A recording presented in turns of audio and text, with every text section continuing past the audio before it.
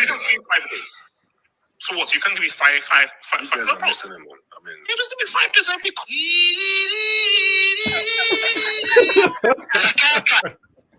I don't want to overreact. Because you should not be reactionary. But as the kids say, things are peak. What would you rather have? Creating more chances or being a lot more efficient? This is a second year. And it's a red. What? Last time United won the Champions League. Freakish. I think Berardi was the worst player in the game. Wait. What are you eating? Buffalo chicken wings.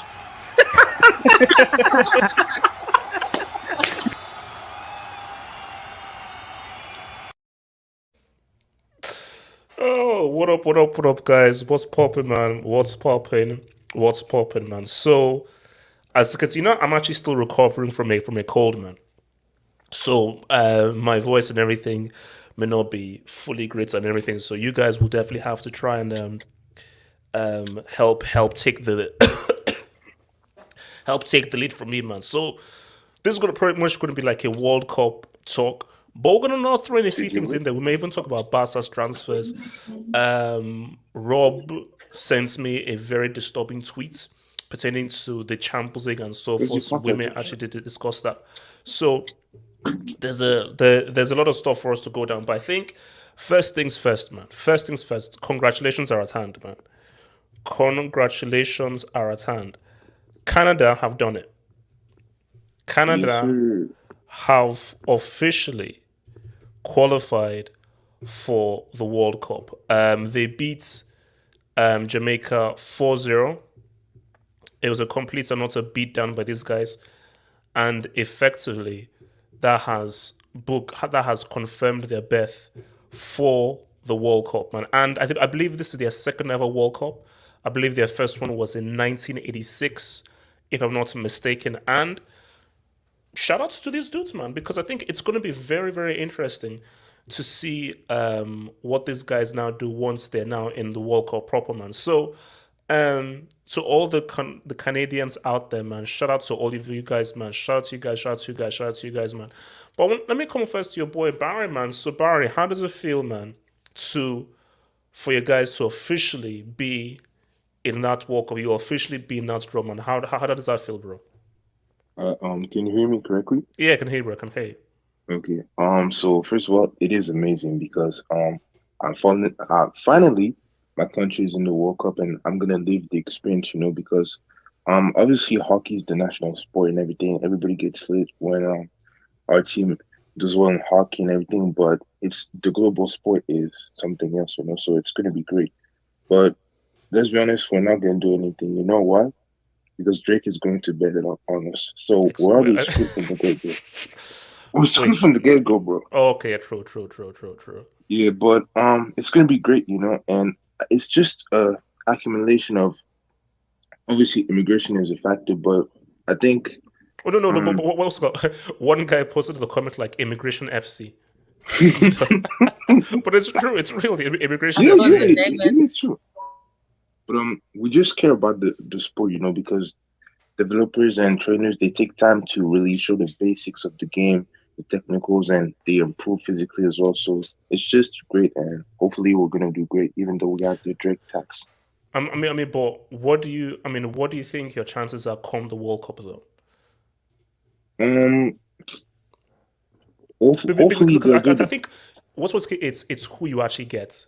Who you actually get is actually very important. People forget that if you get a tough group, like let's say you get like Argentina and you get like a Spain or a Portugal, then it's like then it's freak, and then let's say they just throw in like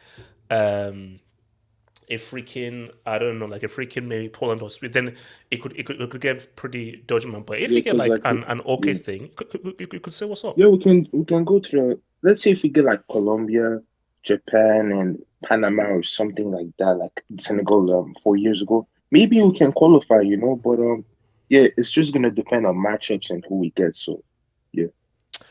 Marvelous. Talk to me, man. Oh, Canada.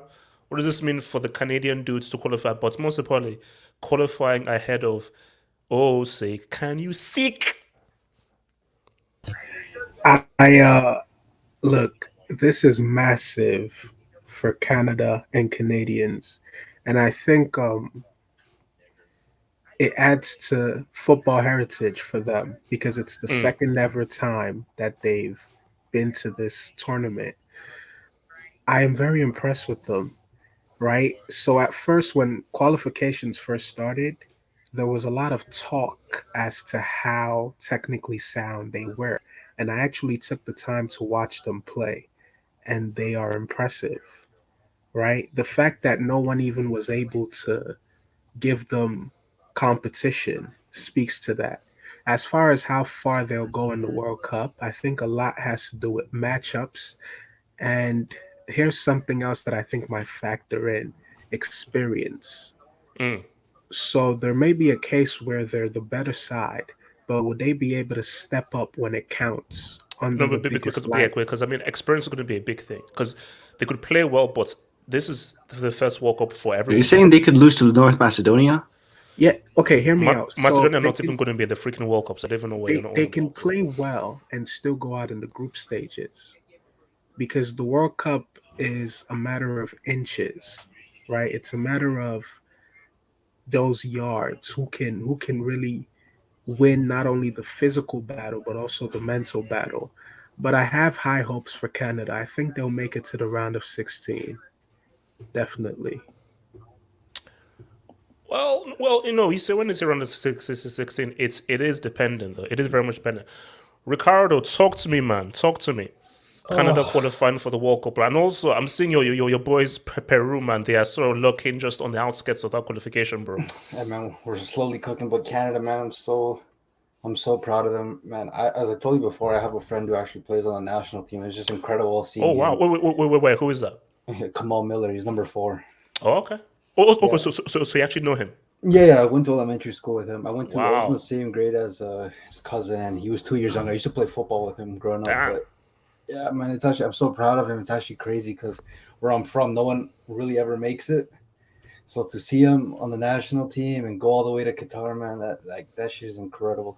Like it's actually it's like tears to my eyes, man. Seeing somebody especially for a country like Canada that never makes it to the World Cup, man. It's actually a beautiful thing, man. It really is. So I mean, how well do you think they will do, or do you think that it's being the very first World Cup, it may be too much for them, or do you think it's just dependent on what group they actually get?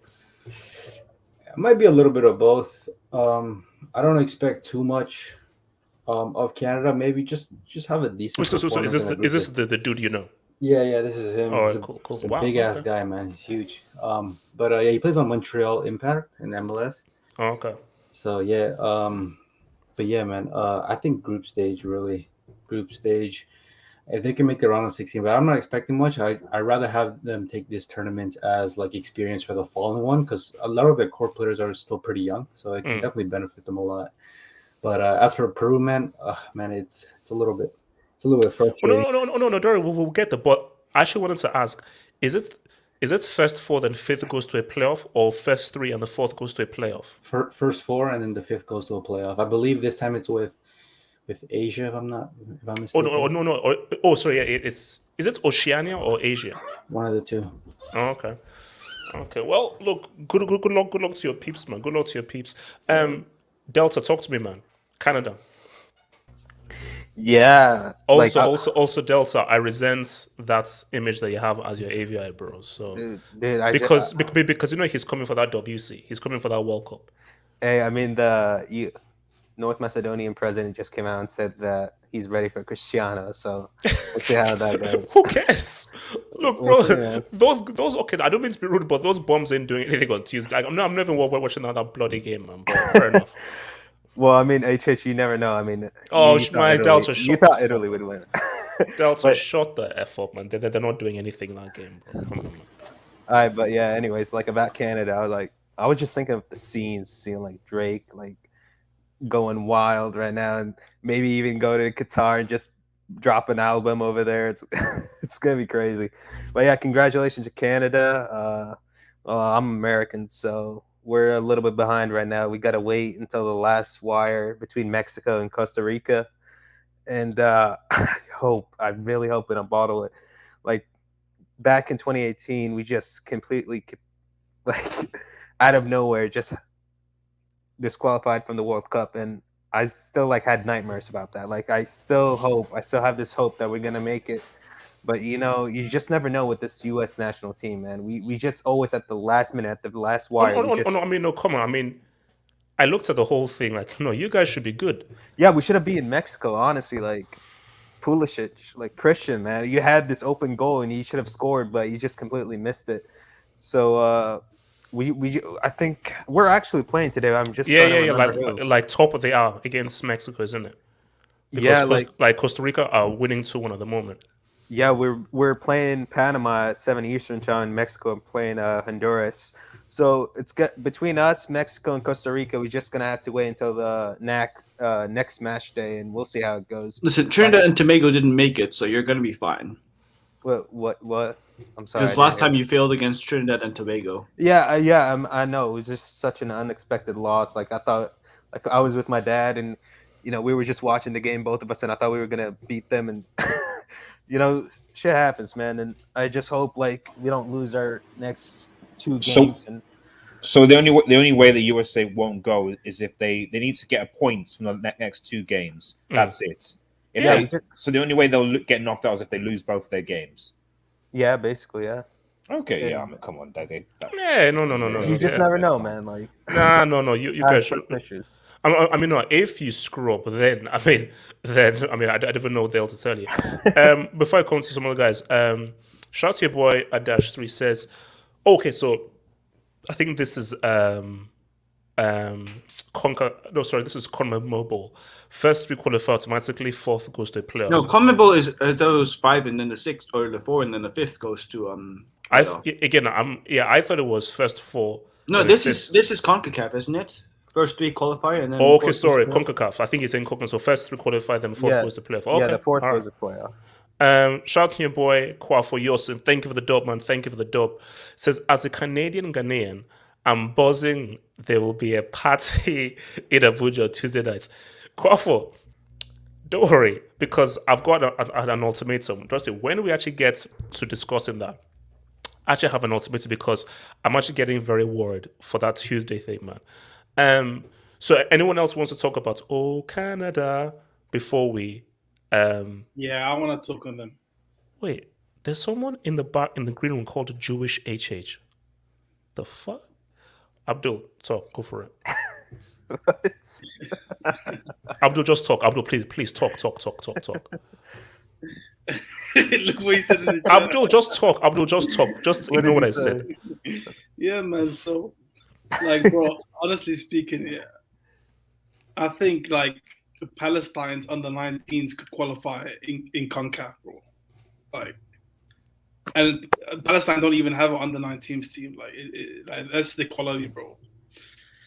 And like, bro, like you. Bro, hold on. What is that?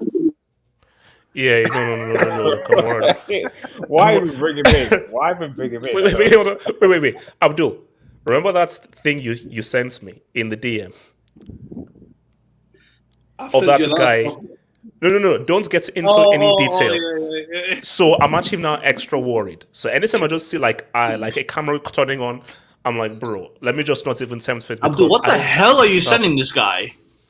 Basically, you don't want to know. You don't want to know. Let me not describe. Like, no. Abdul, don't even go into this. Just you don't want to know. You don't want to know. Karen, Abdul. Yeah, man. So I want to say congrats to Canada. I wonder whether Alphonso Davies is going to be back. Oh, come on, he should. No, he's already back in training. No, he's back. He's gonna be back at the quarterfinal against Benfica. He'll be back. So he's back. He'll be back. And also, look, Abdul, it's November as well, bro. It's November, so there's a lot of time. He's gonna be big for them, man. He's gonna be big for them because, I thought Jamaica was in Africa, bro. So, like, that tells you everything you need to know about CONCACAF, bro. Yellow card. No, well, no. I'm just. I mean, what was? I mean, Yeah, I was like, warning. are you gonna get No. warning? No, basically, warning. No, bro. Abdul, like, bro, you're like the Sergio Ramos of this Hangouts, man. Seriously.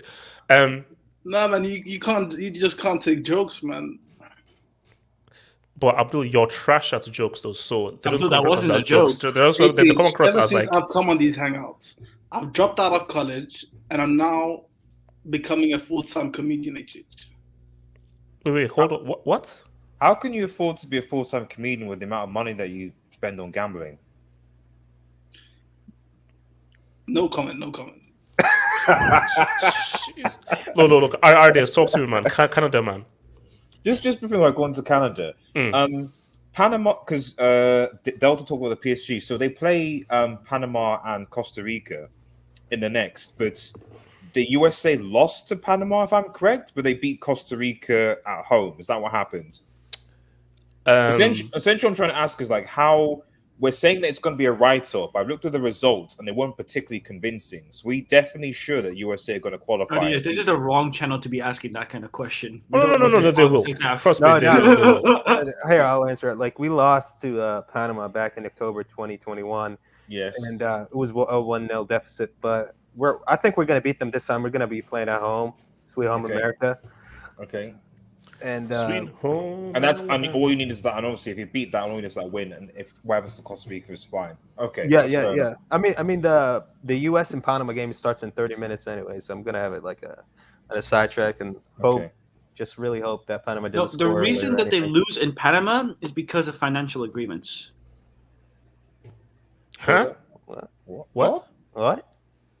There must be a joke. There's a joke there somewhere, but wait. Is that? I mean, I don't know. Is that a booking? Wait, like also no. Wait, what did he say? He said like financial agreement, something around bribes, basically. Okay, maybe I'm just worse at this humor thing than Abdul. My bad. Bribes. Yeah, respect the professional, man. Respect the professional.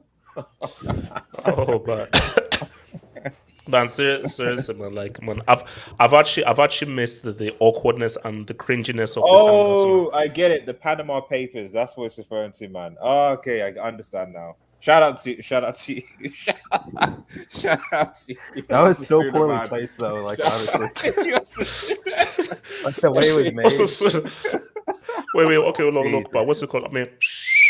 That's another warning. I mean, not a booking, but that's a warning, man. That's a horrendous joke, man. That's a horrendous joke. Absolutely horrendous, man. Okay, now let's not get before I go. Hold on, artist. Yeah, I just want to finish. Just one question before we move on. Like, what are the? Because I wasn't here on the post-match Nigerian thing.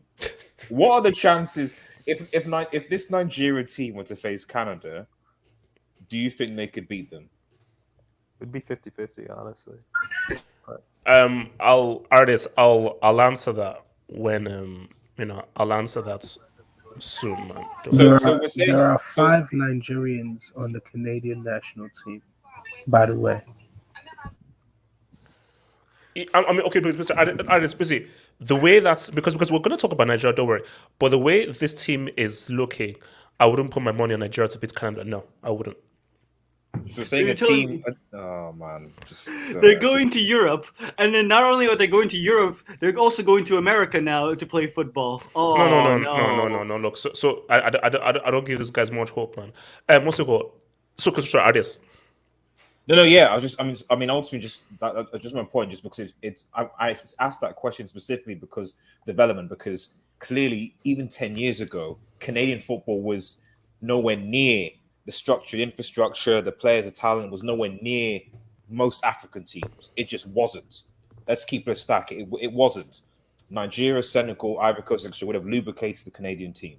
Now, 10 years later, we're literally having a conversation about the fact that Canada somehow more likely not would be a dark horse. Could be a dark horse to tournament, and would definitely see off the likes of Nigeria, Ghana, etc.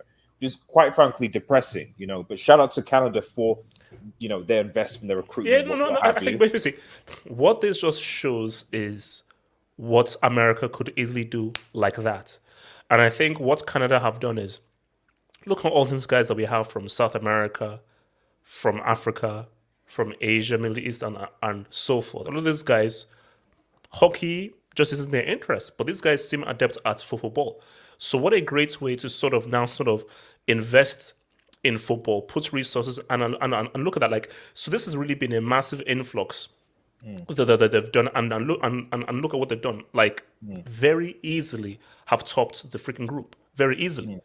And like, again, you can't expect much from them at their first World Cup and everything, but based on whatever the group is, you just never know. Because what I do want is a Canada and USA to be in the same group. That would actually would be I don't funny. think that'd be possible. The way they draw it up, it's not going to be possible. No, but So, you can have two It's countries only from the same. It's only Europe. Or Europe, because of the only sheer Europe. sheer amount of That's a good numbers they point. have. But yeah, northern nations can have that in the same group. Actually. So no South America, right? Like Brazil and Argentina can't be in the Yeah, same group. it's only Only 4 or 5 the teams, man. European No, teams, I think. because like Europe have like 3 billion sportsmen, so you're going to get like 2 European teams in a lot of groups and everything, man. You see Canada versus Brazil though. That'd be pretty cool actually. Yeah. And imagine if they beat Brazil with Neymar. the streets will not be ready. We're going to be talking about Neymar. We're talking about Neymar. We'll talk later about on. Neymar, man. We'll talk about it. So look, you know what? I'm actually worried. I'm not sure that I want to bring this dude in, but Jewish HH. Do you have any thoughts on Canada? Do you hear me?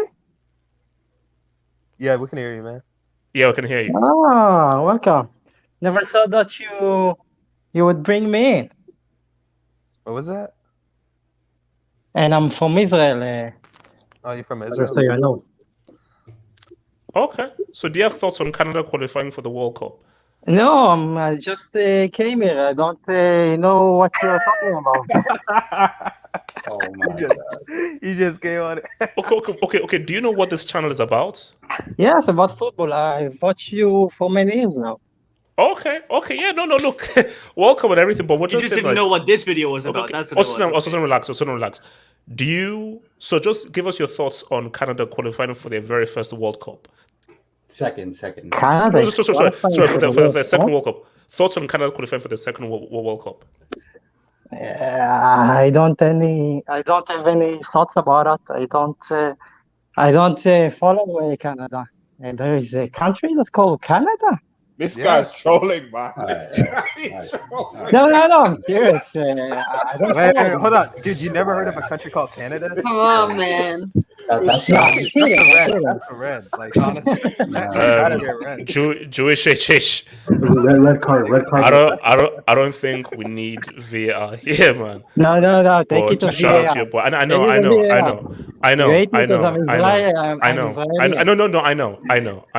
know. But all right, I know. That's geography, man. Did they teach you geography? Someone said it was English Talents FC. That's Iron Dome tax. Jesus, wow. and look, everyone in the street said, look at that. Everyone said red. Everyone said red. So, wow. HH, is that the fastest? What's it called? Oh yes, it is. No, I don't think so. There was another guy. There was a Russian guy. That's hearsay. I was like, I'm sure I've heard that voice somewhere before. Oh no, it's not. No, it's not. That's not. No. I know what he sounds like. That's not hearsay. He has a Dutch accent. This does not have a Dutch accent. Yeah. No. I know what hearsay sounds like. That's not hearsay. It's not hearsay, man.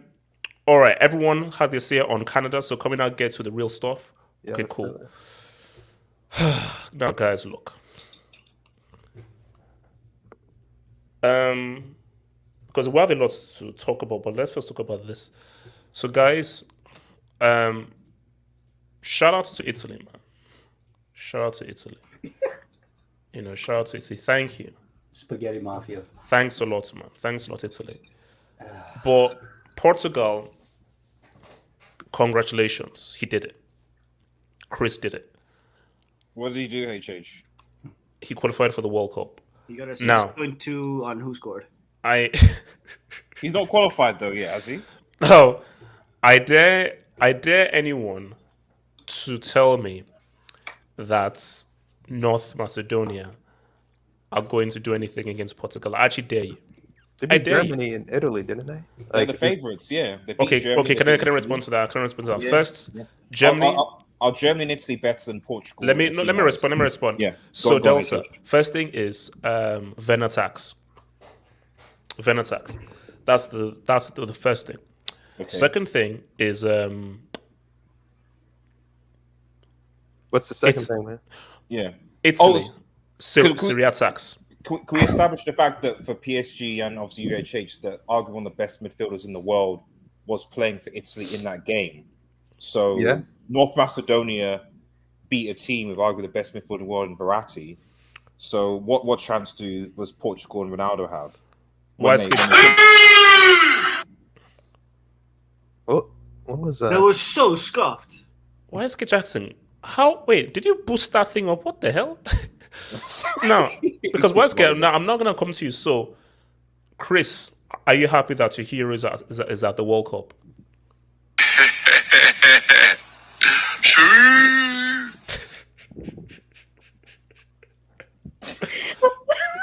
Why? Well, I don't know. You said Chris, so Cristiano Ronaldo. You said Chris, right? The goats. You know what's scary, guys? You know what's scary? This guy HH, the guy with the shades on the left, right? He was trying so hard.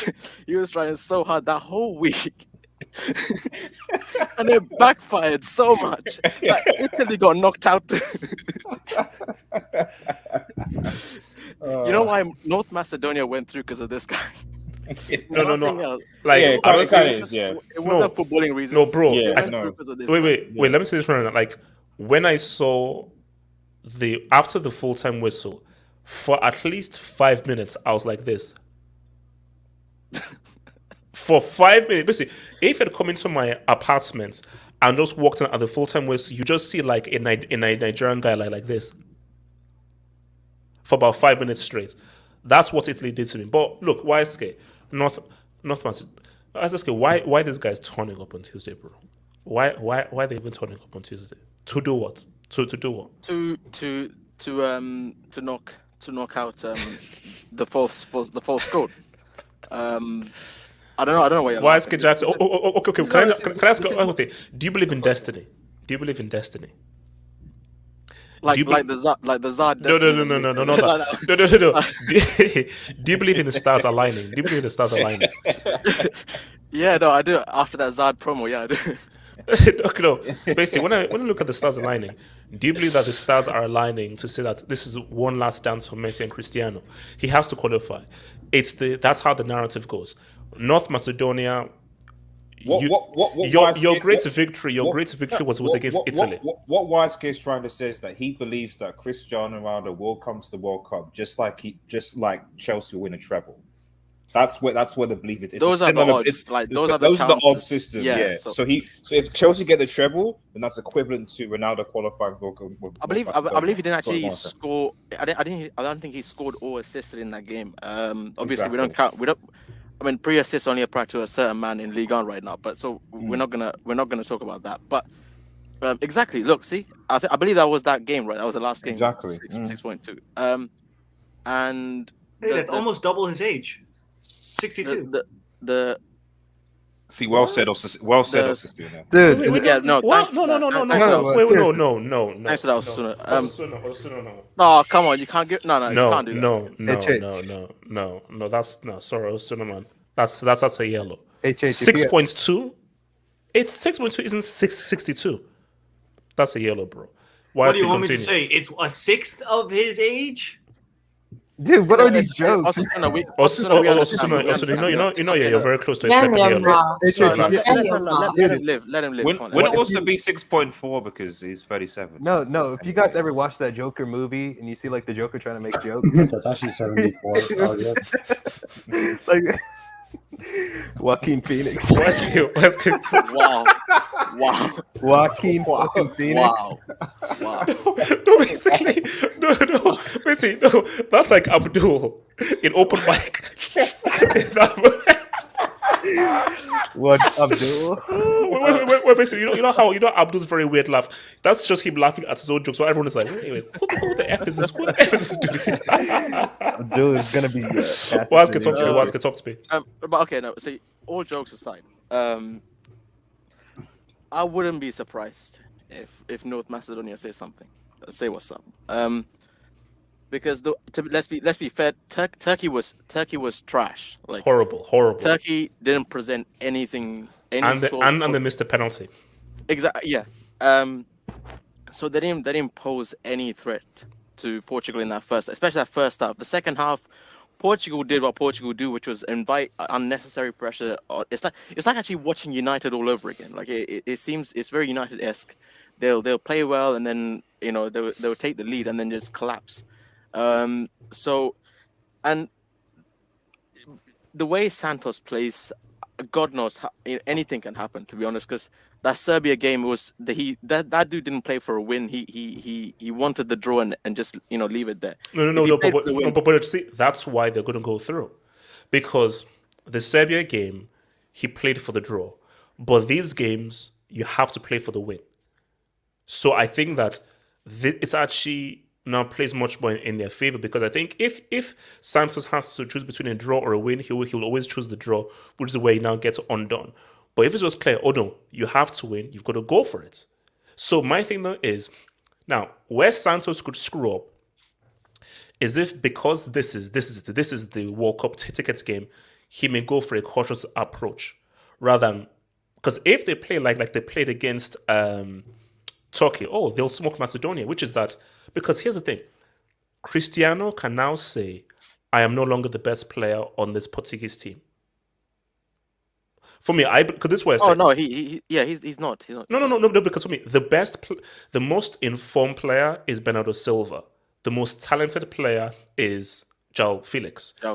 But Silva, like Bernardo Silva, is the best player based off of form. He's the best player. He is the guy. So what were we saying? No, that wasn't me. But anyways, yeah. So the thing is with Portugal, the way that Santos want to play, he doesn't have the players to play that cautious type of football where I'm presuming his goal is to play on the counter. But I mean, to even think that Portugal will play on the counter against North Macedonia is ridiculous. But that's why he wants to play, because the defense is but you barely. I don't know if Cancelo's injured or something, but he barely plays him when he's available. No. He's not available. I think it's Diaz, Pepe, Cancelo unavailable. I think Cancelo's back. That leaves him with Font, that brain dead footballer Semedo, our first choice, United's first choice right back. What's that guy? Dalot. That's not saying much. Guerrero, their left back, he's useless as well. I don't even know who the centre back partner is to Font. They have that roadman Danilo. Alves still play? Is it Bruno Alves or is he retired? Let's not even go there. Let's not even go there. That roadman Danilo in midfield. Carvalho apparently can only hold the bench, even though I think he's a decent midfielder. He can only hold the bench. Obviously, we all know João Felix don't get game time. And that leaves with this man. Perfect timing, actually. Jota. You know what? Jota is... I don't like this guy in Portugal. He's so inconsistent. But he turned up in this game. And the octopus... what's that guy's name? Is that Octavio? Octavio. I wanna call him something cool like Dr. Octavius or something like that. Because honestly, when I saw the lineup, I was like, who is this guy? And he played well. He plays for Porto. He plays for Porto or something. So he played well. Oh, no. Jota's goal was... See, that's the thing. Was Jota's goal good or was the keeper trash? Nah, the keeper was trash, man. The keeper was trash. The keeper was trash. That was near post. Because what it's like, how do you score a header from there? So keeper was trash. I think he missed. But the thing is, this Turkey. That's the thing. That this is like it's creating a false image.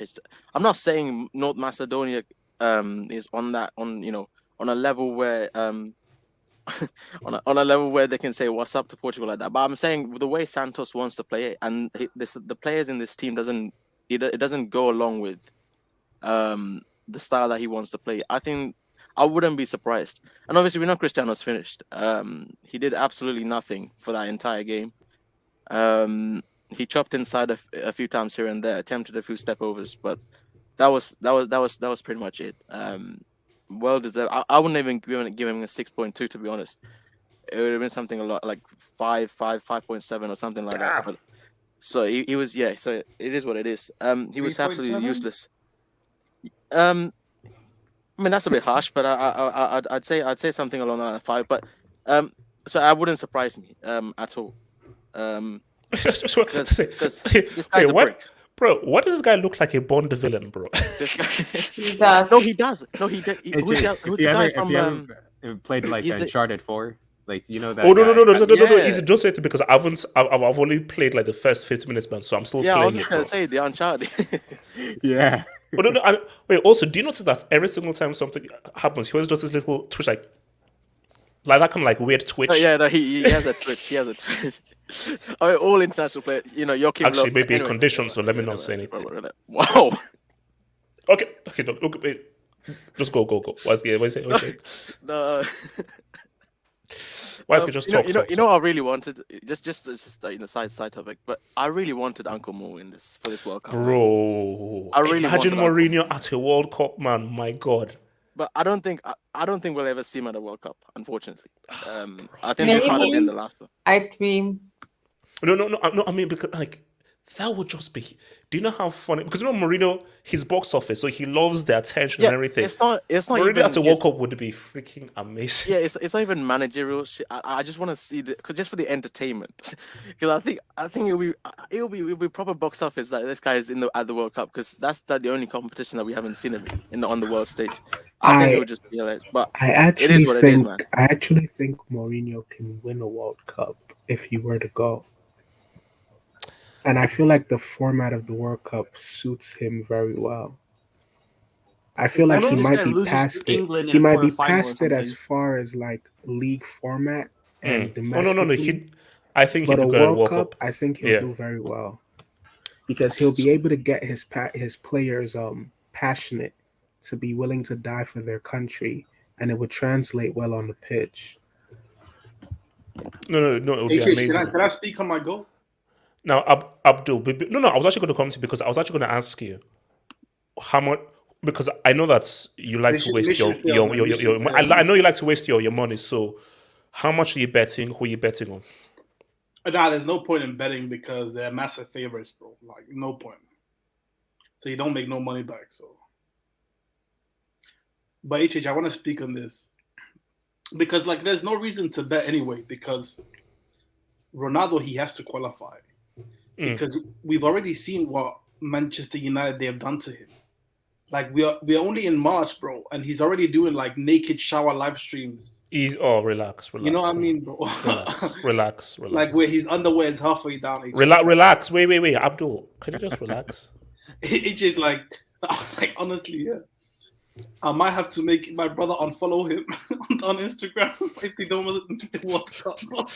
Relax. Just relax. Because, bro, I can't trust this man with live streams. Relax, man. Relax. But I mean, Abdul, like Abdul, North Macedonia, like come on. They're doing nothing. I mean, like, why are we doing a preview, bro? It's like a waste of time. Yeah, no. See, this is just about. Can I say something? Actually, no. This is about this. I don't know. Someone will come to know. This is more about. Is it formality? No. Because someone was. I think it was on ESPN FC where they said that it would never happen. But should Cristiano actually be an impact sub? Yeah, I mean, before I answer your question, I want to say shout out to Bash because for Canada making the World Cup. Yeah. And shout out CFC time. I don't know if he's Canadian, but shout out because Wait, there is no Arab money on the way. Wait, hold on. CFC time. Are you Canadian? Tell me why. No, he's not Canadian, but he's going through a lot because hashtag rickets out. You know what I mean? Rickets and Abdul, save it, man. We have a different spot for that. We have a segment for that. Yeah. Arab money. But yeah, man, like there's no Arabian thing. Abdul, I'll book you. I come from a land from a far away. But anyway, man, yeah, my goal is gonna make it. When the winds of the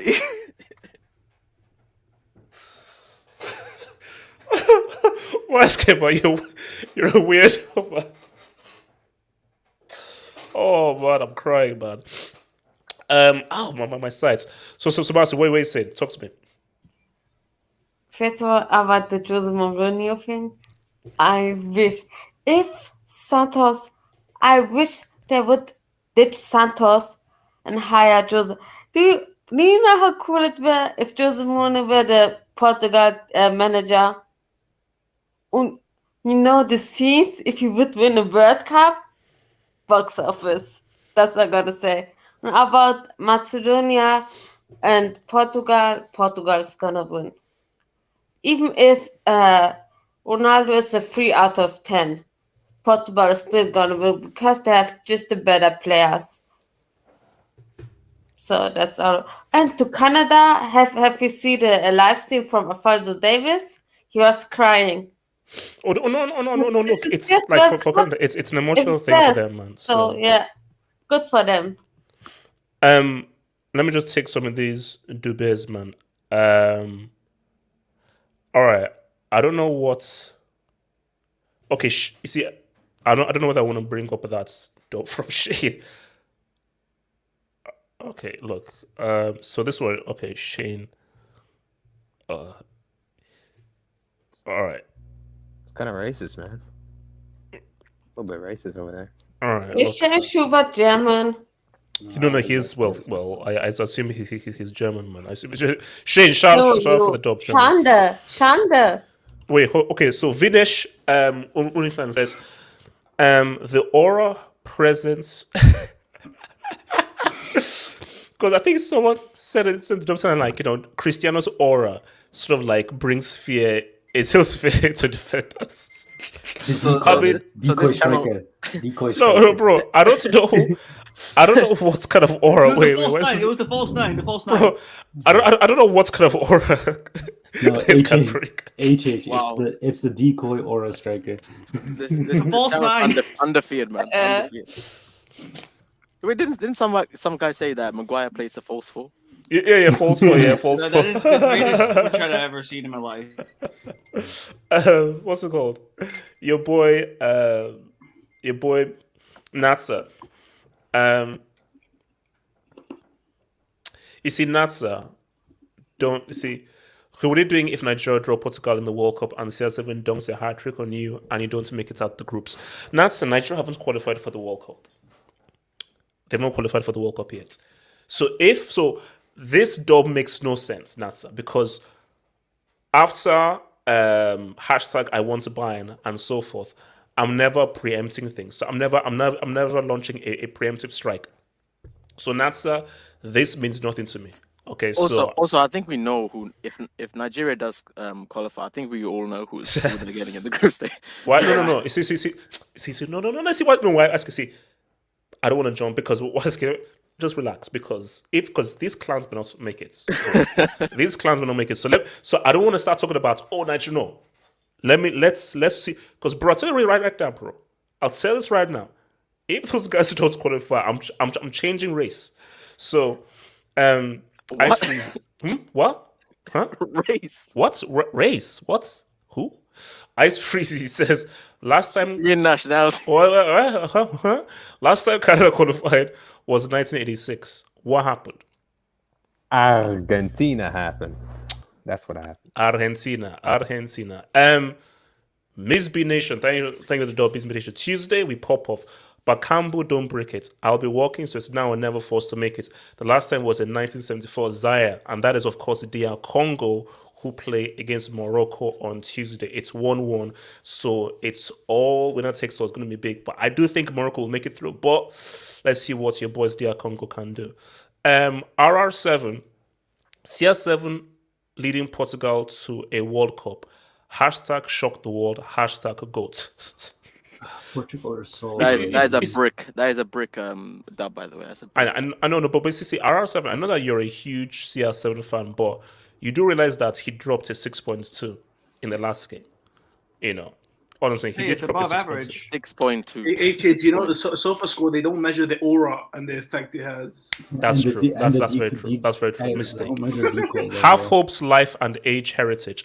Last time Canada was at a World Cup, I was in my peak young years. You don't know how old I am, you freaking clown. So I don't know that. You don't know my age, you absolute freaking numbskull.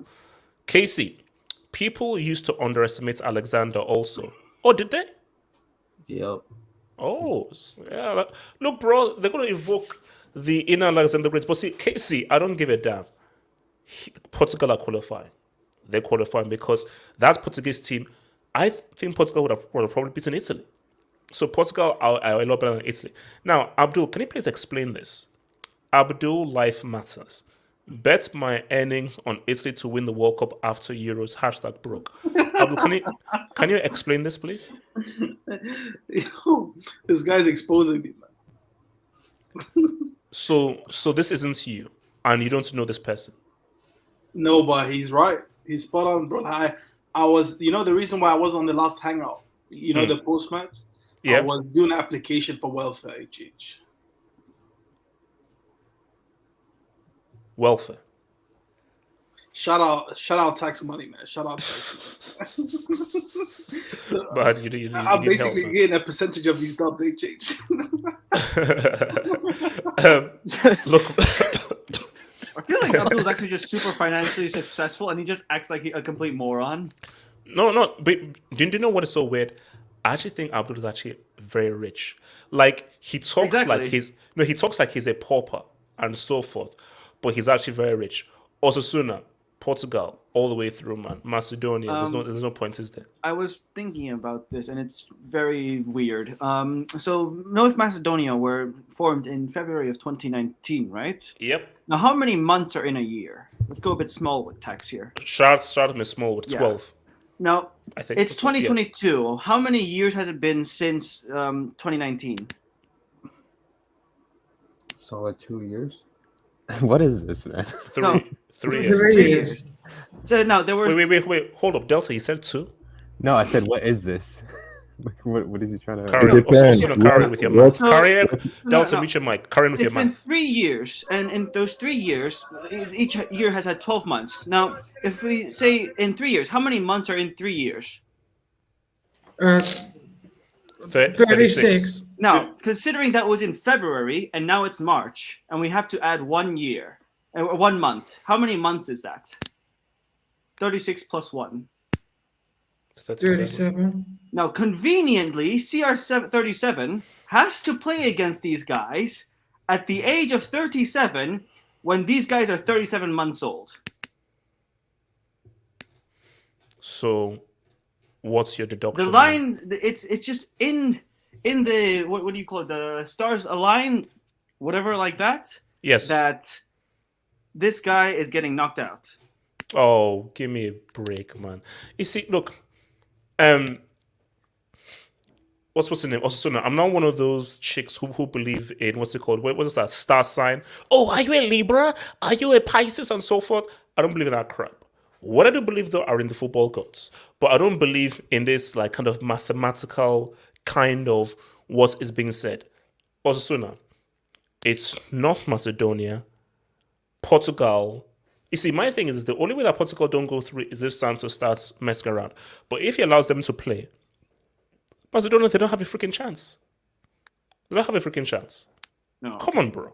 No, if you look at that Italy match, I mean, it's like they just played the way that any team would play, like if you're the inferior team, right? So you play everyone back and then you play on the counter. Like they're going to do the same thing as Portugal, but Portugal actually have people up front that know how to score goals. It's a difference. Like with Italy, they don't have any clinical strikers.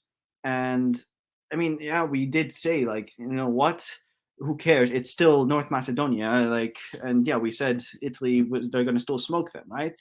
But it's a thing of when you're against these teams that are playing low block, Italy have just always struggled to score many goals in a game. They struggle like with that kind of creativity sometimes, especially when they don't have Chiesa. And so when you get to Portugal, who have all these creativity outlets now, and a lot more firepower as well that exactly. Italy don't have. We make fun of CR37, but like this is the kind of team where he scores, right? Like this is the kind of Luxembourg. This is the kind of what other teams? What is that team? Lithuania. Those guys. This is one of those teams. Maybe Macedonia are a bit better, but this is just one of those teams where he G's up in those international breaks. So you just know he's going to score, and then when he scores, it's like, hey, it's CR37. Take off my shirt. I qualified Portugal for the World Cup, when really it's just against North Macedonia. You should be smoking them 6-0 every time, right? So but remember, Christian is the same guy who took off his shirt after scoring the 4th goal in the UCL final. So yeah. And someone in the comments is saying that you are applying cocaine. Now, that's anyway. Applying what? Never mind. So they said you're applying crack.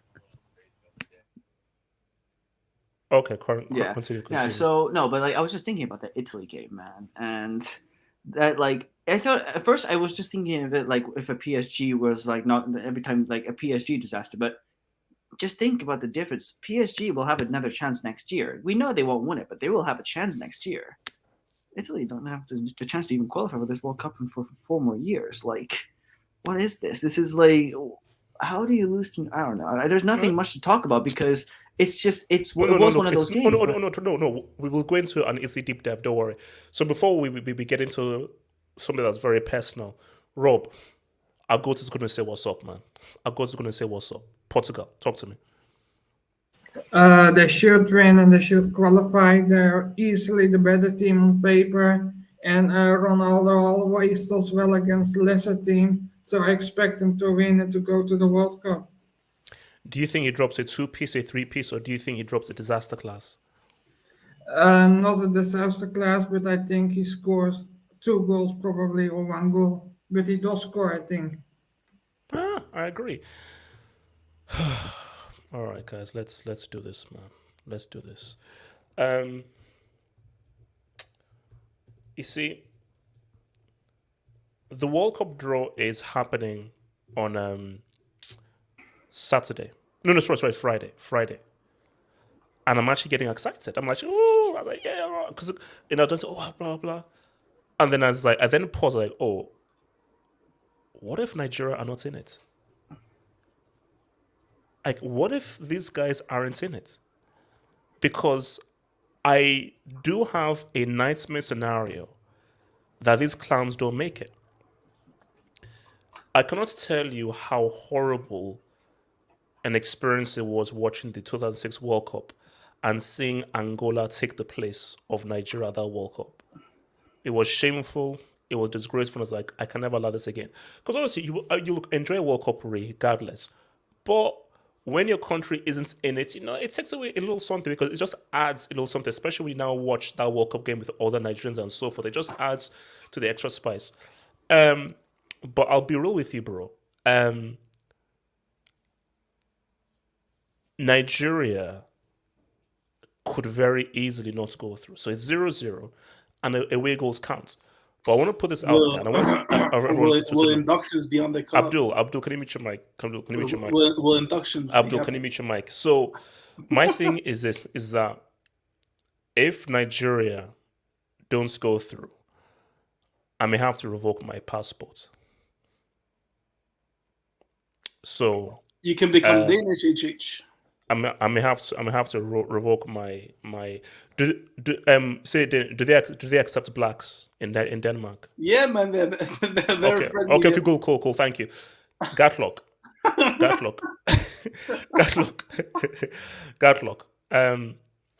Talk to me, bro. Gatlock, what if these clowns actually don't qualify? Gatlock, you know that if these guys don't qualify, Gatlock, I'm done, bro. I'm done. As you well know, I only have a vivid image of the first leg. Because I'll let you. I put the stream up. I was watching this stuff and I was like, the hell am I watching, man? I just went off, man. Like, I just couldn't be bothered, man. And this is coming in an international break where things have been boring. Like, well, except for North Macedonia, although they made it boring because I was looking forward to Portugal versus Italy. Yeah, HH. This look, if they don't make it, I'm still going to enjoy that World Cup. Okay, I'm just because I mean, no. what month See, are we God, in? look, yeah. We're in March. You can't remove my enjoyment, babe, because you're a bunch of losers. You can't because I will initially be pissed off and angry and everything, but I'm like, no, screw you. Like, it would be painful, but I'm like, because that's what I say. Actually, my emotional investments ceased to exist in '98. After that Nigeria Denmark game, I was like, oh no, okay, I'm done. So that's the last time I will shed any tear for this team. Because I was like, okay, no, there's something wrong with these dudes. So 1998, that night in 1998, one of the worst nights of my entire life, was the last time I shed a tear for these clowns. But God, look, if these clowns somehow don't make it through, let's be real, a Ghana side that is in reconstruction, man, it would be a disaster. Bro, who was that bank we failed to beat last year?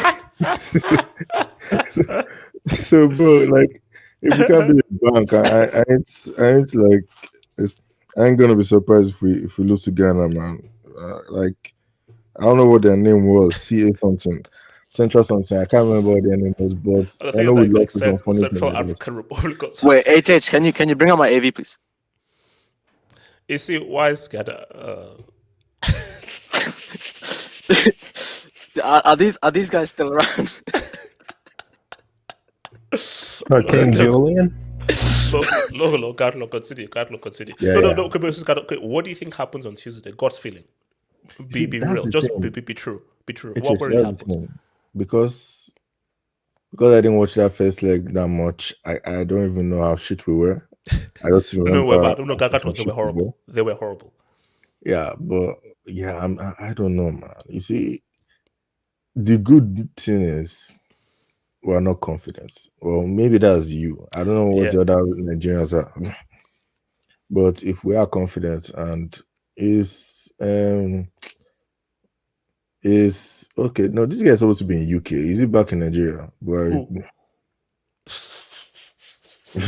Last time I spoke to them, they told me he was in UK. No, it's basically guys. So Barra, that's the Nigerian president, and apparently he's basically a jinx because when he called the team before the Tunisia game, the AFCON, that they lost. So the main thing that they want to try and avoid Bahari talking to the Nigerian team, because if they do, then we're screwed. No, but what do you think happens?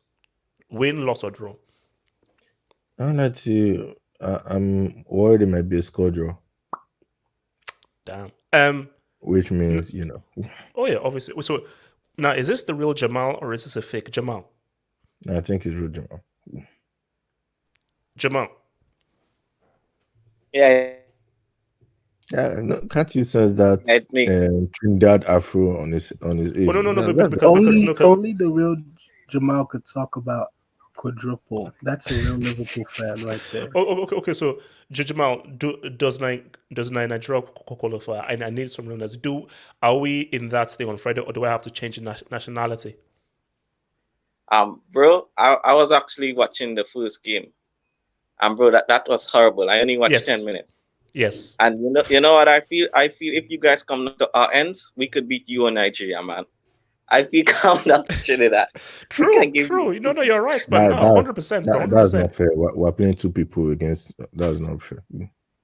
Yeah, but I feel you guys get the dub, man. Because if I watch the two teams, I know these guys aren't great, but you still have more quality. Like guys like the Napoli guy, Iheanacho, the guy from Villarreal, Chikwueze. So yeah, man, I feel you guys will edge it 1-0. But HH, can I quickly talk about Portugal? Oh yes, go for it. Yeah, man. Guys, I'm going to tell you how this game is going to go. In this minute, Cristiano is just going to do a no-look pass. In the first minute. He's just going to do that. Nobody's going to be around him, and this guy's going to do a no-look pass. In the 10th minute, he's going to try to beat one of the North Macedonia's left back for pace. So he's going to try to beat him for pace, and the guy's going to slide tackle him. because he's old. That's in the 10th minute. In the 45th minute, before halftime, he's going to get his penalty. He's going to score a penalty and he's going to do the Sioux celebration. And then in the 70th minute, he's going to get his stop in. And in the 90th minute, he's going to get a header and he's going to get a hat trick. He's going to do a disaster class, but he's going to get his hat trick.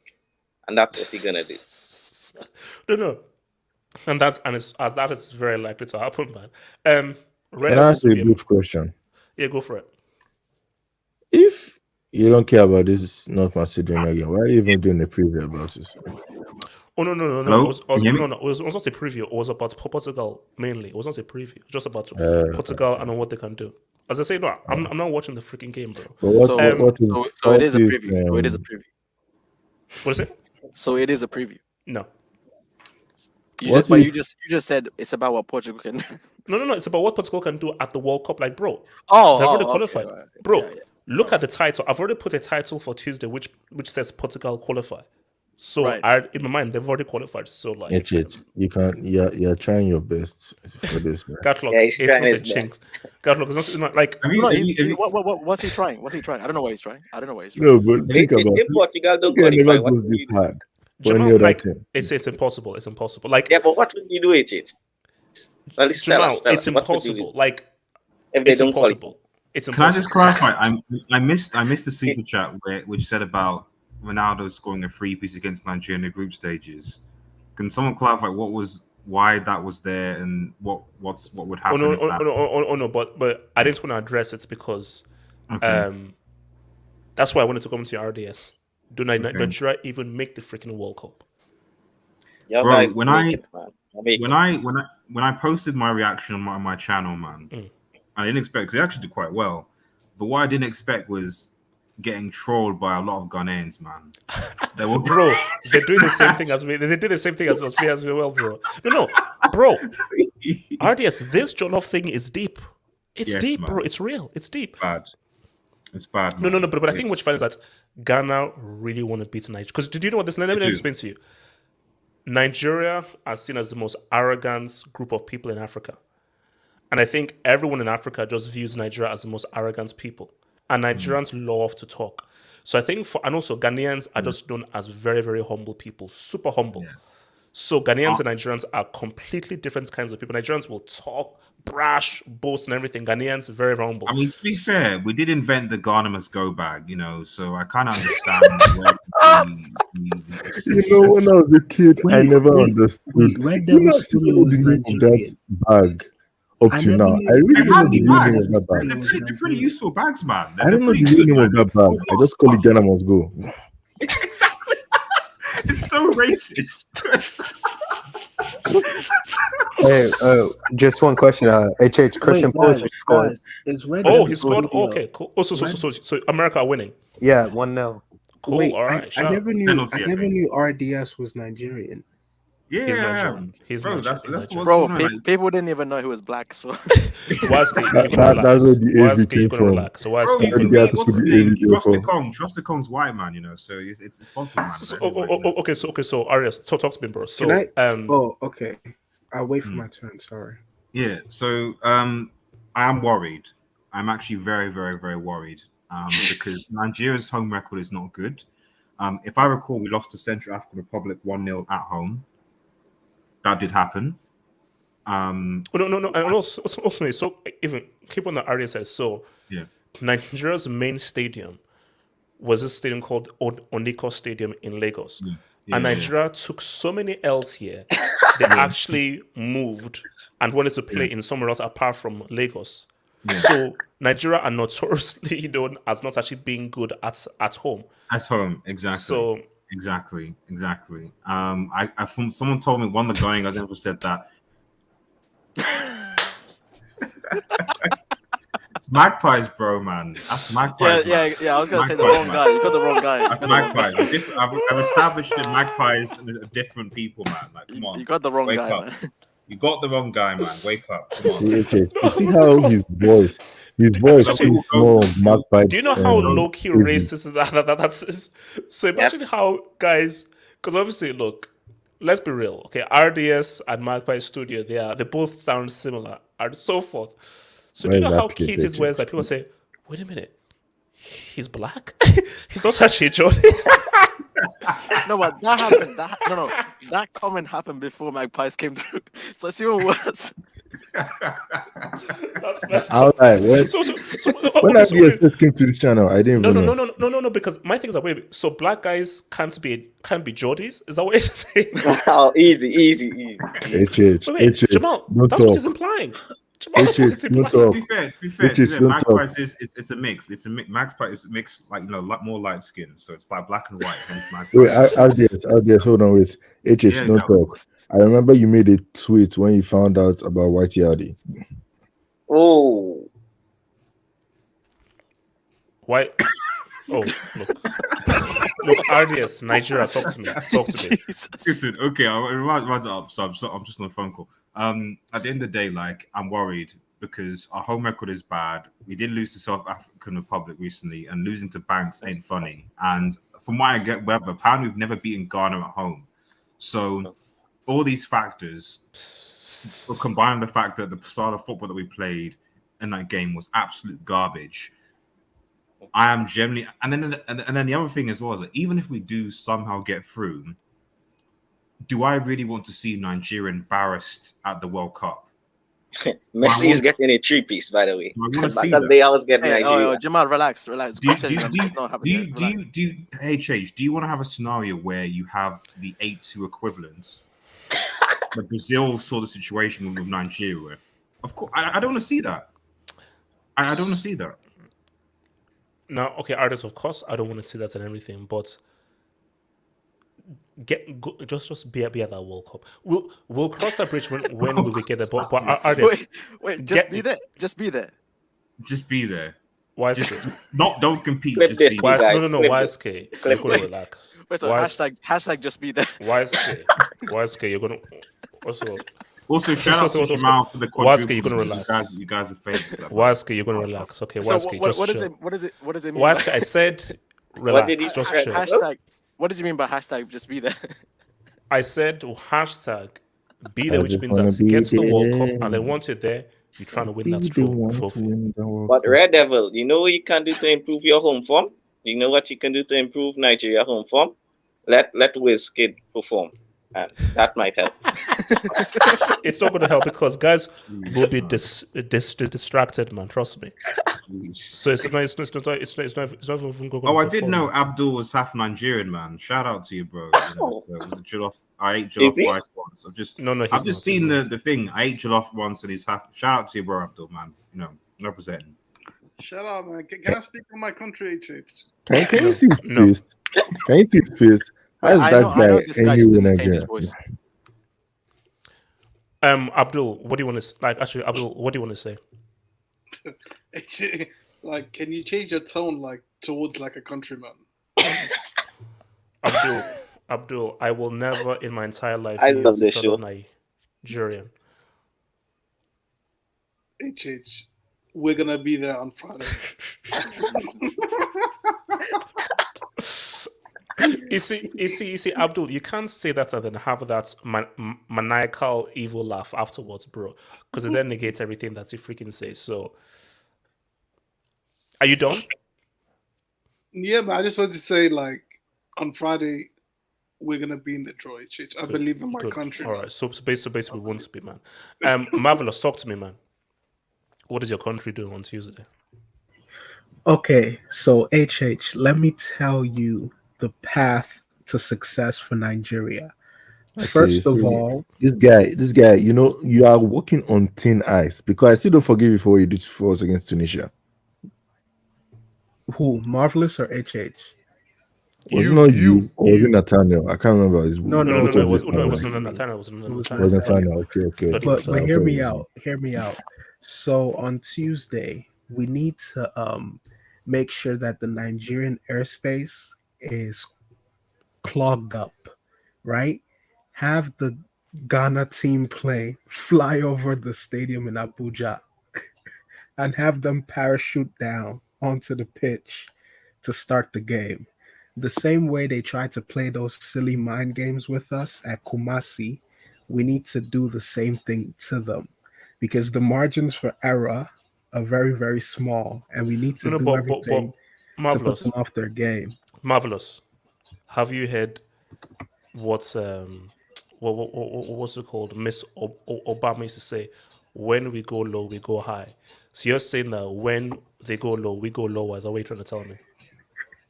HH, the stakes are high. Nigeria cannot afford to miss out on the World Cup.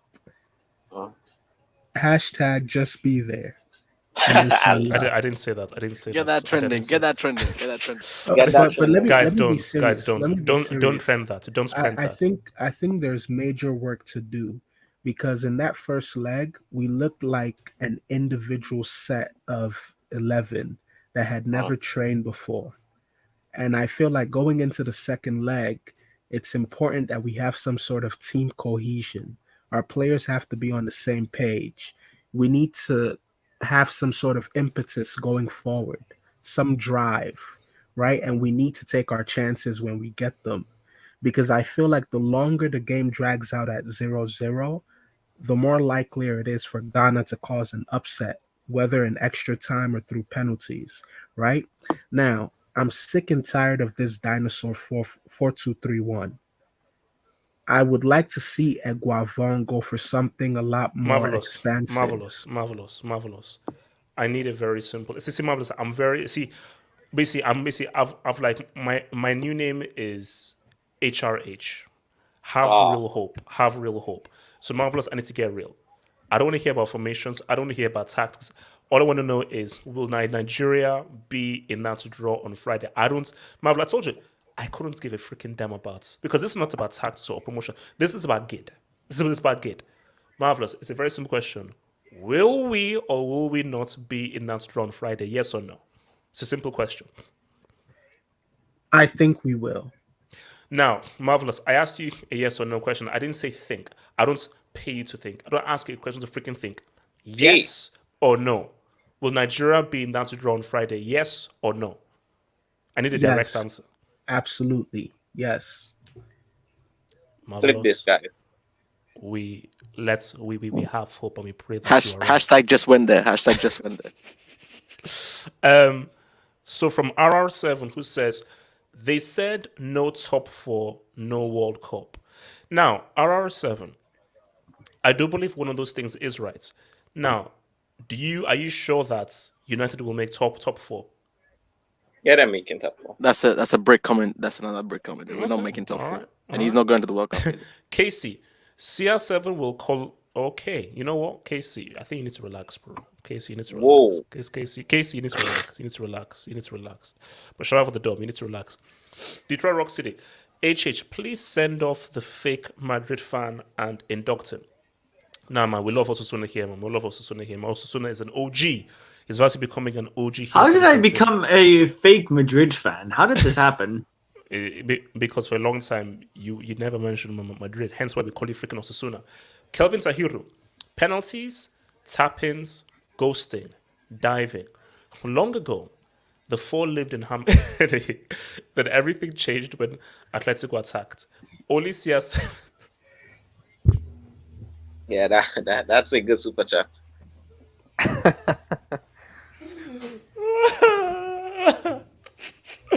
Oh man, the master of all 4 elements. But when it's coordinated, keep the most of it. Do you know what's it called? Have you guys seen Avatar: The Last Airbender? Yeah. Horrible movie, though. Horrible movie. No, the cartoon. The cartoon was good. Oh, the cartoon is great. The cartoon, amazing show. But yeah, it's like the elements in there. Oh god, Jewish HH. Canada is cap. Hope CR37 red carded fast like me. Actually, what? You know, I'm actually quite worried. Is that currency Kryptonian? I've never seen that. Is that an Adzeka? Yeah. No, if you guys like. No, relax. No, seriously. No, it's... Do you know, like, what's it called? You know, like in Man of Steel, like the opening. Bro, I think this might be like an alien currency. No, but seriously, does anyone in the panel or the chat know what currency this is? Nope. Oh, is this alien currency? Is that like the shekel or something, man? Bro, that's it's very fugazi. shekels, That might man. be alien Jeez, currency. It's fugazi, man. It's Guys, fugazi. did we just get an alien on this Hangout, bro? I mean, HH did ask if Canada was a country. Oh, sorry, Israel. Oh, they said it's Israel. Wow. It's a shekel, man. It's a shekel. It's really shekels, isn't it? Oh, so maybe he is Jewish. Oh, wow, okay. Kelvin's a hero. Wow. Thank God Dembele isn't injured because he always pulls his hamstring like a French handbrake. Maguire can't defend. He always charges in. He is a type. If his phone is 100%, he will put it... Oh, he's the type that if his phone is 100%, he will put it on charge. Damn. But what that have to do with any other topics? That's a weird super chat. No, Kelvin Terry, he's an interesting cat. You know, he's an interesting cat. Basically, I think basically, put it this way, he's a very interesting cat, man. Kelvin, thank you for the drop, bro. Thank you for that drop. So, guys, we wish Nigeria well, hopefully on Tuesday. Now, guys, let's. Oh, sorry. Before we go into are we not going to discuss the Senegal? Is that just Senegal Egypt? Is that a foregone conclusion? Is that is Senegal not going anymore, or what? I'll be real with you. You see, you know, this is what I said. I said that it's going to be a split. So, Senegal winning the AFCON, Egypt will go to the World Cup. And I feel that's what... Now, it's only 1-0, second leg. But I do feel that Egypt will just about hold through. Like, I think they may hold it until 1-0 or may go 1-1. I mean, like, what do you say? Do you say Egypt or Senegal? I say Egypt. Because it's in Senegal, isn't it? It's in Senegal, yeah. I mean, the only thing I would say is that I watched the game, but like in that game, Egypt, because they were playing at home, they were a lot more expansive. If that makes sense. That's how they played, and so in Senegal, he's going to be defensive. He's going to be ultra defensive. I highly doubt he's going to say go out and play. He's going to be like the mind's going to be defend the lead, and so that's just where I think that. If he goes down that line and he sees the ball and he says, right, we're just going to give Senegal the ball and the ball, that's where I think it might be interesting, and maybe Senegal will maybe get the win, and this might be resolved by penalties, for example, again. I mean, but if you were to put money on someone, who would you put your money on? Senegal. Senegal on penalties. Guys, you didn't see the leaks. You didn't see the leaks. What's happening now? Why? What's leaks? What's happening? No, they said that how Salah and Mane make a deal. Salah say you win the African, and we will get the World Cup spot. Huh? No, that's what? fake. Jamal, that has to be a conspiracy theory. Mane and Salah make That a has deal. to be a conspiracy theory. They say you get the African. Wait, Jamal, who leaked it? Who leaked it? Don't say Madrid zone or core. If it's core or Madrid zone, then Jamal, come on, do better. Guys. No, Jamal, name your news source. Name and shame. I'm not gonna name the source. No, Jamal, name the source. You have to. Nah, See, you gotta now you name have the to. source, Now you have to. Because Jamal, we're not moving on until you name the source. What's your news source?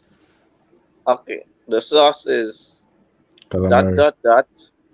It will having a happy Salah can win the quadruple for us because Mane already win the African, so having a happy Salah, that can make us win the quadruple. So basically, it's a Scouser in Liverpool. That's your source. That's basically what your source is. So okay, I get the Jamal. Actually, you know what? Shout out to that. Jamal,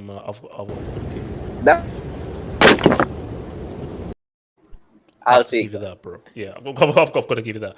All right, guys, let's do a deep dive, man. And try and find out what happened. So obviously, I put a vid out. I put vid out to try to explain, but I want us to have a discussion about this, man. So where are we? Guys, I still can't believe what happened with these guys. 2 World Cups in a row. And RDS, I don't appreciate that comment that he made about Morocco. No, This isn't on Marco. I need to clarify that from Marco. No, I didn't mean that Marco Verratti was the worst in time playing the field. That's not what I meant. What I meant to say was that it's a bit disconcerting when arguably one of the best midfielders in world football, in the last couple of games for club and country, lost 1-0 to Nice, lost 3-0 to Monaco. Got spanked, by Real Madrid in the Champions League, and then in big key moments where you're thinking you should do something, he bottles it in the miracle in the Camp Nou and obviously against United. So it's not if you're arguably one of the best players in world football in the midfield, like it's disconcerting when in key important moments you can't rally your team or do something to get your team over the line. That's what's problematic. No, Artist, you want to name and shame? You want to name and shame? Yeah. Let's name and shame, because guys, let's not have an honest discussion right now. Let's have an honest discussion. I knew you was going to. Let's have an honest discussion. No, it's time. It's time. Interesting. It's time. Let's have an honest discussion. It's time. Jorginho has a Champions League. This Verratti. Let's have an honest and let's go. And artists, let's talk about it. Let's talk about it. Let's talk about it. Jorginho, I know you're listening because I know you listen to these hangouts. Jorginho, return that UCL medal, return that Euro medal, and return that UEFA Best Player Award. You see, there are some Chelsea fans who are stupid. I didn't stutter. I'll say it again. There are some Chelsea fans who are... HH, just quickly, wouldn't it be a better idea that he donates those medals to Reece James? Yes, you know what happened? I was going to say that. Abdul, I don't give a damn. All I'm saying is that donate, give to charity, but basically, those medals should no longer be with you because, guys, let's keep it real. Jorginho is a major reason why Italy are not at the World Cup. I agree. Because this image is from the penalty that he missed against Switzerland in their final game. I would argue Verratti, but I guess. Ricardo. Yes. Without hating, why would you say Marco over this clown who is a penalty specialist missing a key penalty? Top specialist, by the way.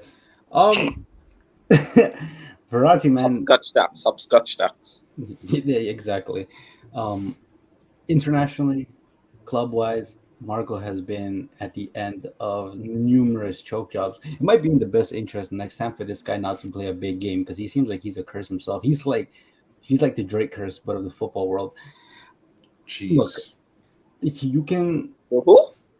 He's the Drake curse in the football world.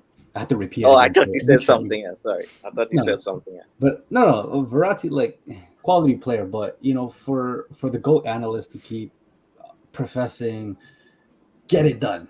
Say it, HH. Say it for the hangout. Say it. Come on. Say it. Don't be shy. I'm too ill. Okay. I'm still to recovery. He has the Omicronaldo 37. I'm sorry, man. It is what it is. It doesn't matter how good you play, but get it done. No. But come on, talk to me about Jorginho, bro. Bro, Ricardo, he missed the freaking penalty. I remember. He also missed the penalty in the freaking Euro final as well. But it's like, how did we allow? And I was the only guy who said this. You said he deserved it. Artist said he deserved the award. Waska said he deserved the award. I never said he deserved the award. I never said he deserved the award. Delta said he deserved the award. Samantha said he deserved the award. Also, Suna said that he's the top 2 players in the last 10 years. Rob said he's top 10 players of all time. So I was the only guy who said he doesn't deserve, but all of you guys were like, "Oh, half up, come on! He looks nice. He's wonderful. He's got lights." Okay, anyone got that link for that J5 video? Let me know. Can I land? Yeah, receipts loading, man. Receipts anyone who plays that. Funny enough, right? Please, can I land? Wait. Let Ricardo land. Let Ricardo land. Jesus Christ. Look, we can blame him for the penalty all you want, but let's not act like they didn't have an under 90 minutes against North Macedonia. Okay, it's the same thing with Portugal. They shouldn't be here right now because they had 90 minutes against Serbia at the crib and they couldn't get done. But they're here. They won their game. Most likely going to go on. We can sit here and look at things in hindsight, which is always far more clear than anything. But blaming everything on this guy, I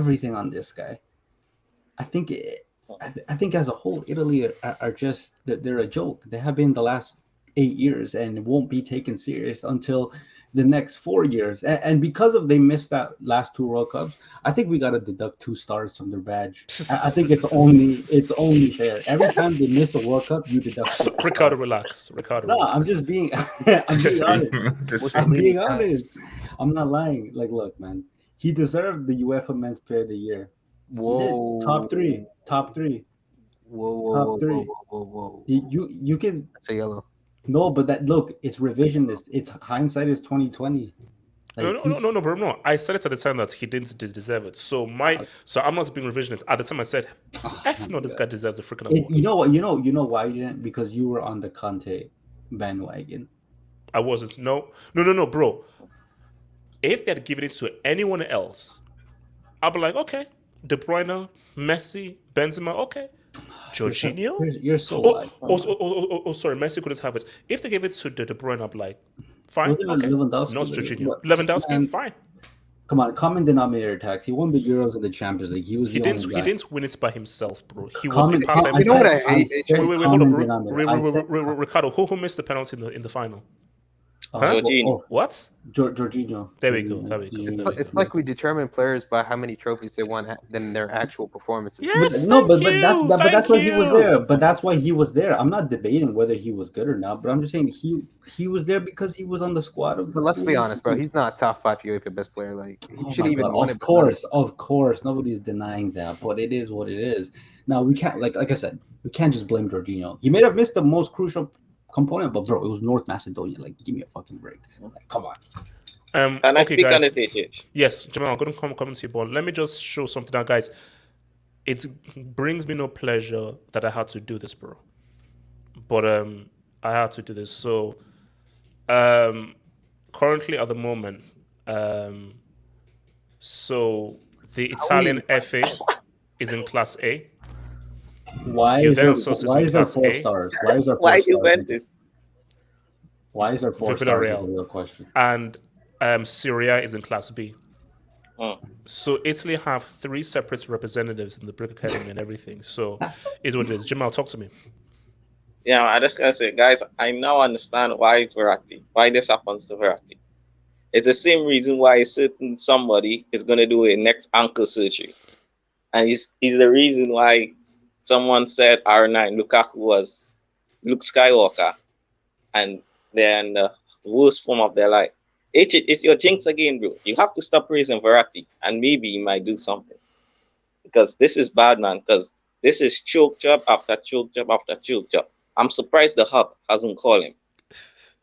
Because, bro, I don't know what to say about this guy again. Because he's not gonna leave PSG.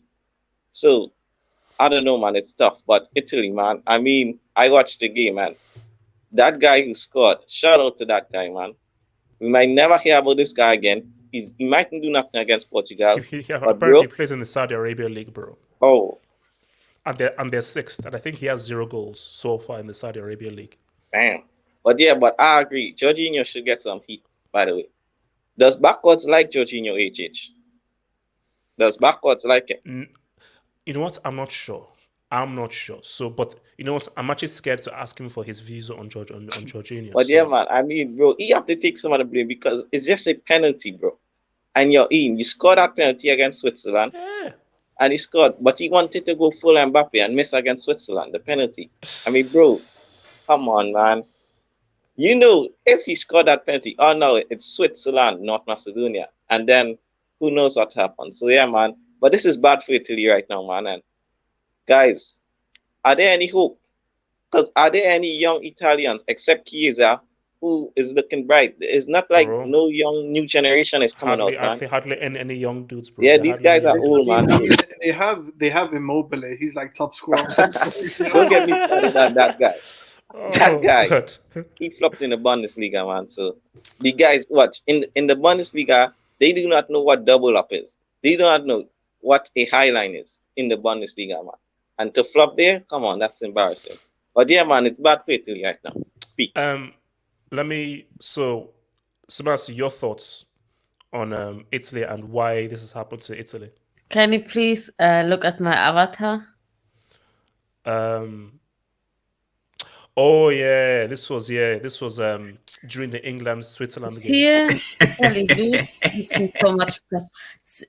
Italy is haunting Germany since 2006. We lost so many games against them in the World Cup and Euros. So seeing them lose gives me, especially 2006. I will remember that day that we lost in Germany against them. And shout out to Zidane. So every time they lose and do not go in the World Cup, Zidane wins. Again, they have.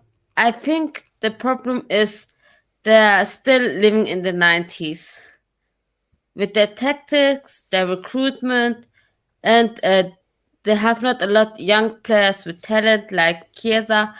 Most of the young players are average and they don't build on specialists. Every young player has to do everything good, but Germany has the same problem. Like we don't build many good strikers, but we have great midfielders for that. And Italy, they have neither great midfielders nor besides Verratti. By the way, I blame JFI for this. Verratti, yes, he has a problem that he is not in the big games mentally there. The most of the Italian squad has no real mentality, but J5, just saying, how can he miss as a penalty specialist? Because he's trash. Two penalties. Lewandowski, when he gives a pen, he never lost it. He always is great on it. And I can't believe someone voted him third. My God. But I love to see it. Let me take some dubious from the streets. Man. Where are we? Vladimir Putin says Victor must stop using his surname as hair dye. Okay. Thank you, Vladimir. The fuck? Natsa. I think Verratti is overrated, but he's not supposed to score a hat-trick. That's not his game. RDS, Scholes is the biggest international flop. See, let me address this. I think what Latza needs to realize is that when I gave these examples, I was talking about club and country, and I don't know whether Natsu's aware because I guess it's two questions. I think that the first question is, unlike Scholes, who actually has 2 Champions Leagues, how many Champions Leagues does Verratti have? That's the first question. And then the second question is, how many Champions Leagues do Manchester City have? That's the second question. Hey. Just if you've got an answer for that to me, Nat, so just DM me or whatever, we can have a conversation. What's this called? Rob, man, what did Italy do, bro? What did Italy do to try and get back? How did they get to this where they are missing 2 back-to-back World Cups? Well, I think they need to give youth more chance. They need to put more investment in youth development because I feel like that the older players are not performing and there is not a lot of youth coming through internationally. And also at clubs, they're playing a lot of older players. Like you see at the Juventus, for example, the defense is very old. So I think that they need to invest a lot more in youth to develop and to get better in the future. Okay, all right, that's right. Also, Suna, talk to me, man. Italy, man. How did we get to this scenario, bro? 2 back-to-back World Cups for an international heavyweight. So it's very difficult to explain because it's right after their Euros, right?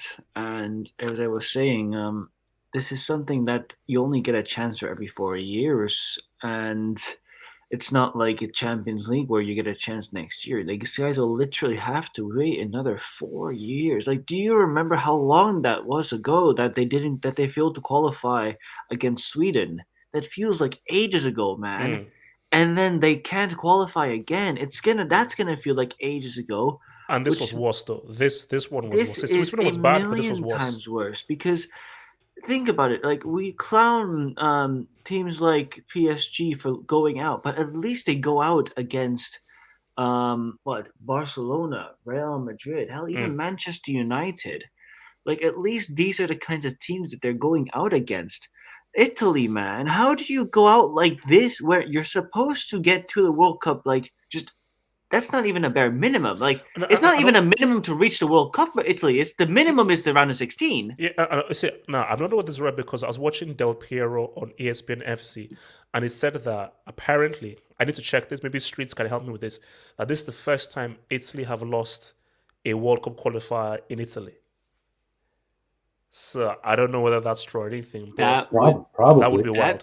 That would honestly not. It's the first time it's the first time they lost a World Cup qualifying game in 59. Oh, in 59 years? No, in 59 games. Oh, sorry. Okay, wow. No. But he said there's something about playing in Italy, about not losing in Italy, a qualifier in Italy. So I don't know what the thing was. Well, I mean, these guys just don't lose in general. Like, they had that unbeaten run, didn't they? Like, yeah. How do you, like, from the last World Cup, from between then and this World Cup, they went on a 39-game unbeaten run. And somehow, in both of those World Cups, they don't play in them. They're not a country that exists. If a child was, like, of 9 years, 10 years, tuned into the World Cup this summer, they won't know that Italy is a country. They won't know that Italy has history. All they will see is Germany, Netherlands, Brazil, Argentina. They won't. Maybe in the commentary they will hear Denmark. Like, maybe in the commentary they'll hear about Italy. Italy went from having the likes of Roberto Baggio to having Ciro Immobile. That's insane. That's the real. Which is what it leads to tactics and why Mancini. It makes sense that it plays this way because when you can play defensively, you need that clinical attacker because you won't get a lot of chances. And so when you do get those chances, finish them off. That's why Inzaghi worked. That's why Baggio worked. That's why, Graziano Pelle was a better striker than both of these guys. No, he was. Like, he was. That's so you go from Graziano Pelle, who was not that great, by the way. But see, my thing was soon as that, why not take Balotelli? Just as a last minute kind of thing, because did you not take Balotelli because you really believed that Immobile and Belotti will find a way? I think there were some internal problems. There's no way that he doesn't take Balotelli in that situation. You've seen what Immobile and Thingy do for you, and Igor do for you. They do nothing. So you have to try something. And Mancini is not stupid. This guy has a Premier League. This guy has won trophies in his career. He's won the Euros. Like, he's not stupid. He would take Balotelli if he could. But either I think that's why I think something happened, because there's no way that he doesn't think that Balotelli is better than these guys. He's seen Balotelli play first time when he was at Man City. I thought it was that situation was over with the situation they had there. But clearly, there's still some lasting impact from that, and I think that's why there's just he might pick him once and then never play him, and then next time maybe Balotelli caused problems, and then now he doesn't play him. Like, I think it's external factors, because there's no way that Mancini thinks that he's not better than those two trash strikers. Let me hit these doobies before we keep this moving, man. Latin Lozario, end of the day, no Juve, no party for Azzurri. Well, Martin, that makes zero sense because your Bombers team held 3 at your own crib against Villarreal. So surely you're not saying that, because there were no Juve representatives, it was because the same Juventus team got bounced out of the freaking Champions League by freaking Villarreal. You want to hear something funny, HH? Well, what? There was a Juventus representative, and his name was Chiellini, and he came on the pitch 30 seconds before they conceded the goal. You're joking. You're joking. Nope, that's exactly what happened. Latin, this is for you, bro. Shout out, Latin. This is for you, man. This is for you. That's for you, bro. From Miguel Rabines. Thank you for the dub, Miguel, bro. This is an issue with youngsters playing in Serie. Only one Italian teenager is playing in the Serie. Oh, and by the way, USA is up 4-0 versus Panama and had 2 penalties. No, look, I already know USA are through. I already know those guys are through. So shout out to you boys, America, who are winning 4-0. This is an issue with youngsters playing in the Serie. Yeah, look, Italy need a serious revamp. And I think even Austin was alluding to it, like, that's new crop isn't really existent. That's new crop really isn't existent. Wait. What is this guy talking about? There are a lot of young Italians in Serie. Locatelli, Tonali. Yeah, Locatelli, man. Oh, no, but a large crop. Yeah, no, but the guy's like 24. He's 24, yeah. Yeah, I man. think they have a young crop. Immobile is like 32. They have a young crop, but the issue is their young crop is just average. I think that's where the problem is. And also this is like Chiesa seems to be like the only dude that can say what's up, man. Ardias, talk to me, bro. Italy, man. What's the issue, man? How did we get to a situation where freaking Italy, a team that are a freaking World Cup stable, 4-time World Cup winners, don't make the World Cup for the second time? I mean, a part of me wants to say that this is karma for Zidane. You know what I mean? Like, so like it's like Italy like cheated them. Italy cheated them their way to that. I remember watching that World Cup, the dives, the penalty decisions, I think against Australia, if I remember, and then ultimately with that Zidane thing. And wait, Ardias, hold up. Ardias, that was a penalty, bro. The one against Australia. Yeah. No, that wasn't a penalty, man. Come on, they didn't. Bro, I'm not saying, but no, they didn't touch. They literally didn't touch him. He literally didn't touch him. They won it 1-0. No. Because Grosso tripled him and No. I'm not having that. They were that in that particular campaign, the Italian team were very, very. If VAR was in that World Cup, they don't get that. But at the end of the day, bro, like they Zidane has the head part, and that's his legacy. And Zidane went to an Algerian witch doctor and said, "I'm placing a hex on this squad, man. I'm placing a hex on what?" And what happened? And what's happened since then? They went to the subsequent World Cup. They got knocked out of the group, the group stages. What have they actually done? So I'm just saying, for all those. Pull up my DP. It supports Red Devils' points. Wait. Okay, hold up. I will. Wait. So Karen.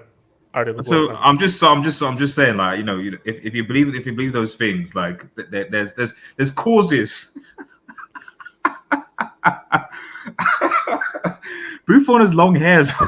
Yeah, he has long hair. Long hair. No, but remember that, like, 2010 World Cup. Remember that group? That has to be one of the worst World Cup groups I've ever seen. And Italy finished last. Last, exactly. Behind New Zealand.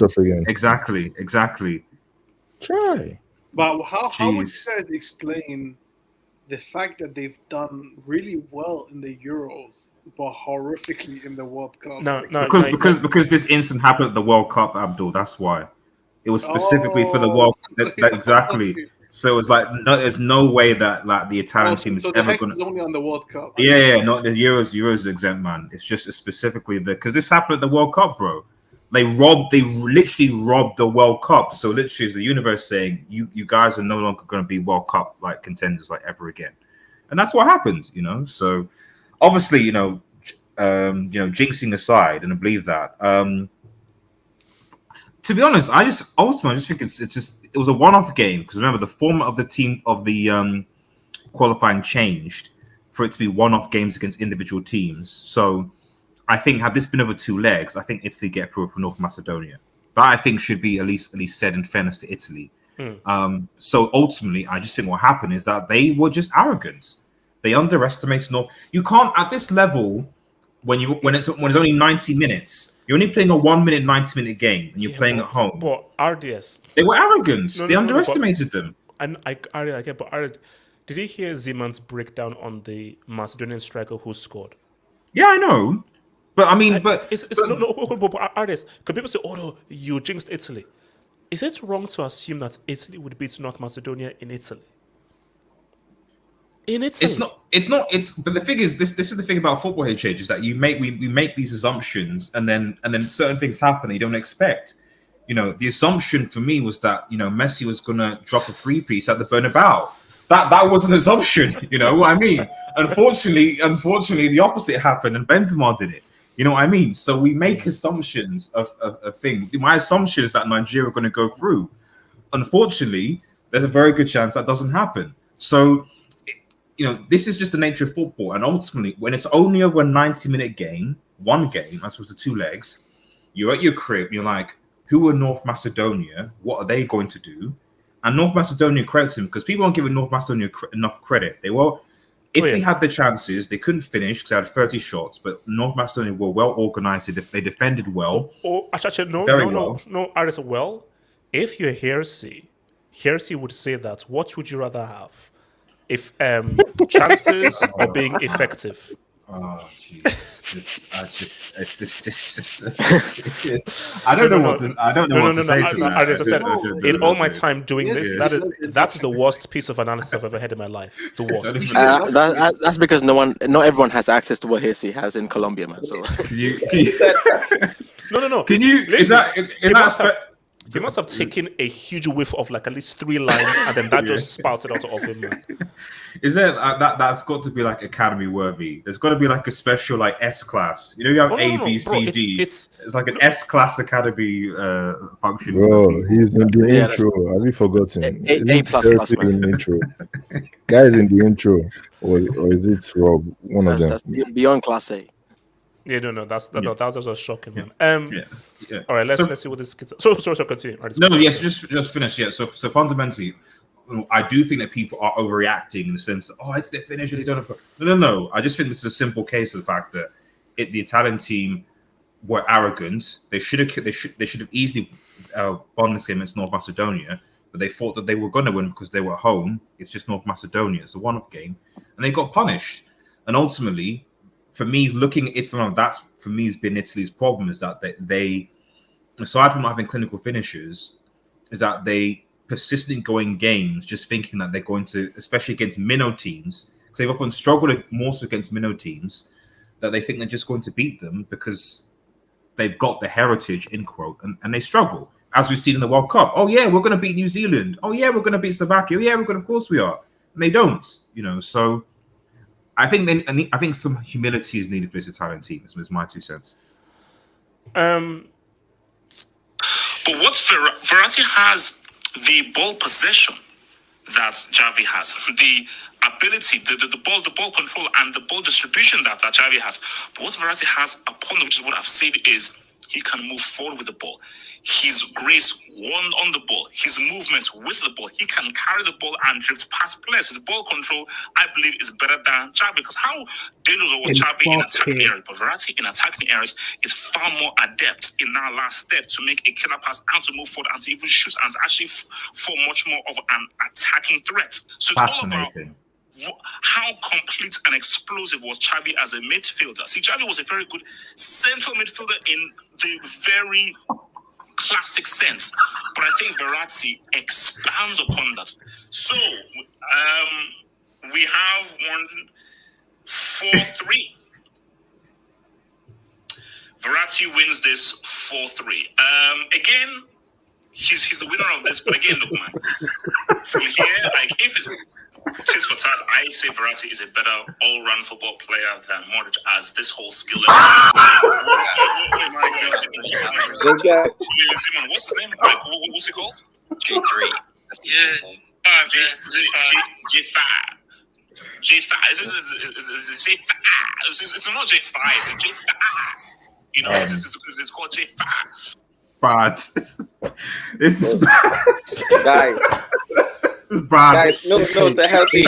Can I speak? Yeah, you're walking hell. Can I speak? I swear, man. Wait, guys. Let Wise. Can we let Wise K conclude that? You're walking hell, man. Wise, Can I you're on a yellow.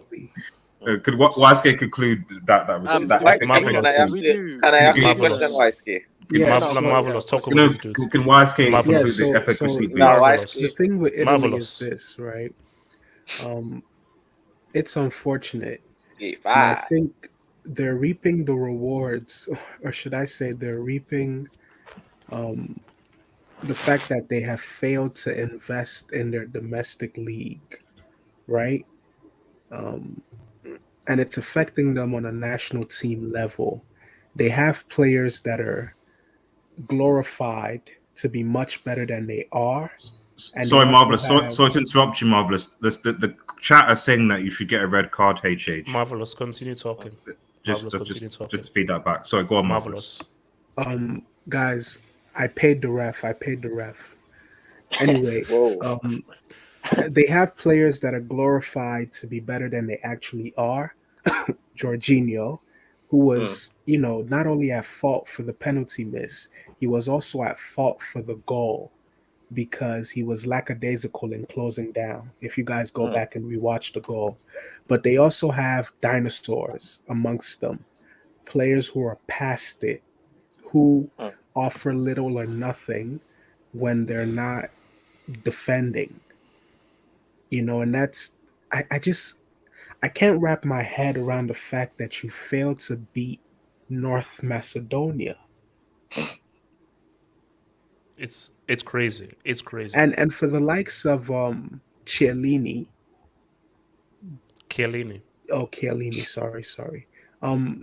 They only get to be at one World Cup in their career. Right? For the likes of Immobile, they don't get a fair chance or a fair shot at trying to win the World Cup, and that's sad, right?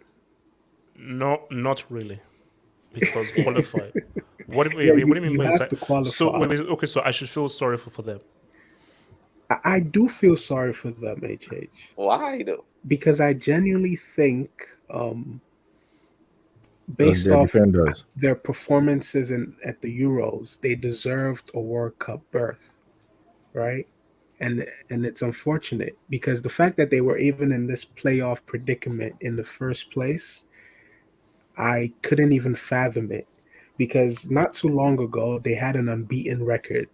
And then out of nowhere, they started losing 1-0, losing 1-0 out of nowhere. Right? And their morale just dropped. And Look, that's Marvelous. These guys, like, they lost to North Macedonia. They lost to North Macedonia in Italy. It's unprecedented. Bad. Yeah, it's bad. Jamal, the optics are not great. Jamal, I don't understand it. Because Jamal, all I asked for was Italy, Portugal.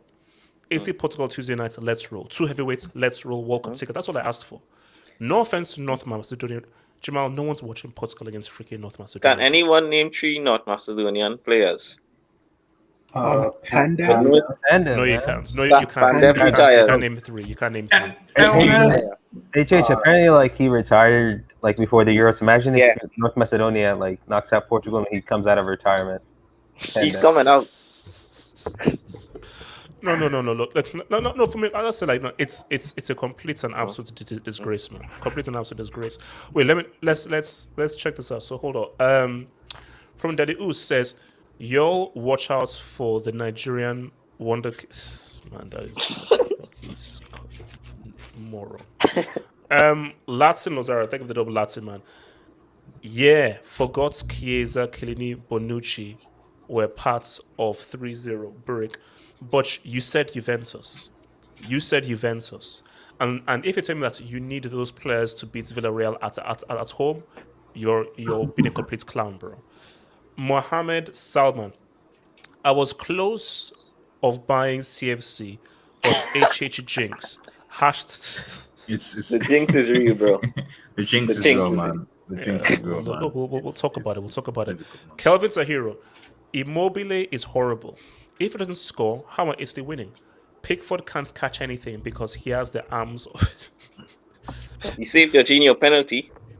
He did. That was a Pickford great, actually, that was a great Pickford save. actually had a decent tournament, a decent Euros. He had a very actually, good tournament. I remember that save against Denmark as well. Well, he saved in the final. He saved 2 of the penalties. It's just that England missed 3. Wait, so actually, what more could you do as a keeper? Hold up. A T-Rex doesn't have arms. Does a T-Rex have arms? It does have arms, Yeah, but do, but it's it's small, very short. a very It's small, very small. short. Very That's the small. point. They're very short. Wait, hold up, wait. Because I'm not seeing Jurassic Park in ages. So does it Oh, have arms? Guys, Is by it the like time Oh, give me Like this arm's arms, man. And Get the hell out of arms here. are tucked in by its chest. Tucked in. That's These the part. are short. That was These the aren't point in arms, the bro. chat. That was the point of the chat. But HH, in that receipt, what Wisky said, it was Gavi, you mean, right? And not Xavi? You say Verratti was better than Gavi, right? Or was it Xavi? No. It sounds like though he was doing a versus video between Verratti and Xavi. That's what it sounded like. Nah. I think it was Gavi, guys. Wait, guys, hold up. Can Wise Cake? Those aren't arms, bro. Those aren't arms. Well, it Yes, doesn't. they have It doesn't. Wait, it doesn't use it for walking. So No, I don't know why else you call them. Okay, what does the T-Rex use the arms for? Oh, silence. Just Or use no his one can feet, answer. To scratch his nipple. Can it carry a cup with his arms?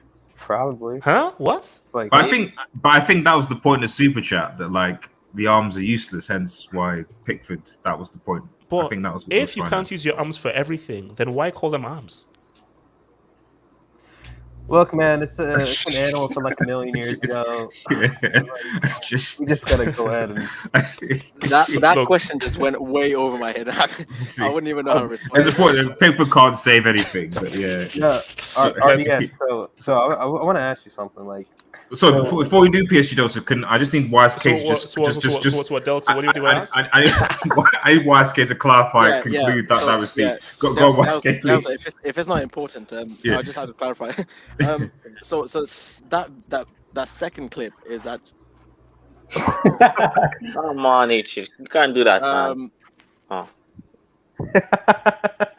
You know what, Delta, you carry on. You carry on. No, I speak. Come on, bro. Watch this. Wise you learn. You speak over. No, you speak over Wise Case because it's important. I feel like that peaked right there. So Delta, you carry on. So it could be for everyone. It doesn't have to be RDS. So like, Italy won the World Cup at 2006. Got out of the group in 2010. Spain won it 2010. You guys know where I'm going with this. They got out of the group at 2014. Germany, now they won the World Cup 2014. They got out of the group at 20.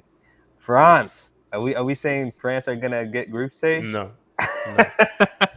You guys. According to HH1's France North Macedonia beat Italy. No. I should say. Do you know what a big difference? Obviously, this is slowly going into when we now get into the Faves argument. So let's save that now because can I speak on Italy quickly?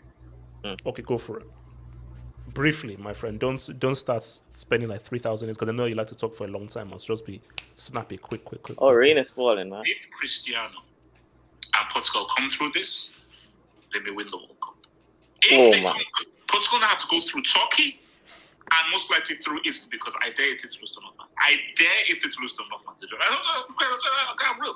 I quadruple dare Italy to lose to North Macedonia. So if Portugal beat Turkey and most likely, who knows what will happen? Most likely Italy, they'll probably win the World Cup. Just because this is done. That was That Abdul, you're a weirdo, bro. It's interesting. Abdul, you are generally one of the weirdest people But you I've said ever met in my wait, life. but- It's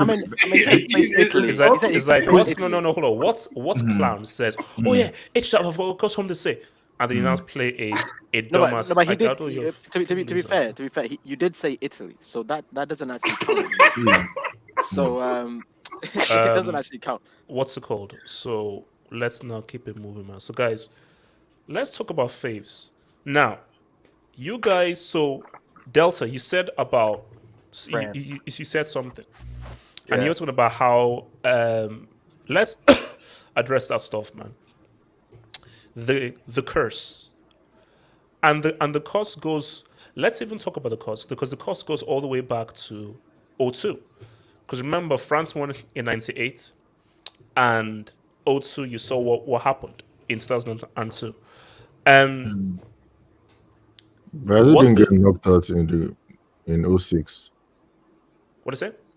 Then Brazil reached like the No. You quarter. see, no. That's right. That's right. Like, so Brazil Some sort of cut. 2006. Yeah, basically Brazil sort of cut the cost again, but France had it. Then group Brazil said what's up, but then since Brazil, the cost has been going through.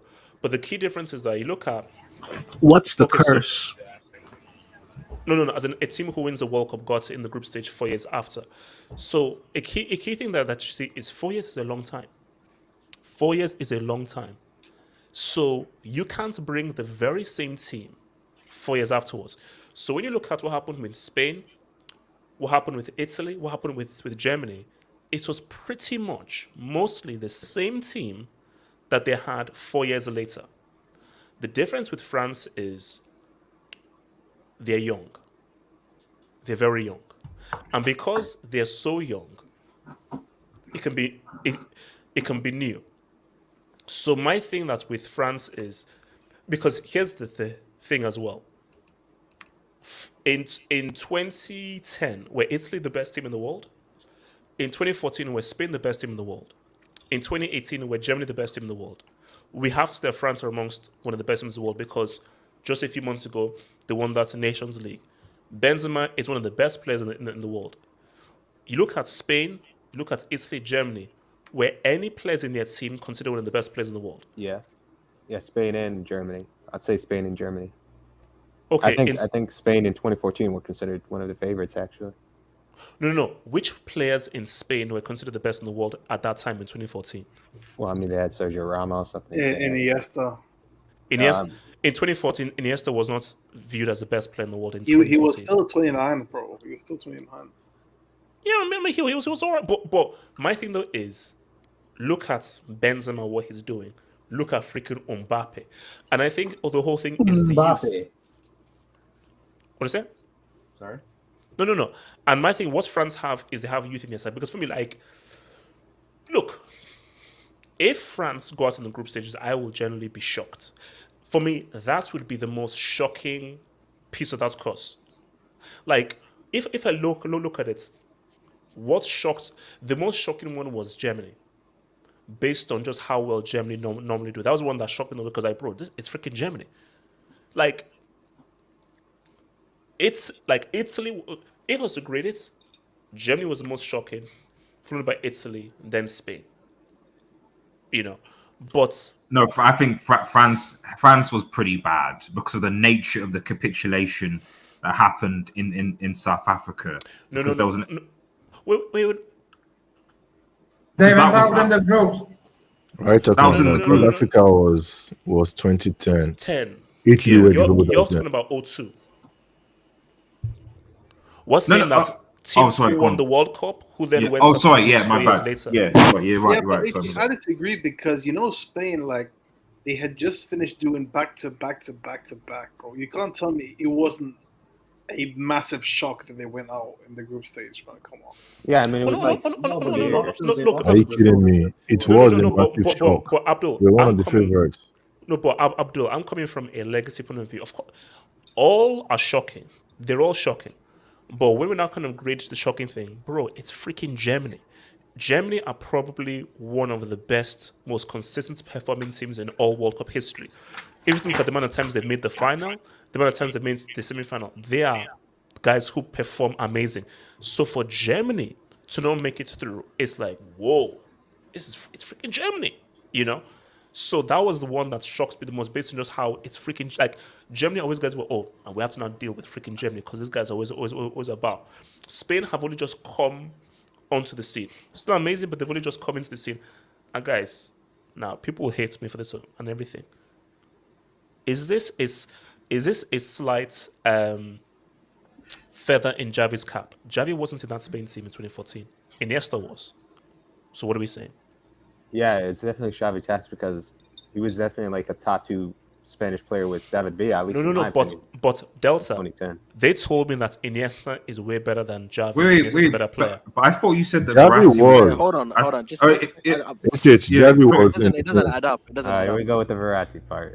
I thought Verratti was better than Xavi. Isn't that why is Kate?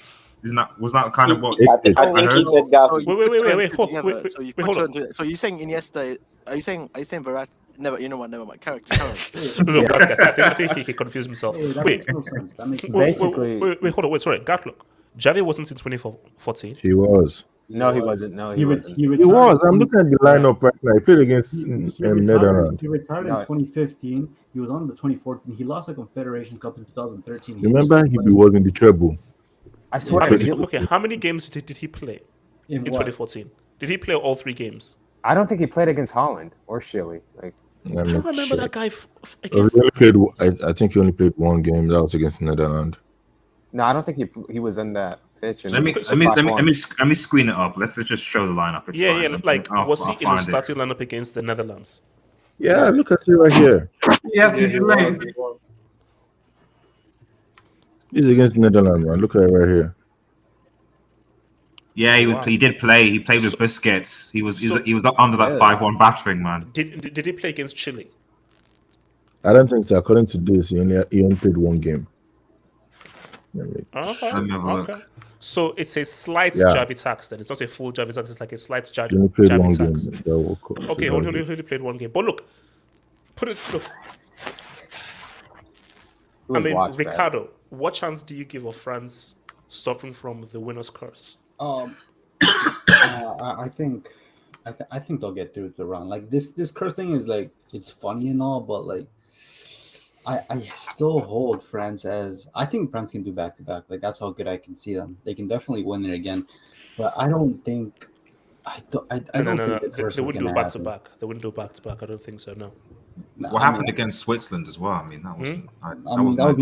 That was more of a self implosion. And going into that Euros, there was so much rumors about this discomfort in the dressing room with Mbappe, Giroud, and all that stuff. If they're all on the same page, there's not many teams that can beat them, in my opinion, if any at all. But I'm not saying they'll walk it. Like, I think they're going to lose. They're going to lose to a team that's maybe just a bit under their level, but they're not going to walk the tournament, is what I'm saying. But I think they have a good chance of winning it back to back. But I don't think the curse is going to go on forever. Now it's kind of like, well, that's pointless, right? Might as well not even show up to the friggin' World Cup if you wanted the previous edition.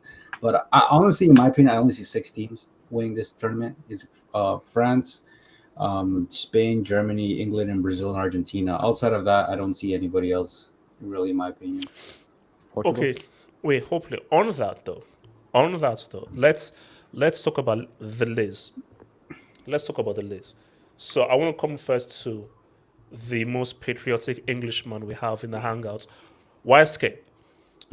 What chance do you have of your country saying what's up in Qatar? Harry Kane is balling, bro. YSK. Sorry, why did you say me?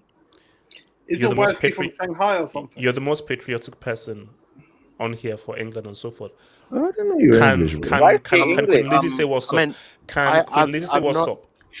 Sorry, I'm not currently. I'm currently not residing in the UK. So wait. I believe you are in somewhere in. I don't know where I am. I'm somewhere. Mainland London. YSK, leave me alone. YSK, leave me alone. No, sorry. Just is anybody else want to speak on behalf of Queen Lizzie? It's YSK. I asked you, what can England do at the World Cup? Well, it's just speaking from a third party perspective. I don't see them doing much. Again, with all due respect to Queen Lizzie and everything. Mason Mount. Well, I'll let Have Hope talk on Mason Mount. But you see, this guy, I don't know. I mean, England is a weird situation. They have an abundance of talent, but talent don't mean anything. And to be fair to them, the Euros was theirs for the losing. So like, it was all there for them to take, and they lost it just like as. Honestly, it didn't even surprise me in the end when they lost it because it was such an England thing to do. That Euro should have been theirs, and they messed it up, completely messed it up, and that final is on Gareth Southgate more than anybody else because. The guy after going 1-0 up, he was in the driver's seat, and this guy just backed off and played the most pragmatic football possible and allowed Italy to come at him. So I don't know, it depends on what kind of style he goes with. I'm guessing he's not going to switch anything up. This guy's going to start. Maguire's going to start. Maguire's good for England though. For England, Yeah, he's good for England. Back But three tacks though. Back three tacks. back three tacks. Even with the back three this season at United, he's been dreadful. So there's not much. Like I don't know what to get from that guy. I think what's going to be key for England more than anything is the midfield. And who actually starts in midfield. I like to see. I would love to see Bellingham like just get a proper run out. Like, you know, I would like to see him play. The Jad as well. Hopefully he'll get game time. What about Rashford? Rashford, he's not going to be in the squad. Listen, man. Raise your head up. Rashford needs to raise his own head up, man. Like Rashford needs to just stick to politics, man. Isn't Jad not in the squad as well? Wait, hold up. Wesker, do you know how funny that is? Do you know how he says that? Raise your head up. Rashford actually plays with his head down. That's how he plays. Yeah. So Rashford, no, listen to your own advice. It's getting weird. It's getting ridiculous now with Rashford. I don't think. See, that guy, I don't know, man. Just stick to politics. Wait. Oh, did you see that video by Poet about Rashford? Yeah, I saw that. Yeah. He put it perfectly, bro. You've put yourself in a corner. You've put yourself in a corner right now where it's like, yeah, man, it's like, bro, because now you don't have to explain yourself for everything and so forth. So it's now weird, and because really you're now Rashford. Hey, you're the statesman side. Like what you did was great and so forth, but because people say, look, he should always have done what he did, and this is my thing. People say, oh, so you're saying that like him doing that affects this game? No, Rashford was crap before the whole thing that he did with feeding the kids. I just think that this is an extra hindrance. Rashford ain't making that England squad. He's not. He just isn't. No, and he shouldn't make it. No. He shouldn't make it. Even if it's as an impact sub, he shouldn't make it. I mean, Wesker, we did see how the impact sub worked out at the Euros. You know, it wasn't much of an impact. We're not gonna. What are you referring to? You know, when he was brought on as an impact sub in the final. Yeah. We're not gonna. Guys, can I ask you something? Because I'm gonna leave you with this. You know, Kane is 4 goals away from breaking Rooney record as being England top scorer. Does that mean anything? How you guys will view that? Yeah, wasn't he the top scorer of 2018? No, yeah, I Panama mean, tax. isn't that Panama tax, bro? Panama tax. No. Jamal, here's the thing though. That means Jack. You see, England they over exaggerate achievements within England. That's cool. In England, world-wise, that means nothing. Because how many goals did Rooney even score at the freaking World Cup? So Rooney mostly stats padded. Like, Kane has already surpassed Rooney for World Cup performances and World Cup goals already. And that's in his first World Cup. So my thing though is that stats means nothing. It's a useless stats. Like, bro, the only stats I care about is did you score in the second round? Did you score in the quarterfinal? Did you score in the semi? Did you score in the final? Was it an equalizer? Was it a winning goal? Dud. That's all I care about. That's all that starts about. Oh, he's now the highest. Oh, shut up. Yeah, but what I want to say about this, I just want to say, guys, this might be the first time in a long while that the South American teams are looking good for this World Cup. Because, bro, Brazil, you know, the Brazil squad in the Copa America was so bad. And, you know, after the Copa America, like, the team have evolved. Like, Anthony, Rafinha, where these guys come from? Brazil squad. But Jamal, because we're going to go team by team by team, but we'll get the ball. Specifically, okay. England, though. What do you think England can do, though? England, they're not doing anything, man. I think that can make. I think semi-final max. because they have the talent, but bro, we know what that guy gonna play. The midfield should have at least Jude Bellingham. I know Jack Greenish has been trashed, but he should be number 10. But guys, we know what the midfield's gonna be. I love Henderson, but it's gonna be Rice, Henderson, and Phillips. I mean, you're not gonna win anything with that. No. Rice, Henderson, and Mounts. Get it right, Jamal. Get it right. Oh, how I could forget.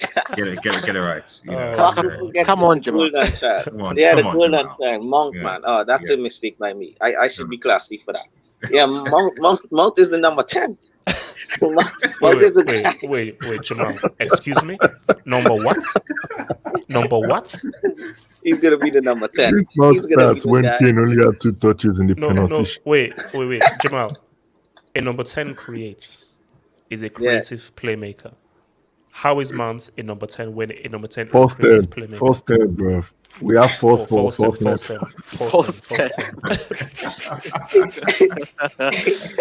He's gonna be the guy who's gonna be passing. Apparently Pulisic has a hat trick. Apparently he's got a hat trick. Hey, shout out Captain America, man.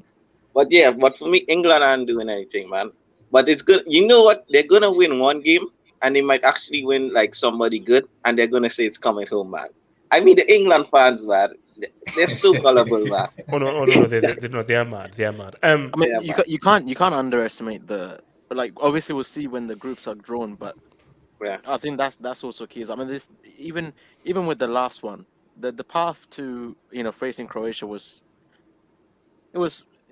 suspect. So yeah, it depends on what they get as well. Because bro, these guys they don't need to necessarily play well to win games. Like they have players in that team that can create moments. They have that, so it doesn't even necessarily come down to the manager completely. But obviously, it would help if this brick knew how to set up his team properly. Yeah, at least put Foden in the midfield, man. He's gonna put Foden on the wing. Foden can't play left wing. Yeah, exactly. Oh, yeah, that's another one. Yeah. You know, I just want to say one thing. Like, if England get an easy route to the final for the 3rd tournament in a row, like I will be convinced that, like, there is money is being slotted. Like, there's quality tax. So wait. So Abdul, so you're still pissed off for what's it called? Green laser tax on Jamaica. No, guys, you're laughing, bro. A guy, bro, he looked like what's it called? The Martian Manhunter. Bro, Schmeichel turned into Martian Manhunter for that penalty, and he still saved it. The dive was even worse. They changed the dive. Yeah, it was a dive. It was a look, Wembley tax. But what are we gonna do? RDS man. Isn't there Wembley tax? Your loyal country, because RDS, I know you're more English than Nigerian, bro. So. I mean, you say that, but I mean, it's going to be quite painful when Nigeria lose to Ghana.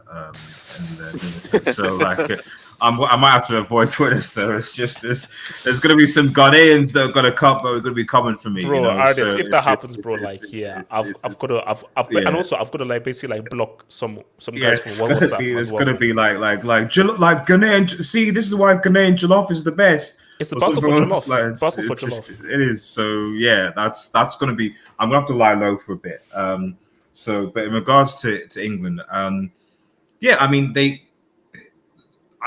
I don't think that, to be honest, going to the World Cup, I can really see anyone as favourites for this tournament, because all the teams that are deemed favourites, with the teams their squads they have, could all implode in some fashion.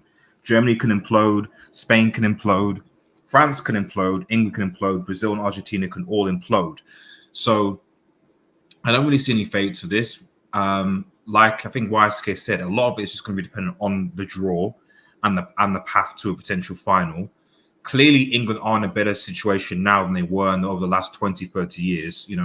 In fairness to the Gate, as you called him, he's having managed England, he's got to a semi-final and a final.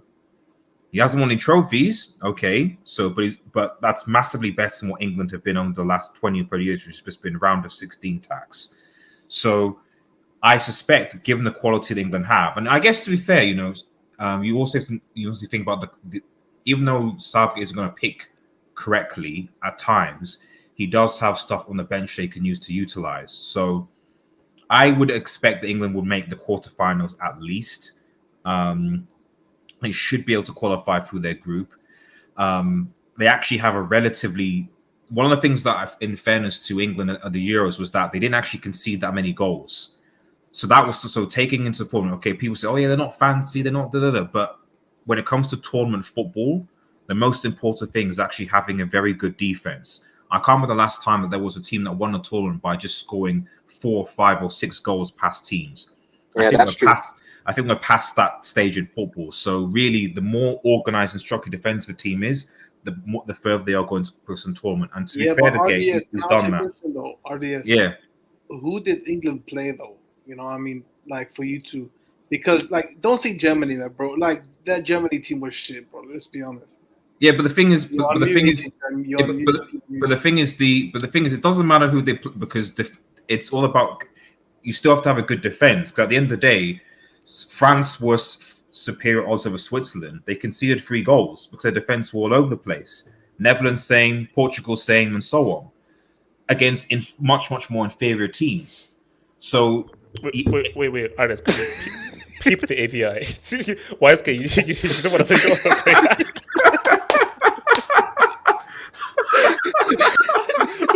Also, the key thing is that it's not the red and white one; it's this one. Yeah, it's that one. You know, it's serious. It's serious. Exactly. It's like this guy's gone colonial, man. This guy's he's gone colonial. Oh my god. Yeah, bro, we agree with you, man. We agree with you. Yeah. It's just... Continue. No, man. Do. Old school British Empire, man. You know what I mean? Just... It's a man and country.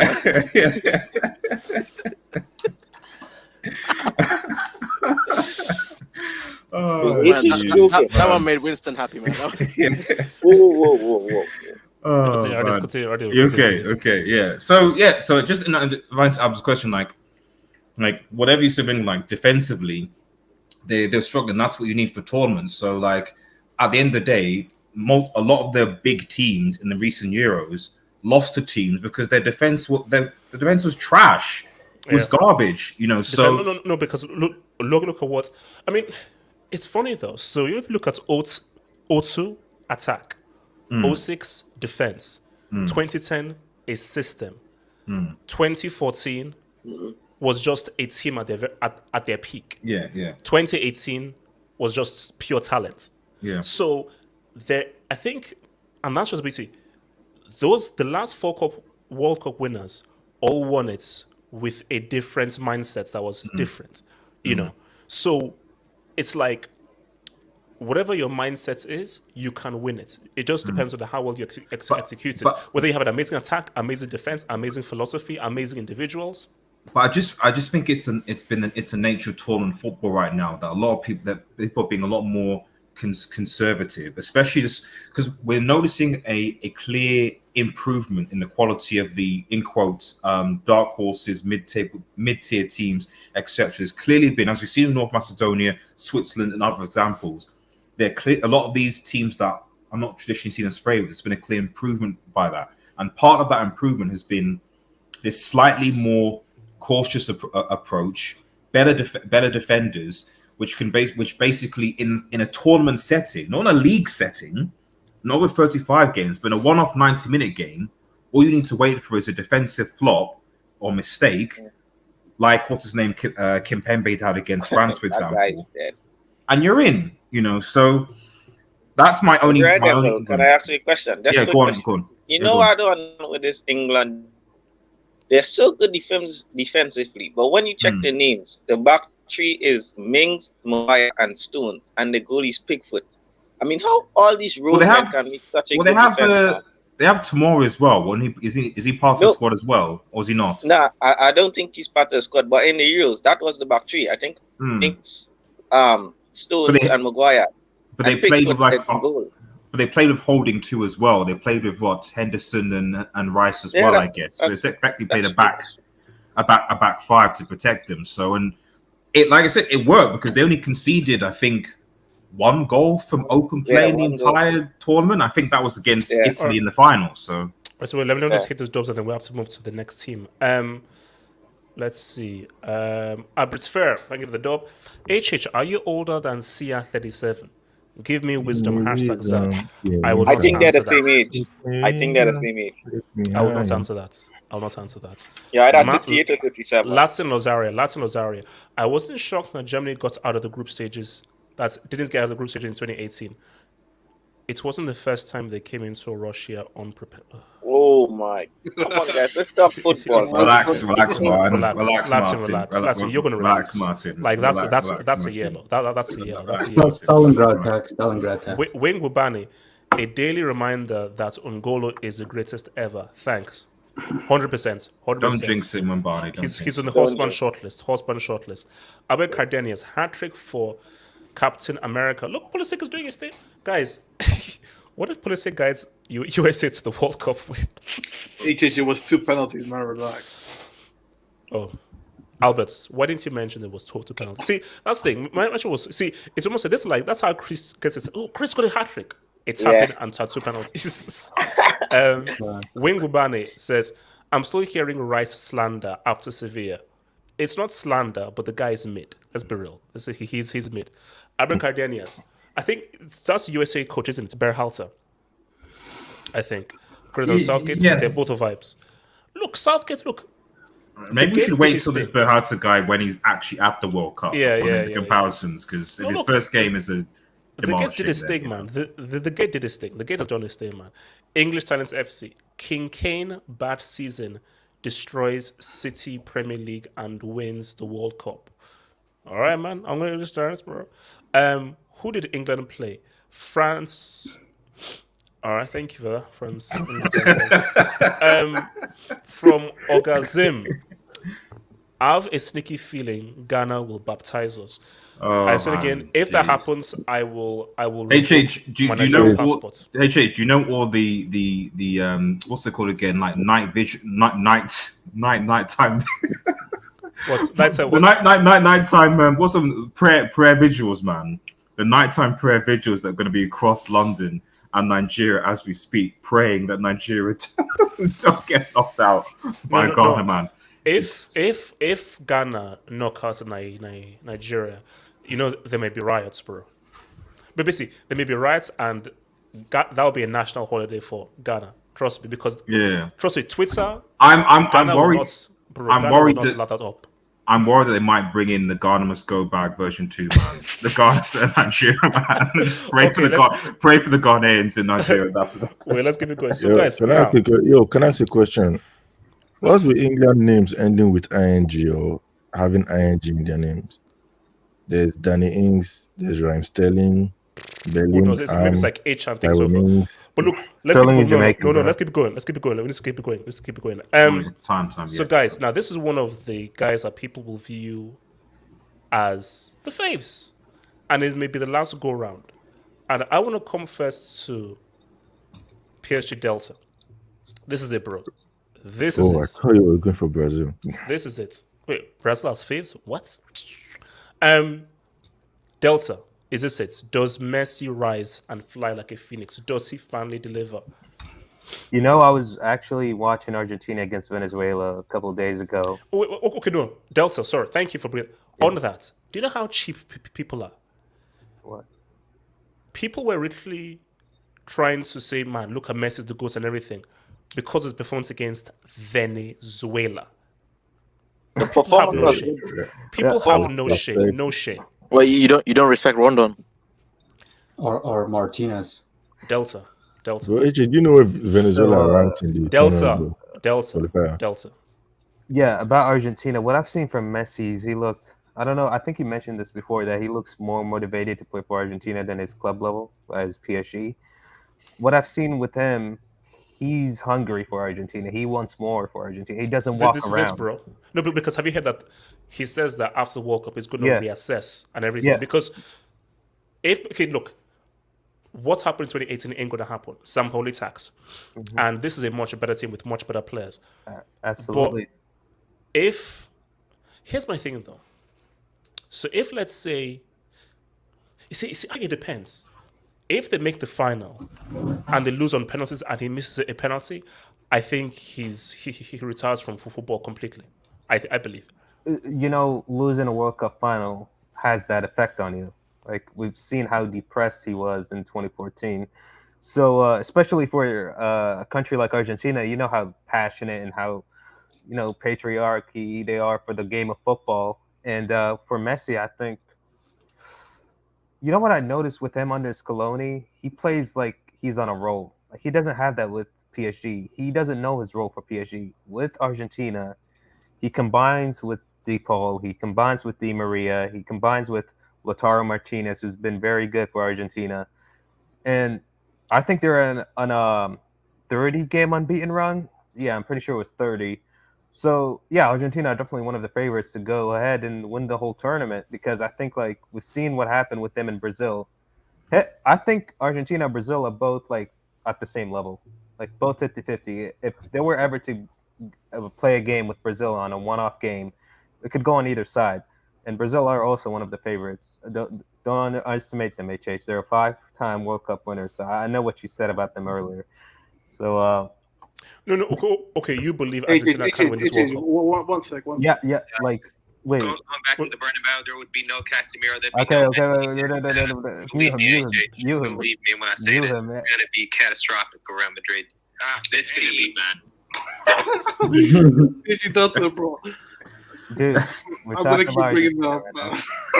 And HH, I really like what I've seen with Otamendi. Like this guy has Otamendi. This guy has improved so much. Otamendi. Otamendi is actually Look at him for Benfica. This guy actually is a good center back. Like I've watched him for Argentina. I've watched some clips of him for Benfica. He's been very good for Benfica. Nah, he's actually really good on the national team. I like to slander, but he's actually good for the national team. Yeah, let's see what he does against Liverpool and the Champions League. Let's see what he does. Benfica. But see, here's the thing. I think guys need to accept one clear fact. Until Messi wins that WC, he can't be put in the same category as this dude. He can't. I get that. Like, bro, I don't care how many CLs, how many goals, how many Ballon d'Ors, how many other crap. Unless he wins that WC, he can't be put in the same sentence as this dude. Yeah, so that is how important November is. No, seriously. Like, I get that. Like, with Argentinians, they always had Maradona over Messi because of that World Cup, because of that England goal that he ran through the whole. I'm not going to talk about the handball, but the halfway goal line, it's completely insane. So for Messi, I think he never scored in a knockout for Argentina, and this is the time to do it. This is the time to finally come up and just, come all the way for Argentina. And I just don't know how many teams are there to compete with Argentina. There's like France, there's Spain, like Portugal. Portugal. No, but let me ask you this, HH. I was always curious about this game. If Argentina and Spain played for like the round 16, who would you have win that game? Argentina or Spain? I would give the tip to Argentina. You know what I always said? Yeah. Even peak Spain would have issues with Argentina because it's a bad matchup for Spain. Because Argentina have dribblers and they're very direct. And Argentina doesn't need to keep the ball. You see, Germany always had issues with Spain because Germany are a team that like to be measured in how they attack. Now, and this is mostly for South American teams, because South American teams have dribblers and they're not really possession-based, they were always issues. That's why, bro, look at that game that Spain had in 2010 against Chile without the bogus call that was made. They had issues. And look at the issues they had with Paraguay, but homeboy missed that penalty. Like, football is all about matchups. And I think that South American teams with bad matchups, Argentina would have been a bad matchup for Spain, but they never played each other. So I think now, where Spain don't have that golden generation, and this is a good Argentina team, I would give the edge to Argentina over Spain. Yeah, because I remember back then they beat like Argentina 6-1 in like a friendly game, but that was a completely different team. That team was not structured. Like I think everybody knows, including you, like Argentina heading into that 2018 World Cup, they had no chance. But this time it's different. I really do believe they have the team, the mentality, because when going on to the knockout stages, your mentality has to be up there. Like it doesn't matter how much quality or how many world-class players you have in your team. If you don't have the right mindset to win your knockout games, then you're out of it. Like we've seen it with Germany. You look at Germany. How many world-class superstars are in that team? but they work as a team. They have that extra man in that team. It's like they're playing with 12 men in their team. It's that mentality. I've always said it. Like when it comes to the knockout stages, you always have to put your mind right. And that's why Germany have won 4 World Cups, because they don't have like a superstar like Cristiano or Messi or Lewandowski. They work as a team, and that's why they basically won that 2014 World Cup. And with Argentina, I've always said, like, with Messi, they used to rely too much on Messi. This time it's different. I don't think they rely on him too much. I think they work together as a whole team. So I do see them as favorites. Yeah. Horse wants to jump in on this whole Messi thing. Yeah, I want to talk. Ricardo and Abdul. Ricardo, talk to me. But yeah, look, I'll argue for both Argentina and Brazil. I mean, RDS made a great point that typically teams with the best defenses. Oh no, we'll get to Brazil. Just focus on Argentina. Trust me. Oh no, but we'll talk about Neymar, because I have my thing to say about Neymar. No, but my point is just very similar. It's like they're both the best defensive teams in the world in the qualifiers. Now, Brazil only conceded 5 goals and Argentina only conceded 7. In a lot of the games, Argentina is this weird team. They have this thing about them that they can actually defend a 1-0 lead for some reason. They've been very good defensively. Now, a lot of what PSG Delta said is true. Like, this team does not depend on Messi as much as since like Sabella since 2014. Rest in peace to him. Yeah, they don't depend on Messi as much. They can actually play just as well without him. So it almost in a sense where Messi just has to be part rather than be everything Argentina has structured. In terms of the mentality, though, what I will say is that ever since these guys have won the Copa America, their level of in the way they fluidity, the way they play and go on in every game, they're more confident. Yeah, they're just way better. Like it's a if you watched Argentina before the Copa America and after the Copa America, there is a notable difference in the way they play. The stress, I guess, of losing all those finals and coming up short, the embarrassing knockout in 2000. Actually, it wasn't even that embarrassing because France ended up winning and Argentina gave them the biggest fight, really. However, Argentina just looked very different. And there's something to be with the coach and the players that they actually trust the manager in this team. Under like Sampaoli when he got caught asking Messi what substitutions do I make mid-game, which is like I remember that, Ricardo. That's messed up. Unexplainable, like how you do that as a manager, right? But man, they have a lot of good defensive players, which is surprising because this team was typically very top heavy with Higuaín, Lavezzi, Aguero, Di Maria. They had Tevez and Messi, like, and the only person they really had in the back was like Mascherano, but it seems like a lot of their defensive players, like I will say the weak parts about Argentina are their fullbacks. I don't think they're at that level, but their center backs and their midfield is very, very solid, very physical. Wait, don't they have that dude, Taliafico? No, but I like Acuna better though. They do, but I would still say that's their weakest spot because they go in with a Molina as well, which I don't rate the guy so much. But yeah, Acuna is solid, Tagliafico solid, but I think they play on the same side. But they're not bad picks. But I think for a very solid structure, you kind of need to have stronger fullbacks, at least in this type of game nowadays. But Otamendi, man, he's been looking like honestly for a guy I like to like insult, or everybody likes to insult so much. Otamendi has actually been playing really well. No, but look, I'll be real. No, this is Argentina's best chance. Oh, for sure. This is Argentina's best chance. Like they're not gonna have it. Like because this is you won the Copa America. It's the right team and so forth. You won't because my thing was the best chance. There isn't an unbeatable team that's out there. No, there's not a, oh my gosh. There's not an unbeatable team, and think about it. The legacy guys, Italy aren't in it. Germany, it's not one. It's probably one of their weaker teams, and so forth. So the only really big bad bully is France. Yeah. Now, I would say the other person against Argentina is Brazil. But how often do they really go against each other? It's very rare unless they go really deep. But that's what she said. But Yeah, no, Argentina, there's something different about these guys ever since they won. But I think as for Messi, I personally think if they go on and win this World Cup, I think he's going to retire from the national team. He'll probably play out the last 6 months of his contract with PSG, and he could retire or return back to Barcelona for one more year. I don't know. But if he doesn't win the World Cup, I personally think he will give the next Copa America the last go, and then that's it. He calls it. Abdul, talk to me. Can you hear me, Chich? I can hear you loud and clear. You know when you say unfortunately yes, so I'm glad that. No, yeah. So, first of all, that unbeaten run is the most fugazi unbeaten run. Oh, here we now come. You know, bro, Venezuela's like San Marino. Like, let's be honest. Don't do that. Don't do that. These guys, like these footballers, like they deal with flour, you know, in their part-time jobs. You know what I mean? So I don't take that seriously, man.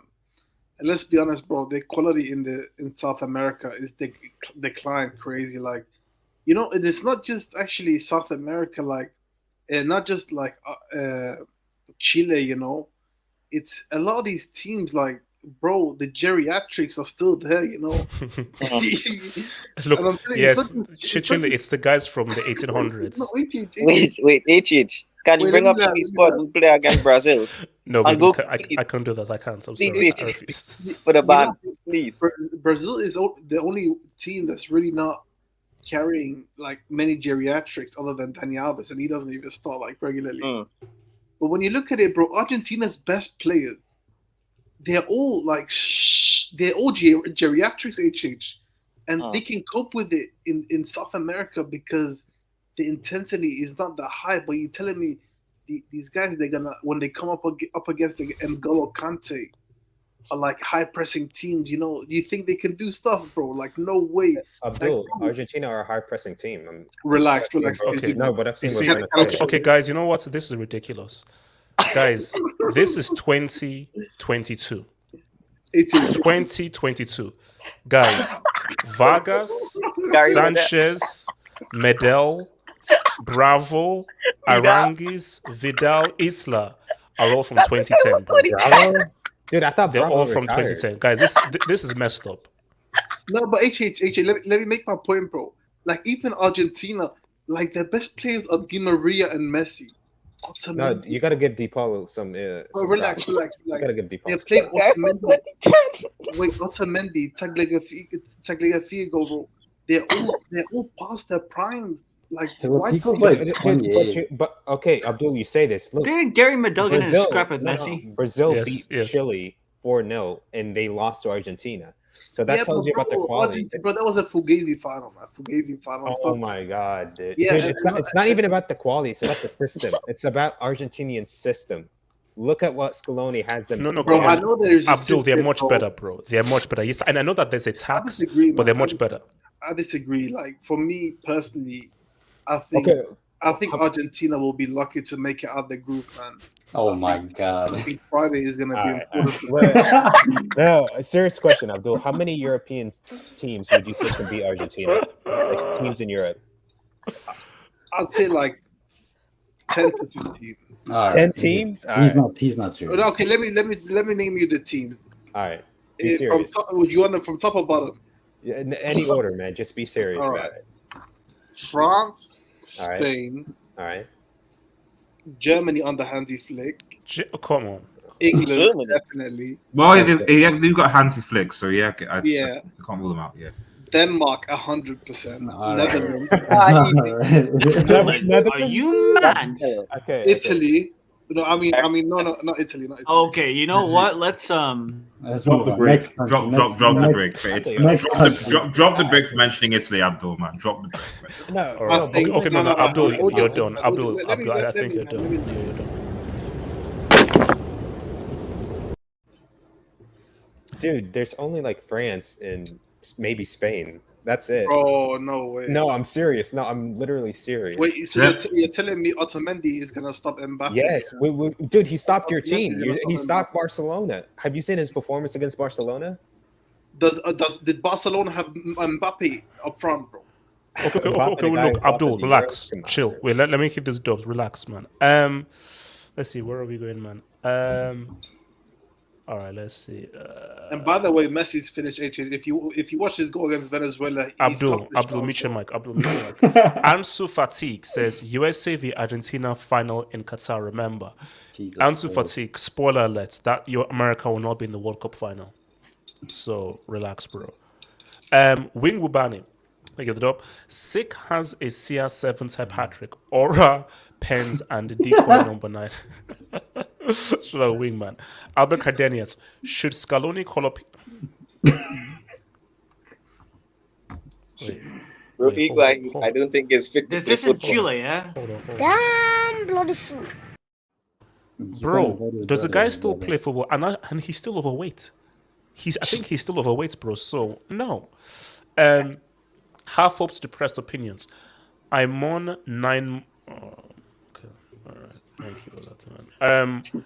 RR7 says Argentina are overrated.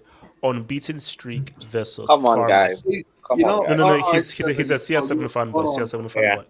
Argentina can do okay in groups, but in knockouts, Messi flops. Okay, thank you for that. Half hopes, baby mama. Thanks for keeping the step kids last night. Okay, you know what? All right. Can I speak on this, HH? Go for it. Yeah, man. I feel these guys are being very harsh on Argentina, man. Because I know it was Venezuela attacks, but I watched the game, bro. These guys look good, man. I know I actually have to blink my eye when I see DePaul play for Argentina. Because Simeone has this guy playing DM for Atletico. when this guy plays for Argentina, bro, this guy plays number 10 and he's balling, man. I mean, his passing, his dribbling, his movement. DePaul looks like a good player when he plays for Argentina. Yeah. So yeah, man, I feel these guys can do something, man. I feel this can be. You know, there's some of these World Cups when you think something. American teams tax, bro. Don't get fooled. Don't get fooled. I know, but this World Cup, man, this World Cup is a lot of this generation last chance. Yeah, and bro, I feel this World Cup is gonna be epic, and I feel Messi. Definitely not Chile's last chance. They still have another 5 years. No. For me, look, as I said again, this is Messi. Messi isn't going to be at the World Cup in 4 years' time. Now, Cristiano might be because Cristiano is a weirdo. But he can't go to the US the next World Cup. He'll be at Mexico. Wait, hold on. Wait, have you heard of payments? Have you heard of money? I mean, he can play the group stages. Have you heard of settlement? Settlement. Well, at least my girl can watch the games in person. No. But my thing is that look, see, this is his last chance. Yeah. I feel he's ready to. Yeah. Here's my thing: Argentina can win it. Will I put money on them winning it? No, I'm not sure. I'm just not sure. But like, bro, like put it this way: Messi has to go all out, bro. Like, if ever there's a chance for you to go all out, and look, Abdul, I'll level with you, bro.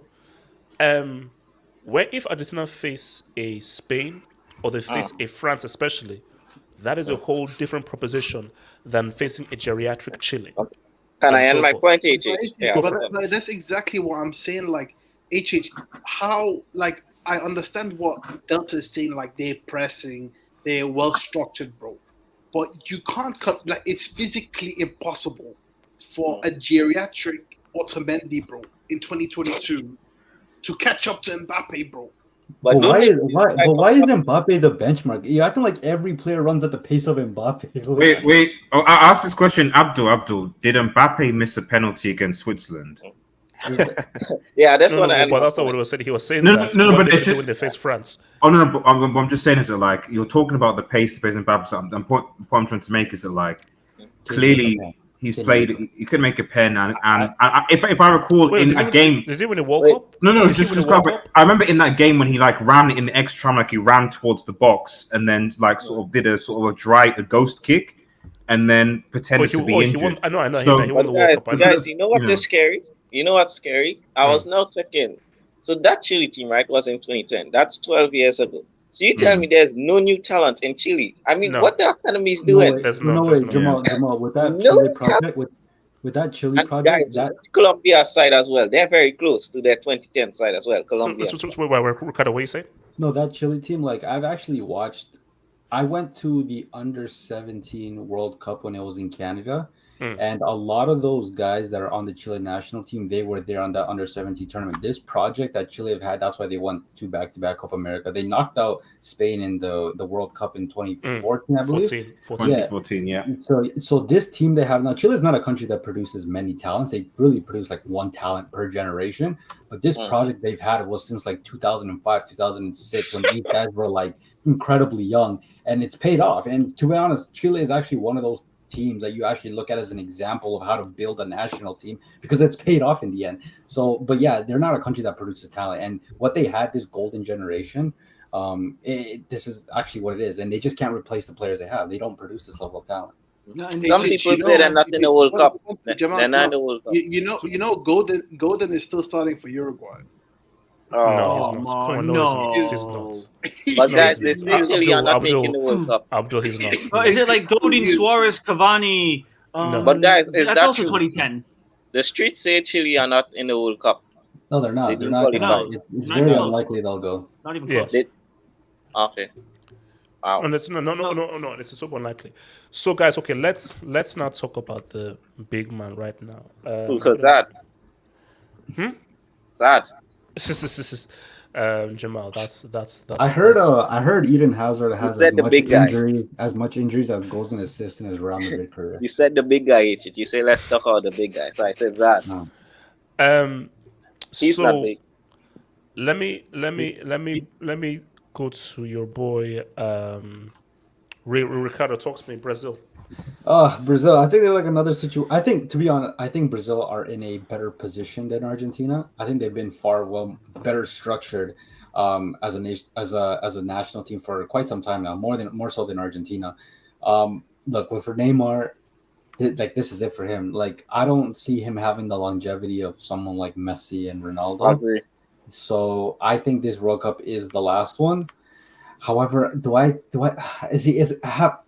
have to see it after the World Cup, if you will even play a Copa America after. But this is the legacy of Neymar. Like, this is it for him. Like, he's kind of seen in that bracket that was supposed to succeed Messi and Ronaldo as. No, he was supposed to be seen as. Yeah. Neymar was supposed to be seen as one of the best players of all time in that conversation. No, for sure. But he was a guy who was supposed to unseat them, and he couldn't do it on the club level, right?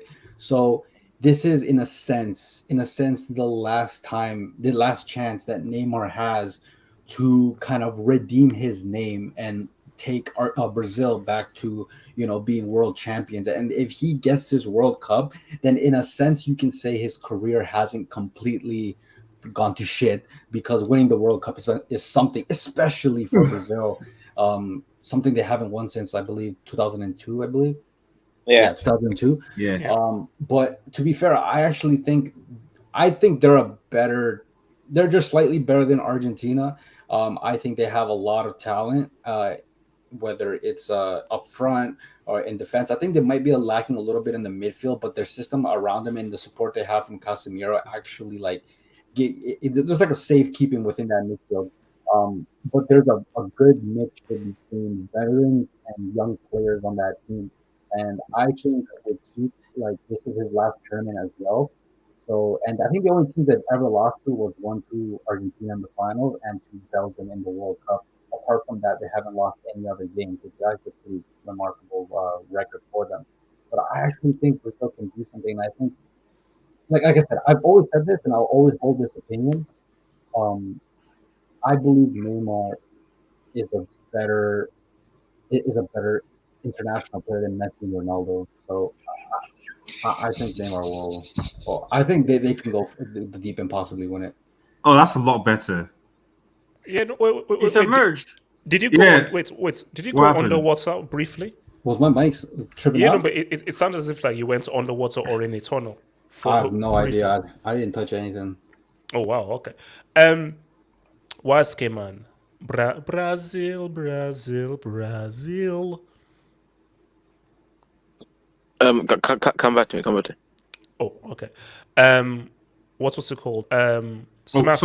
Quick thing before we go to Smasi, because I'm speak. Is this also the Bale Neymar versus Neymar subject? No. That's separate. That's later. Okay, fine. Okay, yeah. Sorry. Go on, Smasi. Go on.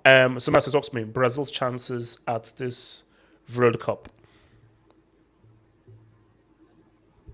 Samasi, one to Samasi. All right. RDS, talk to me. Their chances at this World Cup. Again, just like the 6 teams that we kind of mentioned, like Brazil, like they definitely have a chance, and the previous World Cup they lost to a really good Belgian side, that had really good had top quality players like Lukaku, Eden Hazard, Kevin De Bruyne, Courtois, and so on. So I'm looking at the Brazilian team and the South American teams in general, but certainly Brazil and Argentina, and defensively they have picked up. They also said that midfield is sketchy. I mean, we're talking isn't Fabinho part of that midfield? He's probably a pretty good season. Casemiro, obviously, even Fred sometimes brings out his Brazilian passport from time to time, and is actually better playing for Brazil than he is for Manchester United at times. Paqueta is decent as well. Sorry, Paqueta.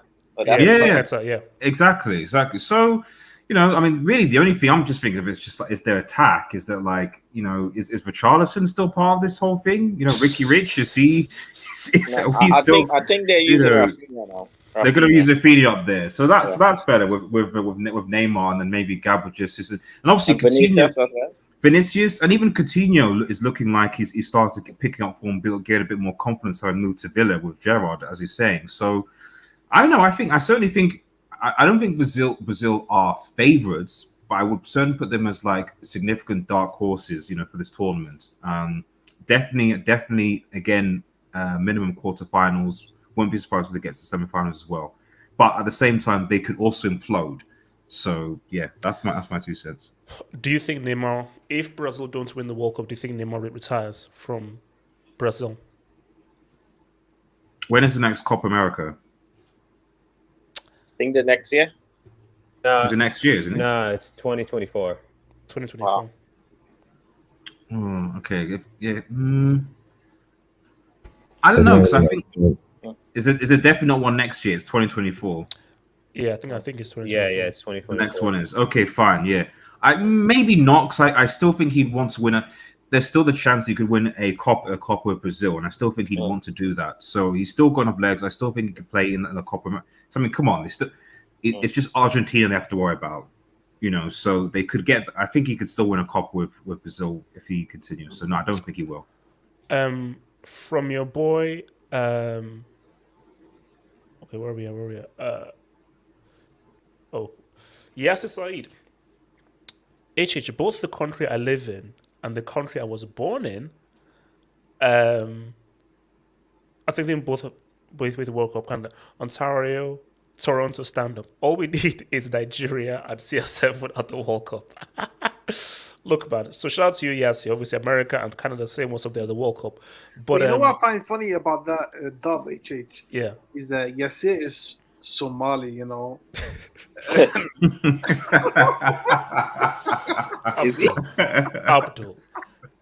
why do you have to raid on his parade? Abdul, I thought we're you about were to just congratulate him on everything. See, Abdul, are you like a glass half empty kind of dude? You always go for the pessimistic, most depressing point. I thought Abdul, you were half Nigerian as well. Why are you cussing on your African brother, man? I thought you said. No, he's not. Okay. No, but Yassi, look, man. Shout out to you guys. Yassi, for me, I don't have hope that Nigeria qualify. Basically, CR7, he's already in. As far as Nigeria goes, I don't have hope. But if they don't score, I will revoke my citizenship and so forth. Hey, Chich, if we get spanked in Abuja 5-0, are you doing an emergency hangout? If that actually happens, is an emergency hangout? No chance in hell. No chance in hell, because the embarrassment will be too much. No chance in. But do you know what? I actually feel embarrassed. When people actually watch the game because half of is Nigerian. Let me watch half of country and everything. I actually now regret getting people to watch that trash because it was trash. So I watched it because of you, HH. I watched it because Jamal, and I'm sorry. I apologize. I'm sorry, bro. I'm sorry. Next time I wouldn't do it again, man. I'm sorry because obviously I can't vouch for these clowns and how they play. Bash. The only. Wow. Yeah. Oh my god. Oh dear. Oh, Buffon, Lord, man. Lord in heaven, man. Buffon saves that, by the way. That Donnarumma was a brick for that goal. I don't know. Buffon saves that goal. Buffon saves it. Ogazim says, "Can Abuja give us the same Ghana Stadium atmosphere?" That probably no. The atmosphere in Ghana was crazy, bro. That was some crazy atmosphere. I think the thing with Nigeria is it depends on how the game is going, because you have to understand that Nigerians are more arrogant than Ghana. So Nigeria are not going to have the. I think for Nigeria there's going to be an expectancy. Ghana is like, oh, why are these guys underestimating us? So therefore, there was a greater need for them to really show out and really lend support. But basically, Tuesday is going to be crazy. It's going to be a very crazy atmosphere. And if Ghana score first, Lord help that team, bro. Lord help that team if Ghana score first, man. QC8 says, prediction, Messi will retire after the World Cup 2022 regardless. Correction, Mbappe is going to retire him. Shut up, man. Shut up. Rob, talk to me, man. Neymar and Brazil. I think they will get pretty far, but I don't think they will win it. Why not? Well, I think that France, for example, is a better team, or they have better players, but more talent than Brazil. So that's why I think. But I do think that Brazil will do pretty well. But also Neymar has to show up because he has to be very important for Brazil. And if he performs well, I think Brazil could get pretty far, but I don't think they win it. Barry. Can I speak on this, AJ? Oh, after. Yeah. Oh Barry, no, Jamal can go first. All right, Jamal, go for it, Jamal. Yeah, AJ, I love how you use this picture. Because this is the Neymar I know. I don't know who's that loser. This is the Neymar, man. This is the Neymar that I thought was going to be up there, or as talented as Messi. The guy who I thought was going to be even better than Messi and Cristiano. This guy here. Whoa. I think this was in the 2014 World Cup. It's a hot take. This guy, he's dead now. This guy is not alive anymore. I don't know who's the bum now. Because, bro, Neymar right now, I don't know who is that. But Brazil have a chance. Because, as I was saying, this Brazil team was dead. These guys, they had Everton and Richarlison with Neymar. That was a front three. But now, Rafinha, man. Rafinha is that dude. Anthony's looking good. Vini. These guys have a squad, man. I mean, they won a Copa America with Richarlison and Everton, though, so I don't know what you're saying. RDSY, man. RDSY. No. I mean, it's just listen. You know, it's just you know. This is the Neymar now. Well, I mean, Jamal, that's for every Brazilian superstar. You know, we look at Ronaldinho, look at HH Idol, Ronaldo. They all got fat. You know, that's literally or Adriano. Yeah, I don't know if you guys remember Adriano too. But you know what? The funny thing is, like, Wilton still calls him the best international player in the world. So. Oh my God, Wilton is the epitome of the delusional, bro. Yeah. You know, I think Wilton, if he doesn't win the World Cup, he's gonna deactivate. He's gonna deactivate. No, but I don't understand Wilson's conviction that he really believes Neymar will. Like, you know, Brazil are not favorites. Yeah. They are maybe just below the favorites, but Brazil are not nowhere near favorites. Now, all because they're not favorites doesn't mean that they can't win it, because the guys who have not been favorites have won it. But, bro, who would put money on a Neymar with freaking Richarlison leading them to a freaking World Cup? And HH, you know, I think it's very much like PSG. You know, the whole thing we talk about, they play in a league where they're like week in, week out, they're not tested against the best teams in the world, you know. And I think it's the same team for Argentina and Brazil. Like, they go years without playing any of the top teams in the world, you know, in Europe. So, because they're not a part of the Nations League, so they don't get to adapt to the pace and the physicality, you know, of these top teams and the demands, you know what I mean? Like, whereas like a Portugal, you know, in the Euros they play them. In friendlies they play them regularly, you know what I mean? Abdul, I'll tell you this, man, about like Brazil, they concede few chances, but they control the game so well. Like, they often score early, but if they concede, they soak up the pressure as they go and search for an equalizer, and they add a goal or two. So that's the thing I gotta admire and prop about Brazil, that they never give up.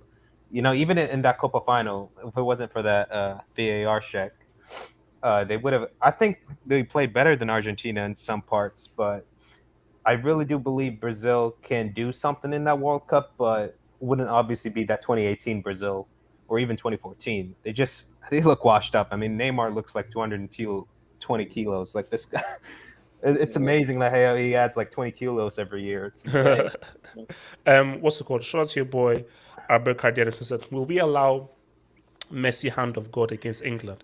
Yeah, why not? Vartax. Why not, man? Barry, talk to me. Brazil. Brazil. Okay, so I also don't think that they are favorites. I think that they're a tier below guys like France who are undeniably the favorites for the competition. And I think they have a better squad that they had in Copa America, you know. But I think that Neymar will show up. I think that he truly knows that this is probably his last chance to really make a big mark on the game. But I think that when you see this Brazil team, we know that Neymar is going to be the main guy in the squad, but it's also going to be like who's going to be his side, his Robin to his Batman, you know? Yeah. Because guys like R9 in the O2 World Cup, yeah, he was the main guy, but sometimes he had to rely on Rivaldo or Ronaldinho to say Wagwan, you know, and maybe the guy who will be that Robin for Neymar is gonna be Vinicius or maybe Paqueta, who knows, you know. But I don't think that they are truly the favorites, but I think that they have a shot at it, you know. And obviously good luck to Brazil. Neymar's one of my favorite players and I always wish Brazil good luck for this competition. So we'll see what happens. Let's keep it moving, man. Let's keep this moving. So, I want us to touch on these dudes, which I say are a legacy team, man. And I'm not sure what to think of these guys. I'm really not sure what to think of these guys. So let me pull up the image, and maybe the streets can help me, man. Where are we at? There we go. These dudes, Germany. I don't know what to think of these guys. Are Germany still a threat? How much stock should we put in Hansi Flick? Because what they did with the Bayern is amazing, but that is Bayern Munich. And Bayern Munich ain't Germany. And Germany don't have Lewandowski. You know. So I just don't know how to really view these guys. Because for me, I think this German team is decent. And I do understand the Yogi Love tax and so forth. And like Flick is much more of a modern manager than Homeboy. But I don't know. I mean, who wants to give their thoughts on Germany as to, are they threats? Are they favorites? Are they dark horses? I think they're dark horses. Yeah, I think they're dark horses.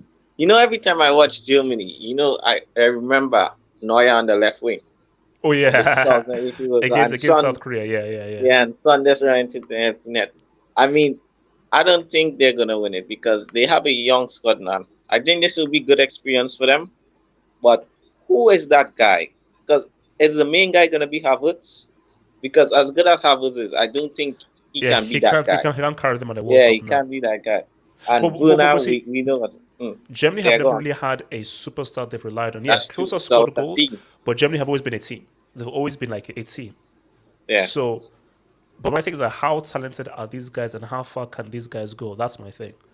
Didn't Toni Kroos retire, by the way? I'm not sure if he did. But... No, I don't think he's not retired. No, he's still playing. Oh, he's still playing. Yeah. So, Ardes, what do you see? Are you sure? I thought he retired from the team after the Euros. I thought he retired after the Euros. Yeah. Or maybe he did. Okay. I mean, Streets, has Toni Kroos retired? Tell me, has retired? Tell me that they retired. Ardes, Germany. Just put up this thing, HH. So Liechtenstein.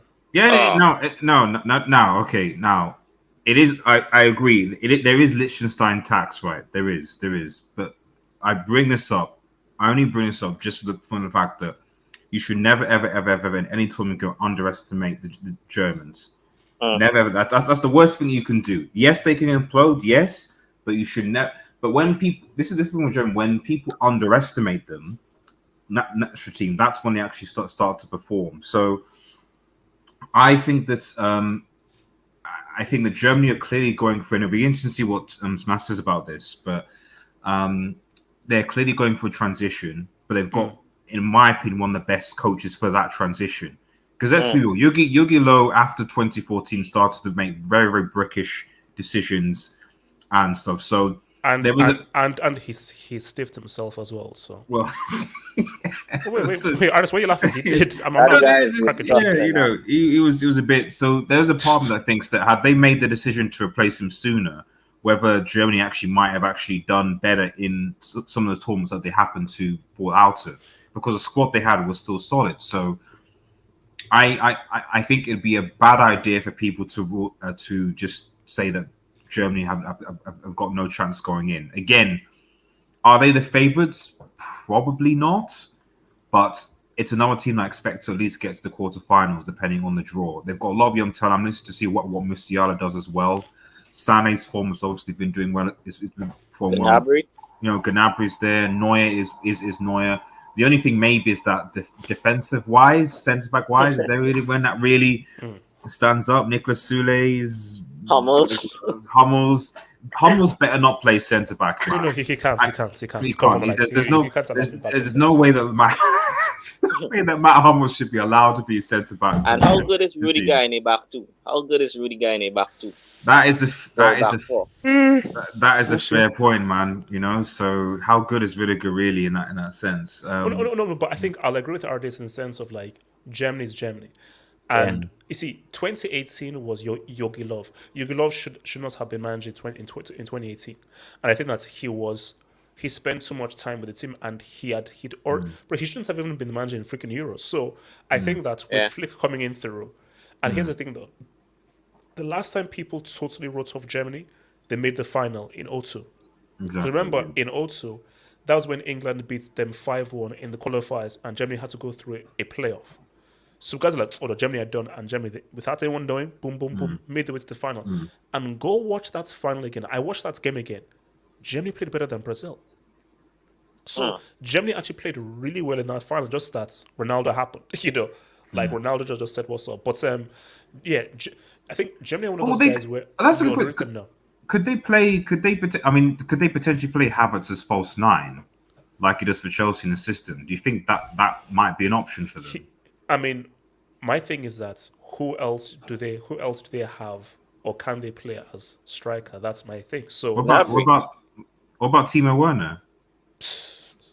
Gnabry. I mean, he's got he's got a Champions League. He's got a goal in the Champions League semi-final. He's got pace. He's got he's. Can I say one thing about Germany? Talk to me, man. Go on, Bo. Yeah.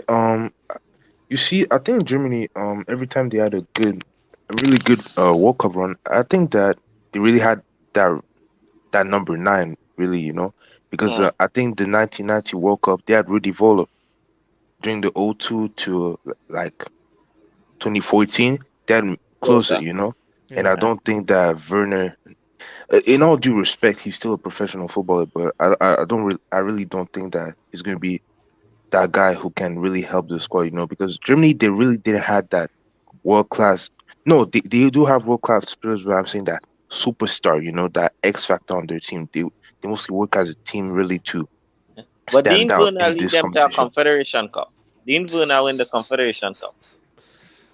Jamal Werner is a bomb.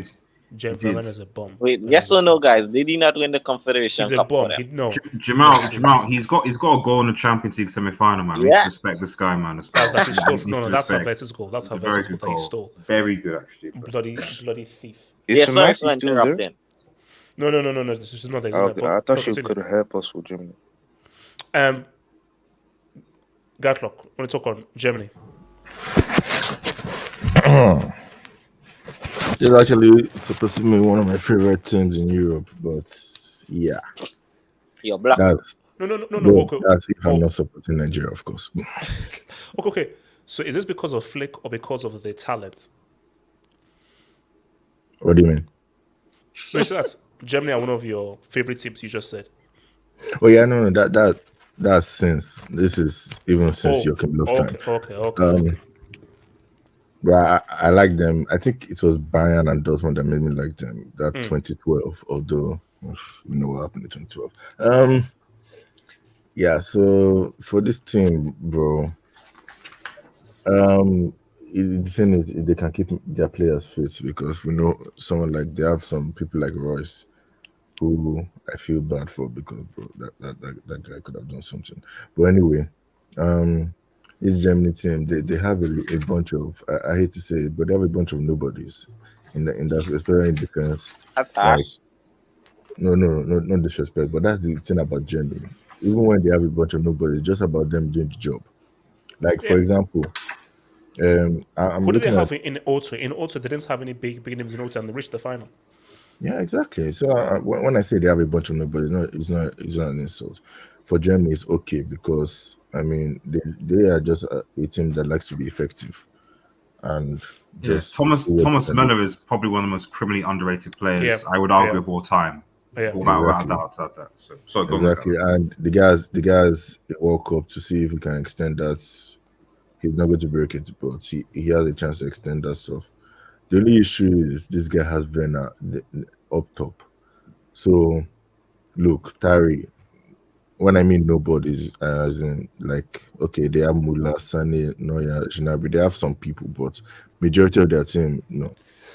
For a big country, they usually don't have that many. They don't have that many people. The thing is, Werner is their striker. That's the only issue. Okay, they have Werner is their striker, Respect and Bruno, man. bro, I think I was watching ESPN yesterday, and I think Werner made a comment after he played these guys that existed in the Bible. What's their name? Israel. Whoa. So so after homeboy played Israel, the guy said he works better in the German system than whatever. So which is true, but bro, you're playing Israel and Liechtenstein. So a lot of players have been saying that on international break, like Pogba, Shaw. So many players have been like, "Yeah, I play better in the international way." Shut up, Like, man. guys, Shut relax, up. man. So, Yeah, come on. It's just dumb. But anyway, go on. No. So to be fair, the only issue is this German team under Flick. They are new. Okay, this is going to be their. Okay, wait, hold on. They have the Nations League coming up, and I think they are in a group with Italy, who are not in the World Cup. So and Oh, so Hungary. and Nations League England. is this summer. Yeah, I can see the games here. One is on. There are 4 in June. No, yeah, there are 4 in June, and the other 2 are in September. Oh, 6 wow, group okay. stage for the Nations League. Yeah, and they have Italy, England, and Hungary in their group. So I think that'll be the time I'm going to actually look at Germany and see what they can do. So, To be fair, so how well do you think they can do, or rather, do you think this could be one where Havertz says what's up? I think quarterfinals would be good for them. I don't see them making the same. It depends on their run. Maybe quarterfinal would be like an improvement because, bro, you got dunked out from the last World Cup, and so like quarterfinal would be an improvement for this team because it is young. Musiala doesn't even get a game. The only issue is that they have so many number 10s. Kai Havertz plays number 10. Wirtz from Leverkusen plays number 10. Musiala, although he's been playing midfield lately. So I don't really know. It's hard because I can't really tell how Germany will play. I've not seen much of this fixed Germany, and I don't want to really judge them based on qualifiers too much. So I can't really tell you what this team can do. So I want to see that Nations League in June to actually judge this team well. Okay. So final team before we go just to round off on the Germany thing. They need to keep Neuer healthy, HH, because if he gets injured, you know. Also, says and Neuer is the X factor. No, he's saying that Leno is not Leno, Ter Stegen. Go on. I'm just saying that they need to keep Neuer healthy because if he's not healthy, you know who's gonna be in goal. Stegen. Stegen, Stegen.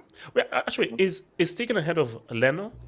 It's not even Leno. It's Trapp. Wait, I thought you've got Trapp as well. I thought his name was Ter Hologram because the ball always goes through him.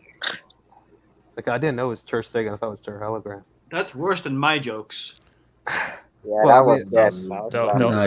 Your jokes are very bad. Can I give a little bit of advice to people on this panel? Think it through first. Like just have a mock like Just think it through before you just now spend just a unmute minute. your mic. Just spend a minute to mute your mic. Say, does this joke make sense? Is it actually No, but funny? seriously though, like how many goals have went through Ter Stegen? Like, look, my You friend, know, when you try to relax. explain it, it actually makes it Look, worse. I Your, know, your look, joke my is friend. not hitting, man. Your joke Yeah, is not look. hitting. Let's No, but I mean, let's Delta does have a point. Like, he does have a point. Abdul Mishima. it's a point to be made, man. Abdul Mishima. So, guys, are these guys doing back to back? Yes. I'm actually scared. They're doing back to back. No, they won't. No, No, they HH, won't. you- No, they can I won't. talk on They're this not doing back to quickly? back, guys. See, I just asked the question, but they're not They doing are. back to back. Yes, they are, man. King Kareem is gonna show the world why he's the GOAT striker. He's gonna fill the trophy cabinet with the one trophy he's missing, and it's the World Cup. That He's gonna be should real stop soon. him. Cream, don't worry. Cream Benzema will be good. They don't have to worry about Cream Benzema. They just have to worry about their overrated back five. Okay, That's what they need to worry about. Kimpembe, who is Pavard, who's a brick, who keeps them getting one Who pass. just said Varane, back this is tired. five? HH, What what if Mbappe does back to back, and this time player of the tournament? The streets don't want it. The streets No, don't what want it. I kind of want it. No. The streets not- don't it's- want it's not gonna Mbappe happen. going back to It's back, not and he gonna scores in the happen. final. Again, Will he surpass them? Will he surpass them? No, he's the GOAT. Abdul. He's the GOAT. He's the GOAT. Abdul, he's, catch he's me. baby GOAT. Baby GOAT. Abdul, catch me on the wrong nights. He already has. Like Abdul, if he catch me on the wrong night, he already has. But if he does so, then no, but Mercy, if he, Take that back. Take it back. Abdul, if he does back to back, I don't want to hear those dudes. Then it's Cristiano Mbappe and Lionel Mbappe. Those are their new names. But Well, HH, if France win the World Cup, where does Benzema rank amongst like player and trophy cabinet amongst the strikers of his generation? It changes a lot. See, for me, if now here's the thing though, you have to be in mind. If he wins the World Cup and he's either top scorer or he says what's up in critical moments for France, then I don't want to hear Lewandowski or the cannibal's name. Lewandowski. I don't want to I hear the name. think Deschamps will be the reason they don't win. He's No, loyalty no, to some of the no, players. man, to reach Cristiano level. See, if he here's does the thing. that. The reason why they're not going to win, nobody's going to beat them. They're just going to beat themselves. What about Conte? What about what if he goes back to back? Or what are the narratives about him? No, but Rick, I'm saying right now why they're not going to win it. Yeah, but France if they do are win gonna it, self-destruct. No, but you're saying if they do win it, that's done. That's Would done you because they rather got the Chelsea 8 go first. back to back or France go back to back? Nigeria. Wait, Abdul, what kind of question is that? No, because I know you're a narratives merchant, bro. He has no ties. He has no ties to France. I plead the sixth. I plead the sixth. No, look, man. I mean, what was it called? Rob, France, back-to-back chances. Robert. I think they have high chances they could get very far. Definitely the semi-final or final at least, because they have the talent, but they have to perform like it because a lot of players were offered at the Euros. But what do you think is going to count against them not going back-to-back? Do you think a team can beat them? Or do you think that the way they go out is like against Switzerland, they beat themselves? Well, I think mostly themselves if they don't perform like they did at the Euros against Switzerland, for example. Also, no, what are you saying, man? France, man. What are the chances that these guys go back to? Because the last team to go back-to-back World Cup was Brazil, and that was 58-62. It's a long time ago, bro. I really, really want Benzema to win this World Cup because, like, that would there would bro. seriously, It there would would be a change everything. serious conversation about this whole generation. Like, Yeah. if he wins a World Cup, that will be like, oh, like it's just that I don't want to talk too much, but like that it changes a lot. It should changes he a have lot, been maybe the main guy and Cristiano as the secondary? Like, it even brings that argument. Nah, Hey, man, let's I not mean- even go there. Let's not go there. Right, Let's not go there. Let's not go there. Let's not go there. Cristiano. Let's not go there.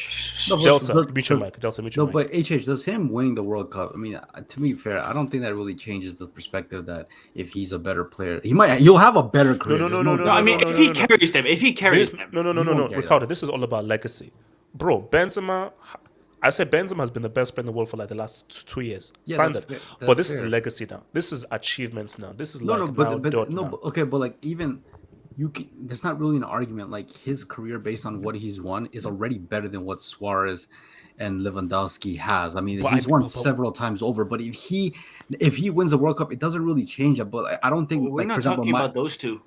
No, but I'm but here's the thing, guys. Here's the thing, though. He doesn't have to win it.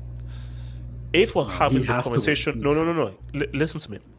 If we're having the Lewandowski, Cannibal Suarez conversation, why do people put Cannibal Suarez over Lewandowski? Cannibal Suarez has performed at a World Cup. He has performed, Copa America, but he has performed at a World Cup. Like if Benzema is amazing and does amazing things and is one of the best players at that World Cup, and France maybe like make the semis, that is good enough for the Cannibal Suarez Lewandowski conversation. Like maybe to not enter? the huge legacy conversation, but for the What World Cup did Suarez ball in? No. That's that against 2014 World Cup, man. If he didn't play Chiellini, against England, bro, he's that's gonna hardly true. rip them open. He was like a top 3 player in 2014. I'm not. So what I'm saying, Osasuna. I mean, but at the same time, I really don't want to see the rest of this French squad with another World Cup. If Pavard gets 2 World Cups, man, I swear to God, there's no point of the World Cup anymore. Like this, then we'll get a situation of what's that guy? That Fugazi Real Madrid right back, Arbeloa. Bro, what about Hugo Lloris, man?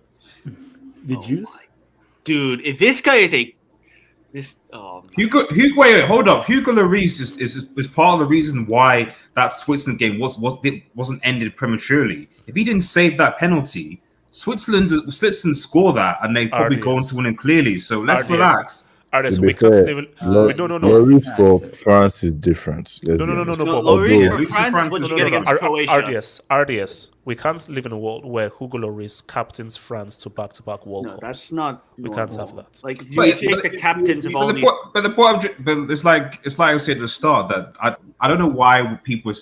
I appreciate the careers of Mbappe and Benzema right now, but like I said at the start, like we're in a stage right now with football where having a good back five, a good defense, is important to win a tournament. And that's my problem with it as well. I think last time they won the World Cup because everyone else was so trash. You look at that 2018 World Cup, sure, it had a lot of goals, but that's because everyone was trash. That World Cup had a serious lack of quality in it. It was so bad, man. Like, remember when Spain sacked their manager? Look at Croatia. Hold on. What at a time? Osasuna.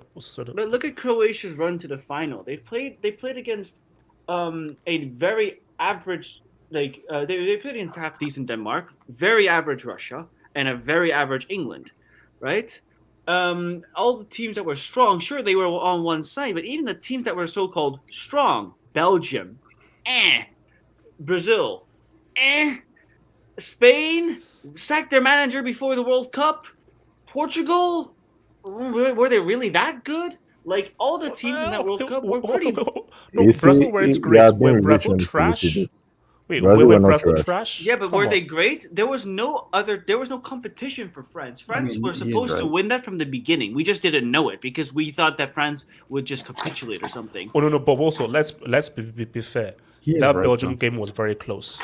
Because Belgium probably was the best competition. And if De Bruyne had decided to show up, they probably beat France. Don't do that. I mean, bro, wait, hold on. What do you mean don't do that? Guys, I'm going to say that for the rest of time. If De Bruyne... Hazard was by himself. That was a one-man army. If De Bruyne had showed up, that bomb-ass De Bruyne. That game was genuinely... You saw just Hazard running through the France defense and just nobody else. It was by himself. It was actually quite strange to watch. That is the one game where I actually will say Hazard, like... I will defend him in that, but France players were falling over them themselves trying to get the ball. But he took Pavard apart. Pavard didn't know what he was doing. But what does it matter when Lukaku and De Bruyne are Lukaku and De Bruyne, right? But Hazard also, he is also doesn't Aubameyang have more goals than him in the Liga?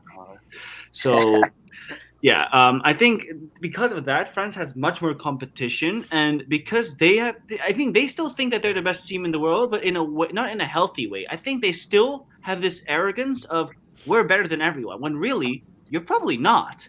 Who says that you're better than this Brazil and Argentina team? It's close, very close. You might be just a bit better, but it's nowhere near like. And if you look at all those games, they struggled against a very average Argentina. They struggled against That is what's true. it called? Like Belgium's golden generation, huh?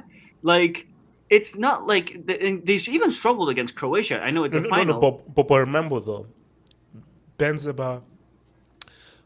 This will admit, France won the World Cup by virtue of just having more talent. Yeah, they didn't miss it. They didn't win it the way that, let's say, Germany won it, or the way that like Brazil won it in 2002 or so forth. But my thing though is they are much better now, which is the weird thing. It's funny. They're much better now, but they may not perform as well because I think it's all about timing. Mm-hmm. Because again, as you say, at that time, 2018, Germany didn't make it through the groups. Italy weren't even at the World Cup. Spain was in it, so obviously, two of the legacy teams, Germany, Italy went to the World Cup. Germany didn't even make it through the groups. Okay, you had Brazil there, but Brazil did have an out-and-out amazing striker. Was it? Spain was a mess. Yeah, Spain was. You look at that quarterfinals. Like, look at the teams in that quarterfinals: Sweden, England, Russia, Croatia. What are all these teams? England. What are these teams in the quarterfinal? Like, what are these teams doing in the quarterfinal? So that's the thing. And I think this World Cup will have a much more serious World Cup where teams that actually have better quality because of their better back lines and overall just better teams make it through. And I think Benzema is a big factor. I just don't know if Benzema and Mbappe is so scary, and they can break any defense. This for me, this is my favorite partnership already. Like, because you can tell that Algerian link is real. I told you, when you're from the same place culturally as someone, it spills onto the football field as well. And I do believe that Algerian connection really helps them in just knowing what each other is going to do on the pitch. So because again, we don't know like fitness, injuries and so forth, but if they're both fit going into November, man, this it could be the reason France can win the World Cup. It's going to rely on how well these two guys do. Yeah, it's going to be those two. And if those two can destroy anyone, it's just more of a thing of, can those two consistently show up over 7 games, or at least in the 4 games in the knockouts where it's important, it's going to be the big one. Because last time in the Euros, they fell at the first hurdle. Like, even when Mbappe was actually flopping that game. Like, and that's the thing. Who knows if Mbappe is going to put in a performance like that? I'm pretty sure Benzema is going to be consistent throughout the World Cup. I think that's just the kind of player he's become. Pogba is also Pogba, of course. Pogba is also like, this guy needs to like find something in his brain which turns off the on-off. It's literally an off, on. And he's normally very on for France. For France, he's normally very on. We're putting too much emphasis on the attackers. Like, why isn't anyone talking about their back five? Like, their back five, their defense are garbage. Yeah, I want to talk about that once it is complete. And we might even have a case for, again, of like, maybe not for this World Cup, but maybe like this League on tax as well that we have for the Serie tax. It may start rubbing off with the back line. Like, because this back line is full of mostly, it has Kimpembe as probably its best defender. And that guy can't. After what happened between Real Madrid and PSG, Kimpembe cannot start.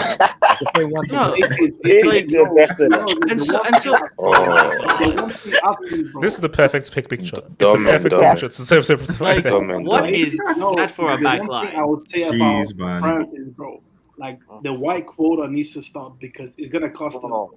Yeah, because Griezmann. Let's be honest, this isn't 2016 Griezmann anymore. He's declined, and he's gonna start him. You just know it. He's gonna start every game. And but wait, would you start over Griezmann though? But wait, let me finish. And then they have also Pavard. Bro, Jules Koundé can play right back. What about Longley? Guys, what about Upamecano? Longley, bro. I think LeBron. What about Umtiti? Because he doesn't. Wait, can I say something? But Umtiti sacrificed his knees for that World Cup. Yeah, just can I go? No. Okay, Okay. I'll come to you, Carlo, then I'll to Barrett. But AJ, let me just finish my point like quickly. Okay. Because even Lloris, bro, I think Mike Mignon is better, far better. Far better. Does Rabiot start? Nah. Or is he on the bench? And Lloris will still start. He will still start, even Rabiot still plays as well. Yeah, Rabiot. But for Lloris, bro, like we can all agree he does well for France, but his club form doesn't justify him starting.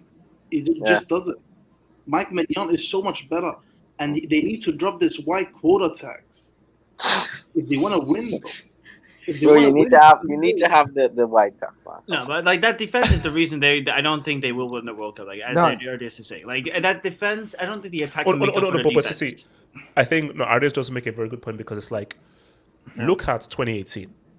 But that's the key to that was Varane and Umtiti. Yeah, and Varane and Umtiti had an amazing World Cup. Matuidi as well, in the midfield. And Matuidi. So, bro, I told you, the second best player in that game, apart from Hazard, in that semi-final was Varane. Varane was amazing in that game. So for me, Varane, as we see for United, he's a bit on the decline. Well, to be fair, he also does play with Maguire. And Maguire does just make you look bad. The problem with Varane is that Varane doesn't have. I mean, I still remember that in the Euros when they played.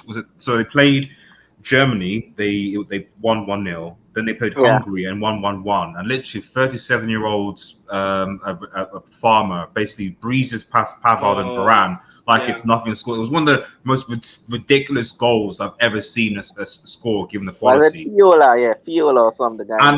And the irony is that, like, if you actually look at until they got knocked out by Switzerland, they conceded more goals after every game. Conceded a goal against Hungary, conceded 2 goals against Portugal, conceded 3 goals against Switzerland. So their defense got worse as the tournament went on.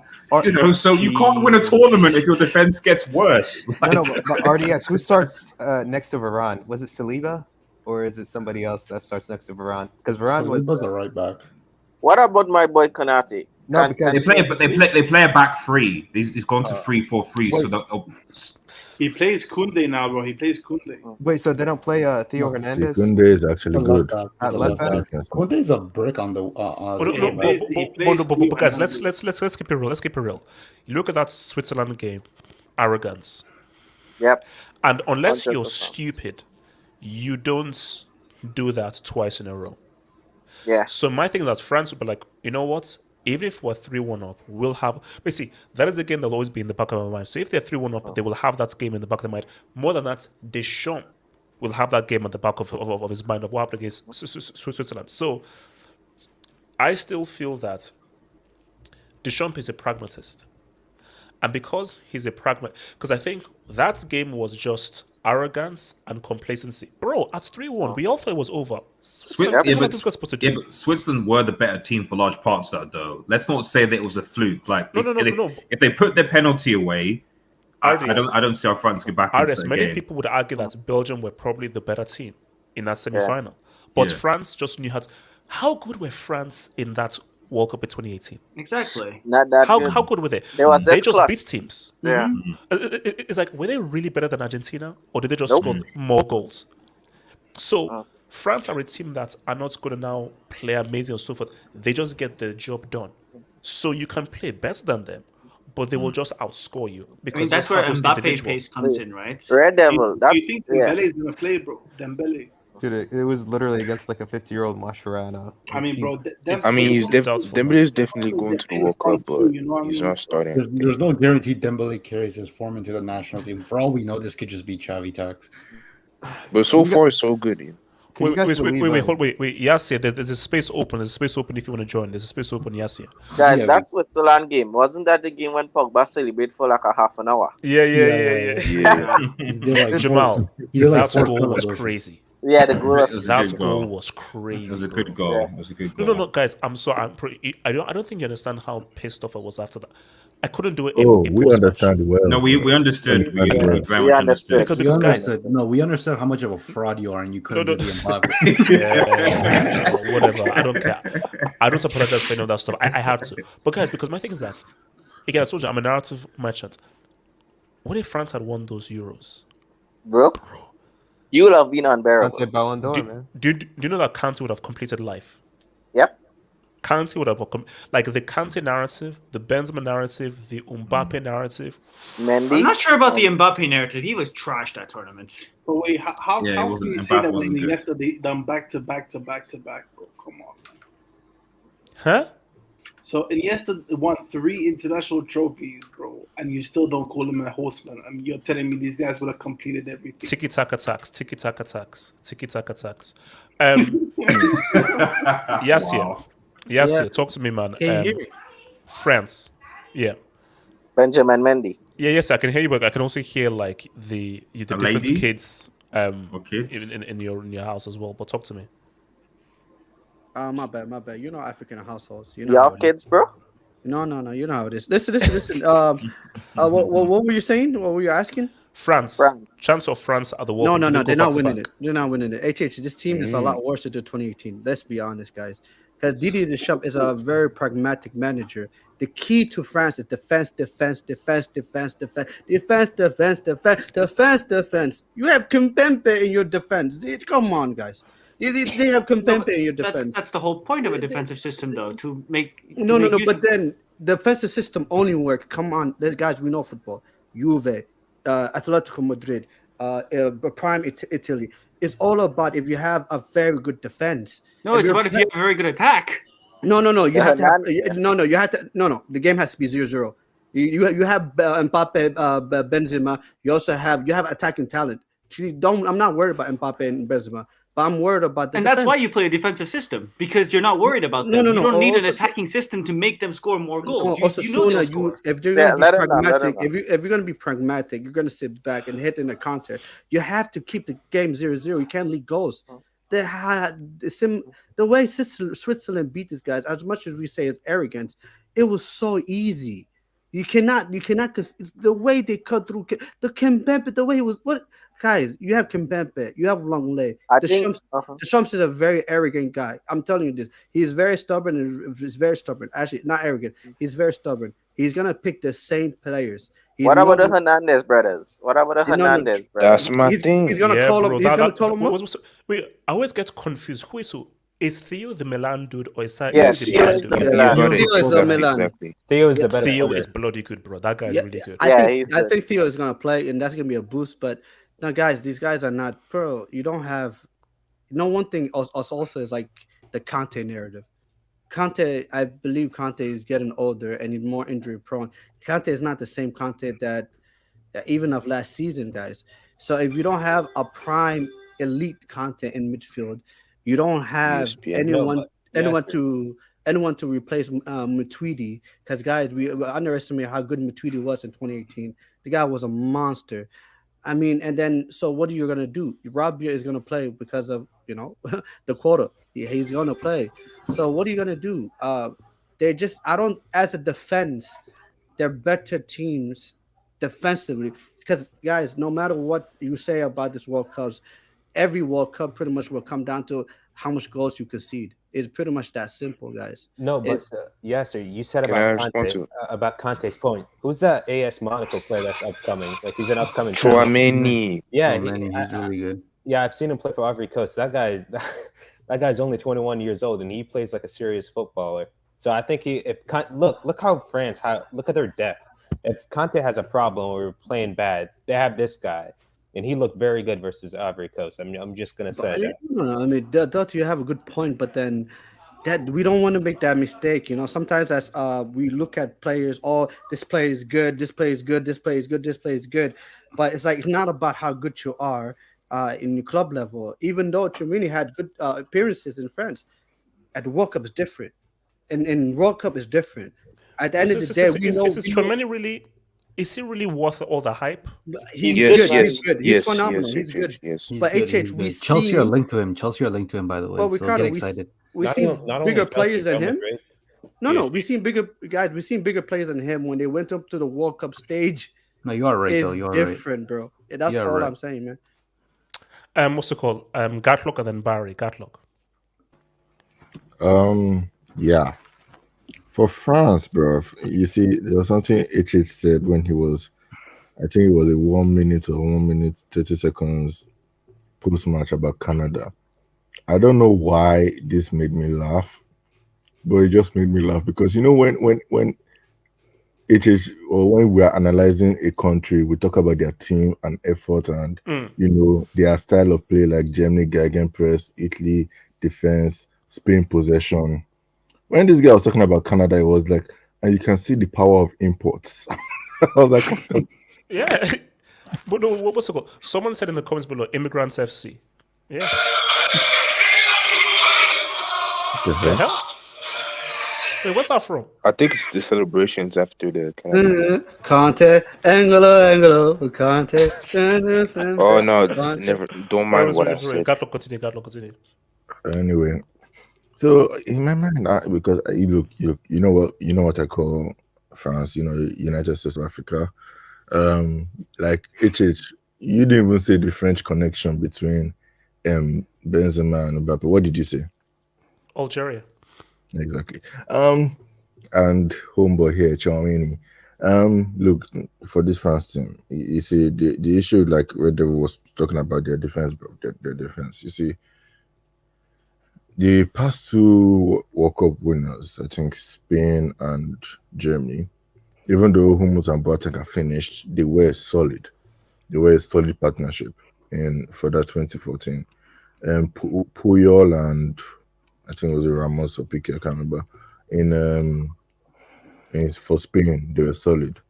They didn't concede. They were just winning 1-0. France as well in that World Cup. I know I don't know why. And they were not the best team, but they were very solid defensively, man. They were solid defensively, and that's what ultimately won them that World Cup, man. The thing about this France team right now is, even though it's kind of funny, I don't understand how you move to a back three and become worse defensively. I don't that is still not calculating in my head. Like, these guys went to a back three and they're worse defensively. I don't get it, because if it ain't broke, don't fix it, bro. Yeah. Back four works for you, keep it. Yeah, because you see, here's the funny thing. For what's his name? For Deschamps, I feel he's going to be trusting many of the players that got him here in the first place. Many of those players are old. Griezmann is 31. Well, Benzema is 34. Giroud is 35. Pogba will be. I think he probably will be. How old is Pogba? Pogba is 29 now, so he probably will be 29. He's 29. Kante is past 30. I don't know how old Pavard is. The defense of Varane is 28. I think he'll be 29 by that time. Varane, there's no Umtiti in this World Cup, and that's a problem. That's a problem, because Varane and Umtiti worked well together. Umtiti was a mess helping Varane. Here's the thing. Now, beside Varane, it's going to be Kimpembe. He's going to be having the same problems that Marquinhos has. Then you have Lucas Hernandez, who plays for Bayern Munich, who no disrespect, can't defend for shit. Who else do they have? Now, Kotzuma might not feature because of Mr. Cat, and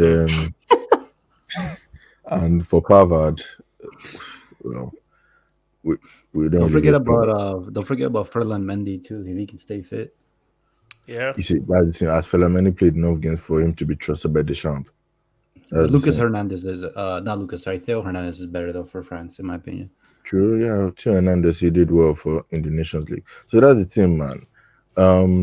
For this team, I think it's just that defense. I don't know what he will play, and I think what's his name? Deschamps' system of him trusting the player, because I remember I think Drew said he's very loyal to the guys that got him here. So I think he's going to be stubborn. If he's not stubborn and he plays, like, let's say Deschamps is ruthless and he plays guys like Nkunku, Tchouameni. If anybody screws up, he just plays Tchouameni, Nkunku, Coman, because these guys have the squad. I don't know why people keep saying Portugal has the best squad. I'm sorry, France is more proven to me. France is more proven to me. Portugal is back and forth. I say no. The best squads are France and Portugal. They can back and forth. But those Portugal are the best is so overrated. Easy. Fernando Santos text. Fernando Santos. Exactly. They're overrated. Let me come to your boy Barry. All right, so since I can speak French, I can process a little bit more information on French team. But the thing is that when we look at the Switzerland game, Barry, you speak French? Yes, you yes, mute your I mic. can, sir. Yes, you mute your mic. Okay, Yes, you then mute your you mic. should have taught us Yes, you before. mute your mic. Yes, you mute your mic. Gary, continue. Yeah, so like the Switzerland game, like the thing is that the Hernandez brothers, they were missed a lot. And I think God luck, I don't think that what you said about Lucas Hernandez does make sense, because if you look at the second leg against PSG, he almost pocketed Neymar. Neymar had a great performance, but he literally did a great job. And he's probably Bayern's best defender right now. So like I don't really like your logic about Lucas Hernandez. Yeah, but the thing is that obviously the back three it's a problem because I prefer them to play on the back four because you can put Lucas on the left side and you can put Theo on the right one and you can have the pair of Kunde and Varane, and Tramini. I think he's a great addition because we know that Pogba he's not gonna put more efforts defensively than offensively. So you have Kante and Tramini to cover Pogba's defensive mistakes and everything, and you can have Pogba to do everything he wants offensively. You have the pair of Benzema and Mbappe, yeah, who is lethal because you have a combination of Benzema's playmaking and Mbappe's finishing and pace. So balance wise, they are great because I think that if Deschamps if he doesn't make the wrong choices, I think he has pretty much a great balanced team because everybody has everybody's back, and some of the players' weaknesses, some of the other players can back them up in what they are good and bad at. So I really don't think that they're gonna win it though because it's like Real Madrid when they went back to back. It's like I have it's too hard to imagine it until you have seen it in your own eyes. But yeah, I do think that they're gonna have a great tournament, but I don't think that they are the ones who are gonna win it. Um, any other thoughts before we go to the main course? Yeah, a question for you, HH. Who do you think is going to win the World Cup?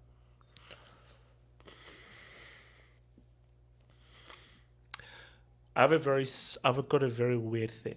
I've got a weird feeling because it's weird how the world rhymes. I really have a very weird feeling that Argentina and Portugal might meet in the final. Yo. No, wait, Wow. let me answer. This brick was already started. The Delta, I'm gonna be real with you. I really believe, and it's a very sick feeling, because you know how much these guys mean to me and so forth, But I really believe that it's gonna be either Argentina and Portugal. How? Do you have a winner between the two? HH, you know I had a dream, bro. It's a strong feeling, What's bro. gonna be? It's gonna be really funny when France get knocked out the round of 16. That's just so. So Aris, you said that they're getting knocked out the round of six. No. I'm just saying based on what you just said just there, So you're saying that it leads to round of 16. Okay, That's you know, what it no, said. Red Devil and That's what HH. it said. Do you guys know that since Ronaldo has been at Real Madrid and Messi has been at Barcelona, I don't think we ever had a El Clasico Champions League final, ever. No, that was really close for 14-15 season. So, HH like the last hurrah. The last hurrah. No, but again, it depends on whether they get kept apart and drawn and everything. Wait, but HH. Yeah. You remember this? Oh, you know what? Life makes me sick. Life makes me sick. So Benzema did. Oh, God, fucking hell. Oh! What the? Come on.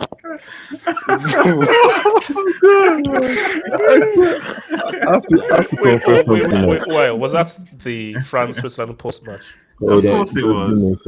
Of course I have to confess something. I've watched this shit. Like I can't tell you how many times I've watched this. Wait. What was that video? What was that It was video? it was France Switzerland, man. That's when you broke down, man. You broke down, man. You broke down.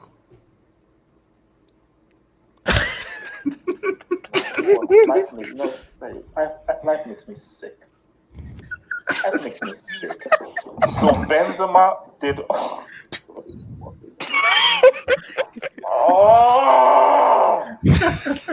oh, did it happen?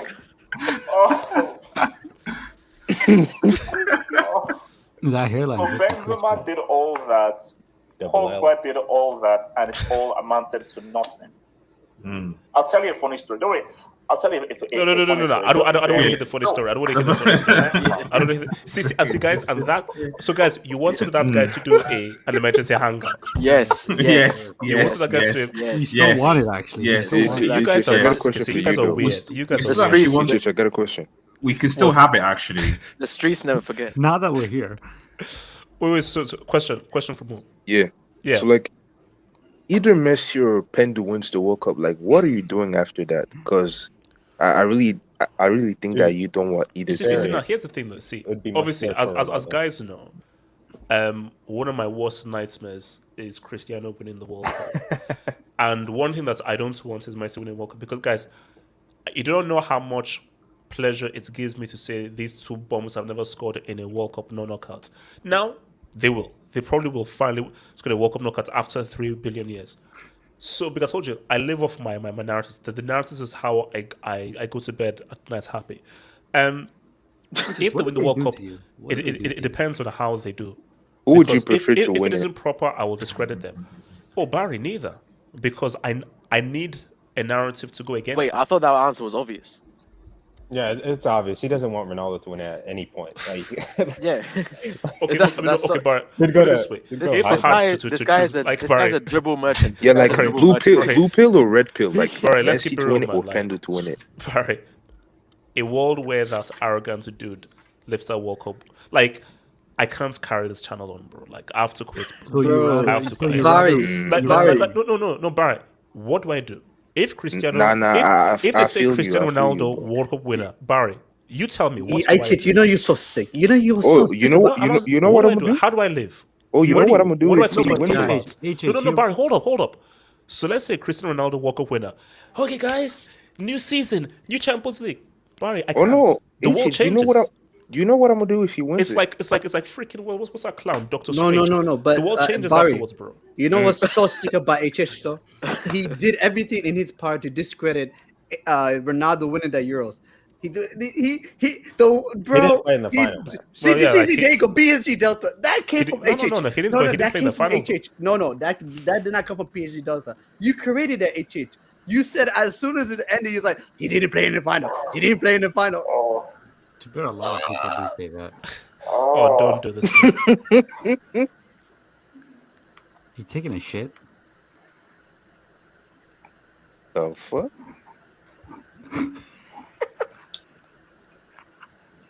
Oh, bro, are you being possessed, bro? He's witnessing history. Man, this Twitch stream is No, bro.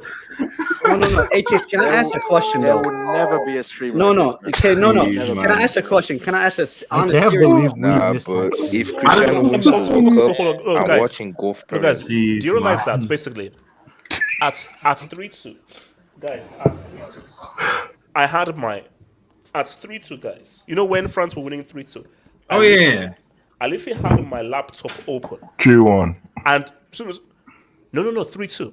My man was ready for the thumbnail. He was writing the title. 2 goals came in. No. But when it was 3-2, I was making the thumbnail for the post-match of France winning. And then when the third goal went in, I was like, "Excuse me," and that's how I then jumped onto that whole Twitch stream. Okay, That's how sure I was, man. Okay, I have a question. Thomas Kimpembe. Which one was you felt worse?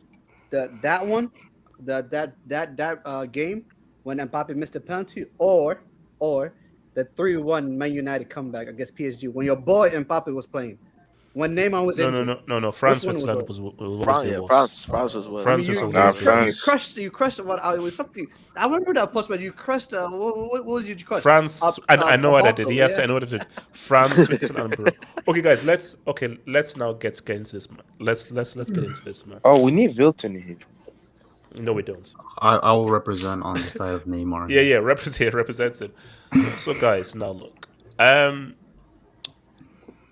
This was actually a tweet that someone put out. And the tweet was, who has a better legacy, Neymar or Bale? Oh boy. And people would say, oh, no. But think about this. Who has a better legacy?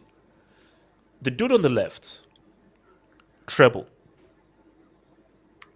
MSN, said what's up at the 2014 World Cup before he got speared by Zuniga. And that's about it.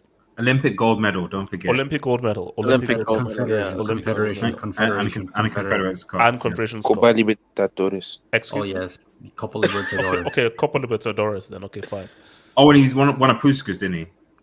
Did he win a Yes, Puskas? sir. Oh, yes. Won a For Puskas. Santos. Salondo. How many times Salondo? Ronaldo's won that. Okay, so and then we then have hold on, and then we then have Bale. Bale. 2-time Champions League. Four times. Four times, Four man. times. Oh, Four times. He scored in 2014. He scored in 2014. No. Here's my thing: has he scored in 2 Champions League finals or 3? Two. Well, he assisted in one. Yeah, 2014 HH. Remember Di Maria to Bell? I guess Atletico Madrid. Because 2016, people say Ramos didn't touch that, didn't touch it. Yeah, but it's saying that Ramos didn't touch that. I think he did, but it was No, like he offside. did. HH, come on. He definitely did. We're not taking that away from Ramos. Come on. Okay, No, he did, but he was fine, offside. Fine. So, and he has scored one of the best goals ever we've ever seen in a UCL The final. best. Well, he scored 2 HH. He scored 2. Zidane. No, Two goals. but that goal in 2018 is goated. No. I know that Jamal will move and like his, that. Mandzukic is better. His Copa del Rey. Don't forget that. When he ran off the Don't freaking forget that. pitch. Don't forget When that. he earned that nickname, HH. Yeah. Oh, yeah. That's when Beast Beast mode Mode was Beast born. mode, yes. Beast mode, yeah. But guys, as well guys know that I'm a Dord merchant, bro. I'm a Dord merchant. And this is what I said in my tweet. You can maybe say, okay, treble for UCLs.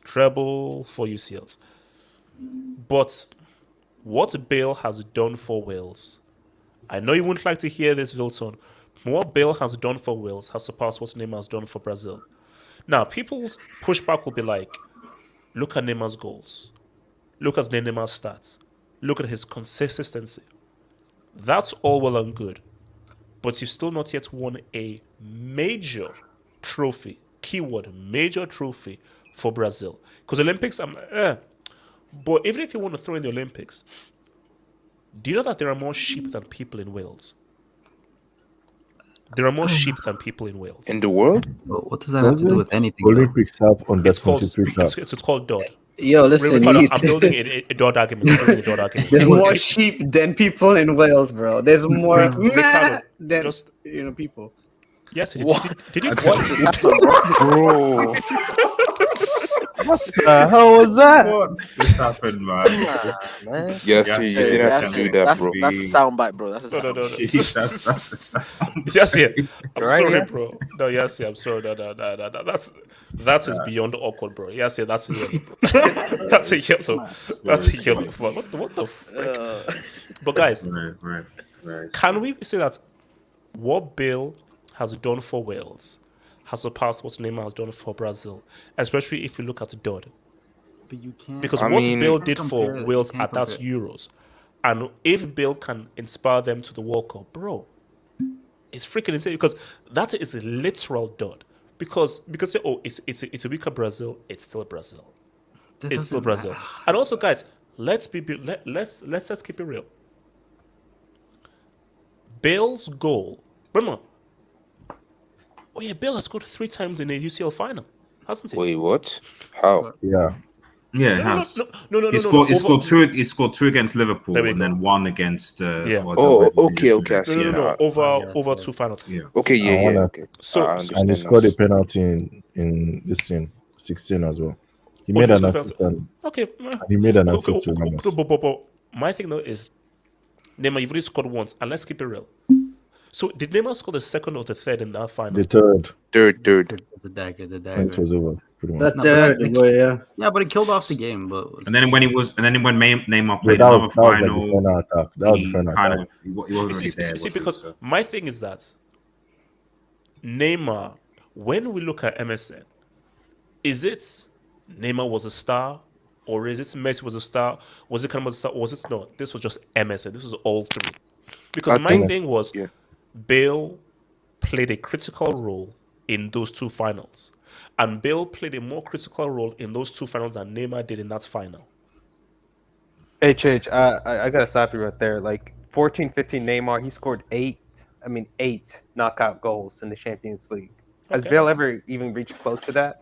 Like, I think he's the only player who ever scored in the away and home at quarterfinal, semifinal, and the final. Like, I'm pretty sure he's the only player. Yeah, I who think ever he's scored. the only one. But Yeah. you can Actually, argue he even won in those seven, games. seven, You not can eight. you can argue in those games that he wasn't even the best player on the field despite scoring those goals. So he scored them, but he wasn't the best player on the field. Well, I mean, Messi.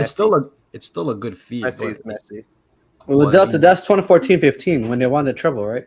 Yeah, that was it. When they won So the He scored basically, seven, actually, not eight. because But in it's so about basically Neymar and MSN, Bale right? in anyway. that The, 20, the argument is more anyway because Bale's international career is by far better than Neymar's. It's not even a comparison. Whoa. Yeah, no, You no, can't- because, you- But you cannot you cannot here's the thing.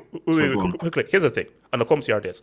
My thing here is this: is that what is Neymar's legacy? And when you really think about that question, that's when things get very tricky. Because just pause for a moment. When someone asks you, what is Neymar's legacy? Is his legacy really MSN, or his legacy prima donna, PSG thing, Netflix tax, Rafaela tax, and so forth?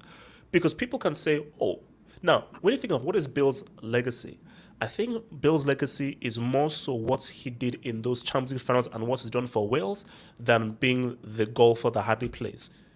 So I think that Bill's legacy is much stronger due to Wales and what he did in those finals than because when you look at Neymar, 'cause here's the thing: when we say MSN, we don't say, "Oh, Neymar had that amazing season for Barca." No one ever says that. People say MSN.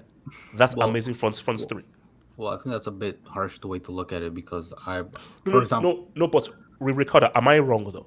But I think you're overlooking a lot Do of. people say that Neymar was the star of that season, or did they say it was MSN? No, it was definitely MSN, but you're only judging his entire career just based on what he's done with two players that were better than him. But that's the point, Ricardo. Though isn't that the whole point? And Not necessarily, because you can say that you can argue the whole point that Bale was never the best team in any Champions League team he's played, nor that, but he also didn't ever really live up to his potential.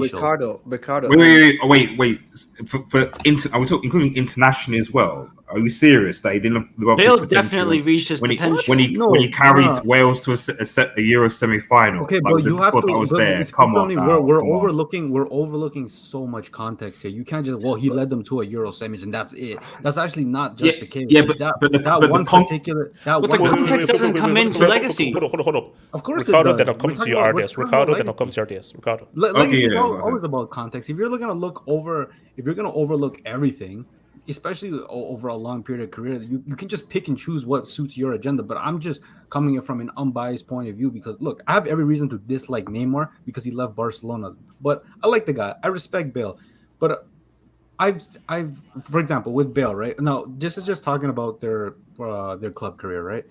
Bale, he at the end of the day, Real Madrid can say the money they spent on Bale was worth it because they have 4 Champions Leagues out of it.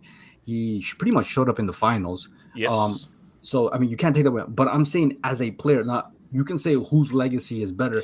It depends on that's what we're saying. We're saying legacy, not it depends on how you see the legacy. Because I'm a person who can't say one player's legacy is trash because he didn't necessarily win anything. Because football, at the end of the day, is a team sport. Bale was a great player. Is a great player. But my problem with Bale, although he was a good player for what he was, I feel like he was supposed to be more in Real Madrid without. Because what do you mean? He never Let's be honest. Let's be honest. Wait, let me ask you this.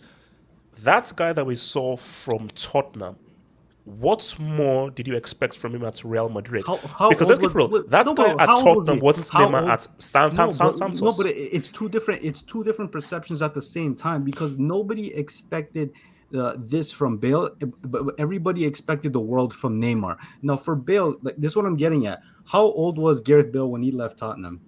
Was he like 24 or something? Yeah, around there, 23, 24. 23. You're gonna tell me at 23 that was peak Bale? Because I would argue that the prime of a player comes from like 27, 28, maybe 29. No, Ricardo. Can I speak on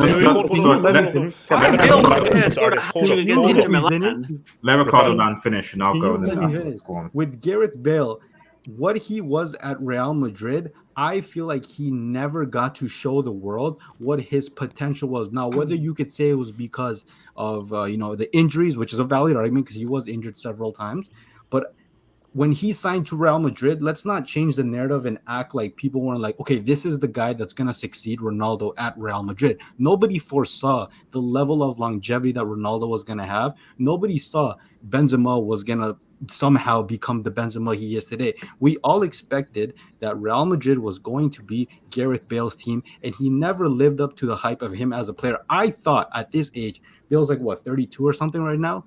I thought he would either be amongst maybe the best player in the world or amongst the best players in the world. But Ricardo, Let me go to RDS. Can I finish? Let Ricardo finish his point. I think I finished, bro. No, but my point is that everything is being looked at in revision when you could argue that Gareth Bale's club career has never really fulfilled outside of trophies. With Neymar, you can say the same thing. He tried to take the risk at PSG, didn't turn out how he wanted to. Now, you're right that his legacy may string on to just being part of MSN, and there's no doubt. But he left trying to do something else, and he was close. He got to final, lost. It is what it is. However, even in their international goal, yes, what Bale did with Wales is great. There's nobody's doing that. However, one place for Wales and one place for Brazil. Now, in the context of Brazil, we cannot sit here and lie that just because you play for Brazil, the badge doesn't give you superpowers. Neymar's generational. Ricardo, you've gone underwater again. I was gonna say, yeah. Your mic has Something's gone happened. You went to space, man. You went to space. Can you hear me? Your mic went low. Sorry. No, but I'm saying just because you play for the Brazilian national team, it doesn't give you superpowers. Like this generation that Neymar's had in comparison to what Ronaldinho, what Kaká, what Rivaldo, what Ronaldo has had is nowhere compared to what Neymar had. And now there's more pressure being Brazilian. I don't doubt that. But the reality that's is, nonsense. Let him finish. Now with Wales, there's no expectation with Gareth Bale. Now I'm not saying what he has accomplished, like the Euro semi, blah blah blah, isn't good. It's very good for the standard of Wales. But at the same time, let's not, like I'm saying, context is important. That Euros 2016, we had one entire bracket that had nothing but the heavyweights and the champions, and the other bracket was literally teams that have never seen a European final outside of Portugal or have ever won it. So realistically, who would have thought Portugal would have won? Nobody thought that. Croatia wasn't as good. I believe Poland was in the mix. Wales was actually a decent team. Let's not act like these guys were shit. They weren't shit. They weren't a great team, but they were decent. So any team that made it off that side was gonna face. We're potentially gonna win the first European final. You can look at the bracket. You can look at that. You can look shout at out that to bracket. Ramsey. That bracket was horrible. One side of the bracket literally had nobody. It's really who you pick and choose. But I'm just gonna say Neymar edges it because at the end of the day, we remember these guys for the football they played. And to me, Neymar has done. Let Ricardo finish. Yeah, go on. Okay, so, RDS. Yeah, so I also respect different opinions. I personally have to disagree. I don't really know whether this is something that was when I was watching Bale from Spurs. I don't really know where the perception. I mean, I'm not Montar, so maybe Montar and Bilton might know because I'm not a Madrid fan. But I don't really know whether the perception was that as soon as Gareth Bale was signed for Madrid, that it was now going to be a Madrid's Gareth Bale team. I know Florentino Perez loved Gareth Bale, but I certainly didn't get perception from Real Madrid fans or the Spanish press that have a tendency to criticize, especially more so non-Spanish players. This was a player that came through. Let me finish. This was a player that came through, especially because the precedent for English players going to the Liga before Bale was these guys are going to flop. These guys are garbage. These guys are. Is he going to live up to some sort of standard? Not. Oh yeah, this isn't a British player. Sorry, coming in is going to ball. It's going to destroy the league and stuff like that. I don't get that from what I saw from the British press and certainly from the Spanish press, like whatsoever. Now, when he did come to Real Madrid, when he did start to play, when he did start to click with Benzema and Ronaldo, bearing in mind obviously Ronaldo being who he is. Naturally, we're seeing the fact that when Ronaldo obviously left, you saw more Benzema, etc. And as mentioned, Gareth Bale did have injuries. Gareth Bale, in his latter years, you can say he's fallen out of love with the game, as has Neymar, might I add, at a similar age. But holistically, we can't underestimate for me, when we're talking about, okay, maybe it's the perception thing, maybe certain fans prefer like it being easy on the eye. I personally like what players do in big moments, how they perform when their team actually needs them. If you pass 50 times and looks good, that's great, that's fine, it's good to watch. But I also think for me personally, when you're 2-1 down and you need a goal to win a game and you deliver, that's why, because that shows a specific characteristic that I find desirable in a football, and that's ultimately what you need to do to achieve to win.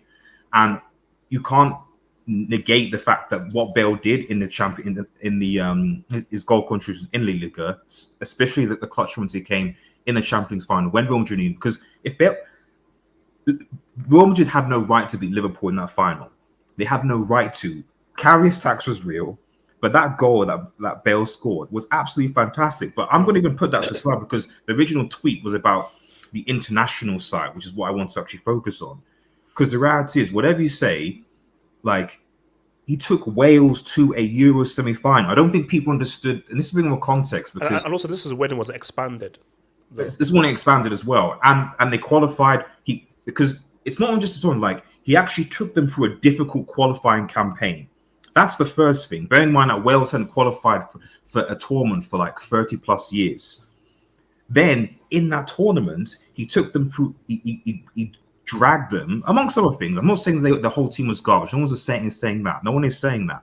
But at the end of the day, when you're getting through a much favoured Belgian side, who are one of the favourites to win, who had Eden Hazard, Lukaku, and so on, and you're seeing through them, and now you're on the precipice of potentially making Wales qualify for their first World Cup in possibly 30, 40 years, you can't ignore that. And the reality is that for all we're talking about Neymar's international performance of Brazil, or which team has had it, of course, at the end of the day, if I recall, when Brazil won their recent Copa, was Neymar part of that squad? No. Was he? No, he wasn't. So they've had multiple Copas. He's been there. They've not won. I'm not saying he's been absolutely garbage in those Copas, but we've got recent evidence that Brazil don't need this guy to win a major trophy. It's like if anything, that's it. Brazil won a major trophy without this guy. There is no way Wales get to where they are without Gareth Bale. It's not even a contest. So based on that alone, clearly Bale's had the better like, international at least. Come on. No, I mean, Ricardo, you have to admit that that's a dagger of a point by RDS. But you're also no, because of the standard you judge them on, because one plays for Brazil and one plays for Wales. I used the Copa example. No, but Ricardo, listen to his points. His point was that Brazil won the Copa America without Neymar. Wales can't even get out of bed without Bale. Yeah, that's fine. But like my point is that you're comparing anything Gareth Bale does with Wales, just qualifying. No, don't do that, Ricardo. It is because it is. Are we gonna ignore the fact? We can't just say that. No, here's the thing though. Nope. Whenever we've had star players, we've had George Weah for Liberia. You've had Stoichkov, Bulgaria, although he did say what's up in the 94. The main sense where you've had, Ibrahimovic and Sweden. Ibrahimovic didn't do what thing he did for Wales. Weah didn't do it for Liberia. So we've had times when an amazing player from like a not so good country hasn't been able to inspire the country to say Samuel what's up. Eto'o. Eto'o, you say as well. So my thing is that don't say that, oh, if you do anything. No, what he did was special. No, I'm not saying what Wales, I mean, Gareth Bale has done for Wales isn't great. It's great for the standard that you judge him on because it's a country like Wales. Come on, like, let's be honest. But even this, grabbing a player from X country, such as Brazil, grabbing a player from this country, it's like you can't. It's not even a fair comparison. Ricardo, let me ask you this: what iconic moment does Neymar have for Brazil? Iconic moments? But you're missing the fact that you're judging them on two different parameters. That's a simple question. What iconic moment does he have for Brazil? The 2013 Confederation Cup, he unseated the Spanish national team pretty much by himself. Like, what are we talking about here? He actually won a trophy. But can I speak on this, guys? I have to really go. Werner I actually have to go. performed at a Confederation Cup. Okay, let me come to Yasir. Yasir, come to the Yasir. Hey, Chich, I mean, it's I respectfully, Ricardo, you said you're going to approach this unbiasedly, but you're approaching this in a very biased manner. It is all about preference. Like, let's be honest, like, people are going to argue for Neymar. People that argue that he's a better footballer than Bale. That is not the question. We're talking about legacy. And we're talking about, and people say, oh, Neymar will be remembered for what? What is Neymar going to be remembered? That is the question. What is Neymar? No. You think about, it's all about, football is all about moments. What do you remember? It's all about moments. It's all about, why do people rave about Zidane so much? It's because he was the best player. I guess Brazil, 2006 Brazil, that had so many amazing players. He was the best player. The Panenka, till to today, people watch that Panenka over and over again. I guess Buffon. It's the moments, people. That overhead kick, absolutely phenomenal. People will remember that till the end of time, without a doubt. I'm going to tell you guys the problem with Neymar. Here's the problem with Neymar is do something. Please, for the love of God, do something. You have all the talent to work. Just do something with Brazil. Do something. If you do something, then we will shut up about it. We will never compare you to any other player in the world. That's all we ask as football fans. We all ask. He's got Neymar. Do you know what the issue is? Yes, I'll come to. But you know what the issue is with it? Here's the thing. We had a greater expectation for Neymar than we did for Bale. Without a doubt. So because we had such a great expectation, I don't think Neymar has much of a legacy. Because I know what your legacy should have been. What your legacy isn't what it should have been. So for me, I'm like, I ask myself, what's legacy? Because I know what guys were saying when we saw Santos and what guys were saying after the 2014 World Cup. For Bale, you may say that we don't expect much from him, but based on what he's done, both internationally and in the club game, we have to just say that it's truly special. So what he's done has been truly special. So when we just look at a legacy and we combine what Bale has done for Wales and Real Madrid, it is greater than what Neymar did for Barcelona and what he did for Brazil. Because let's be real, Neymar, that was a superb season that he had for Barcelona. Season, but it was an amazing season. He doesn't have a legacy for PSG. It doesn't exist. Like, the legacy for PSG is underachievement, and that's it. Apart from reaching the final, which you. But the the worst thing that, even in the whole debate, the worst thing about Neymar is you take away MSN. What are you by yourself? That's the question we're asking. Alone. When you're alone, no, hold on. Let me land. When you're alone, Bale, guys, talk about the Wales team. Come on, who remembers who was on that? Aaron Ramsey, guys. Come on, this is sacrilegious.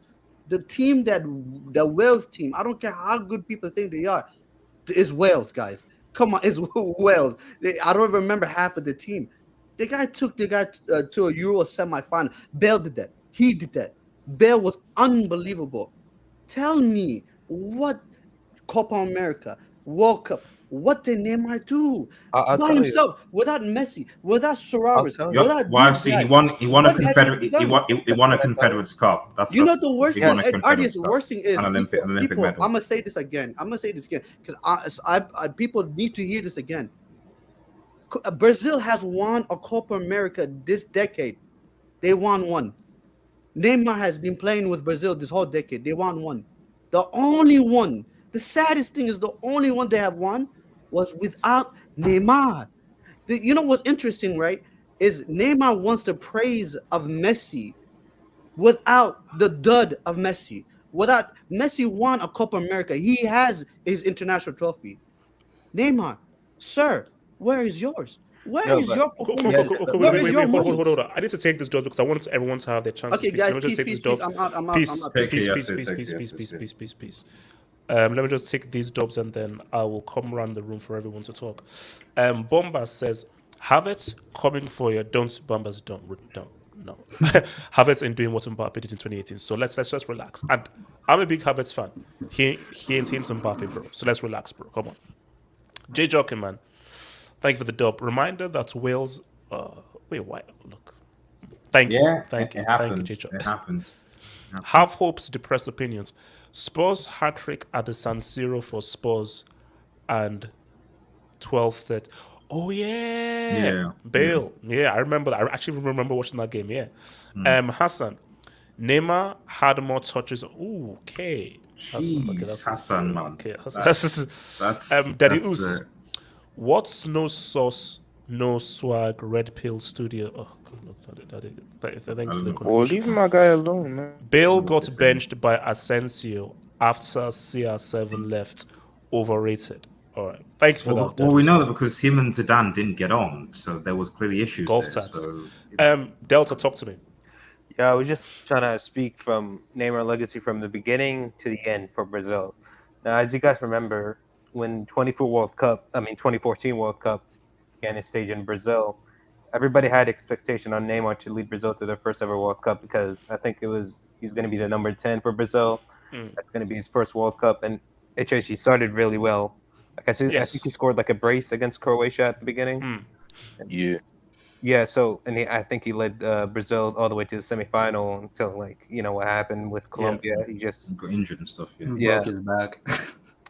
That's when Neymar decline started to come. Like that's when injuries started to hit.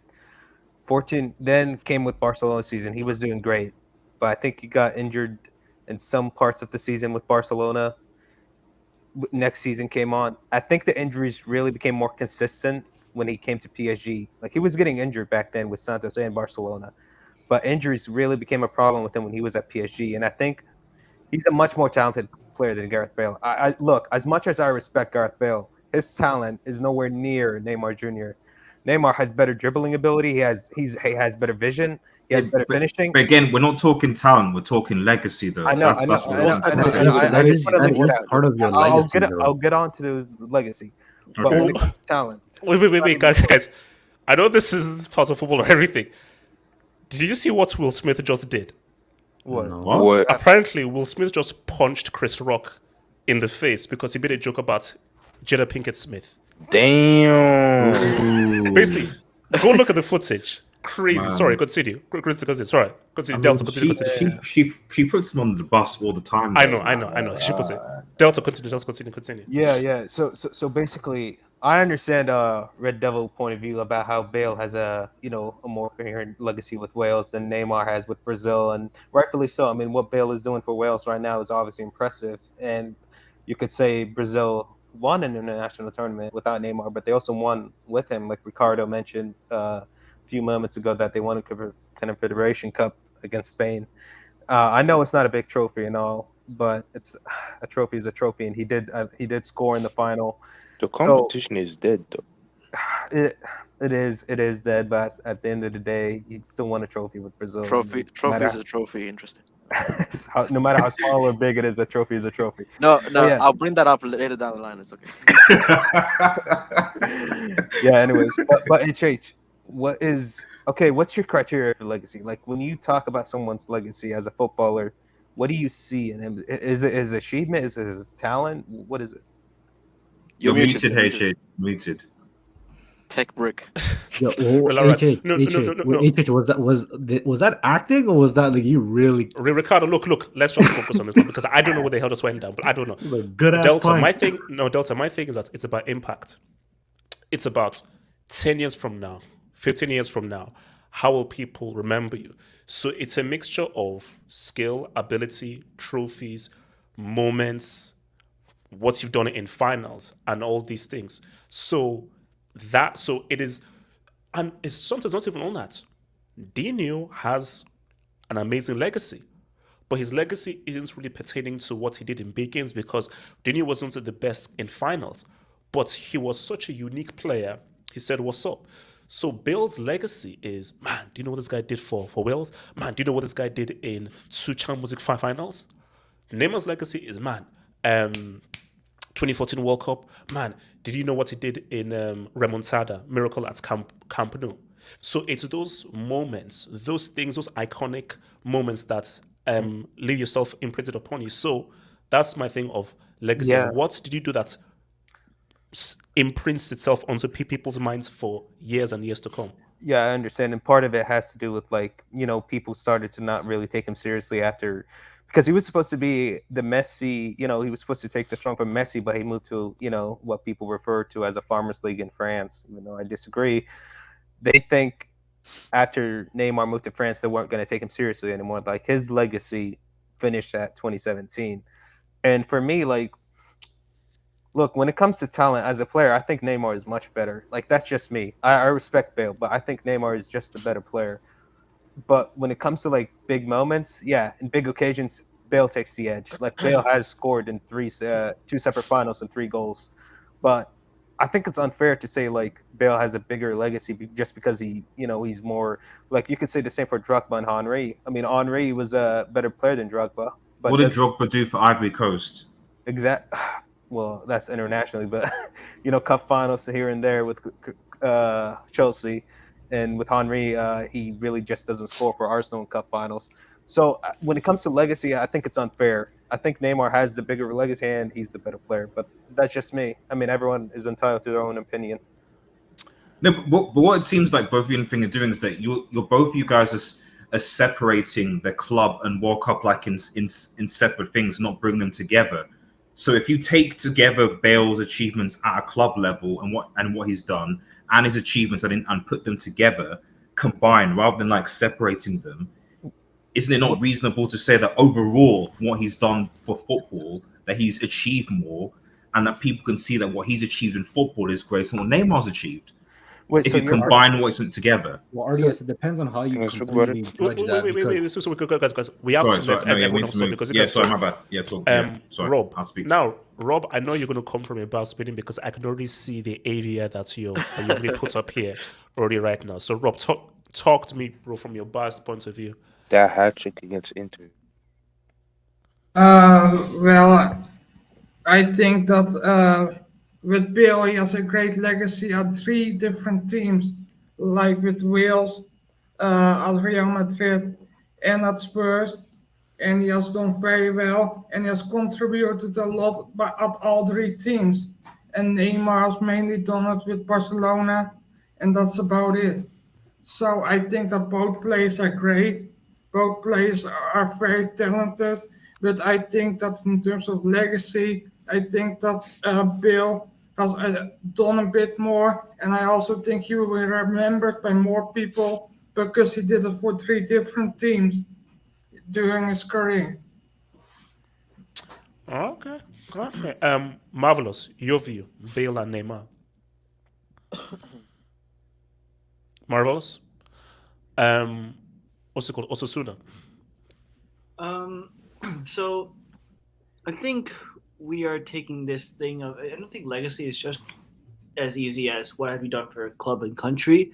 It's a lot to do with, like, if what there is certain things that make a player's legacy. Like why we remember players. Legacy is like what will people remember you in 20, 30 years, right? Like that's what legacy is. Why do we remember Pele? Because he was the first. Why do we remember Maradona? That goal in '86. And the hand of God? Why do we remember David Beckham? Even though he was a trash player, why does he have a legacy in football? Because of that free kick for that 2002 World Cup.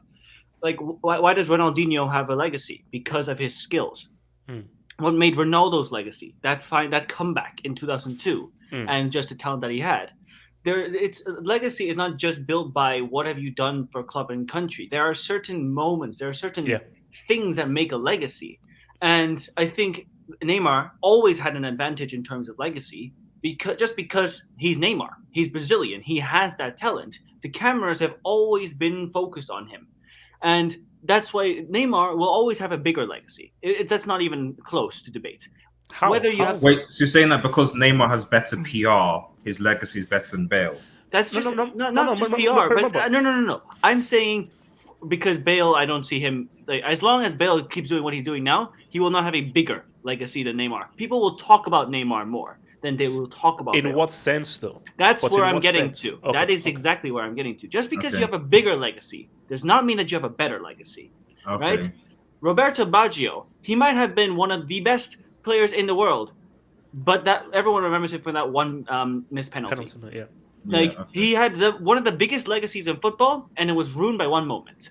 And that's where Neymar is getting dangerously to a point where he's getting his legacy. Because I still believe Neymar's legacy is just a bit better because that is, it's how it's gone, and it's not like Bale's done anything to enhance his legacy since 2018, except for occasionally performing for Wales.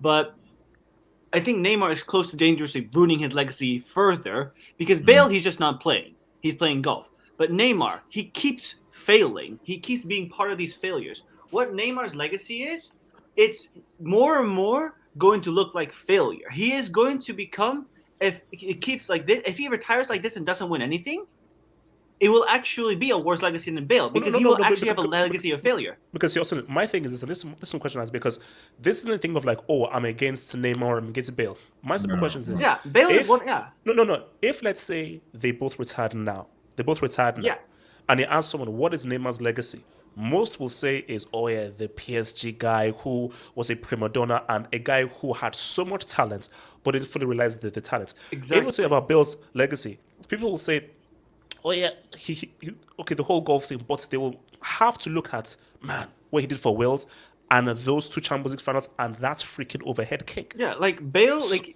he is one of my favorite players ever. Like I might not like him right now because of what he's doing for Madrid, but like he is one of my favorite players ever. Like this guy, I've seen him do things on a pitch that I don't think I've ever seen anyone else do. Not in the way that it's a talent thing, but just sudden. Like I will never forget this goal. There was a goal that he scored. It was it was a handball, but there was a goal that he scored against PSG when we lost against them 3-0. He literally volleyed the ball from just juggled the ball a couple times and volleyed the ball into the top corner out of nothing. I was like, huh?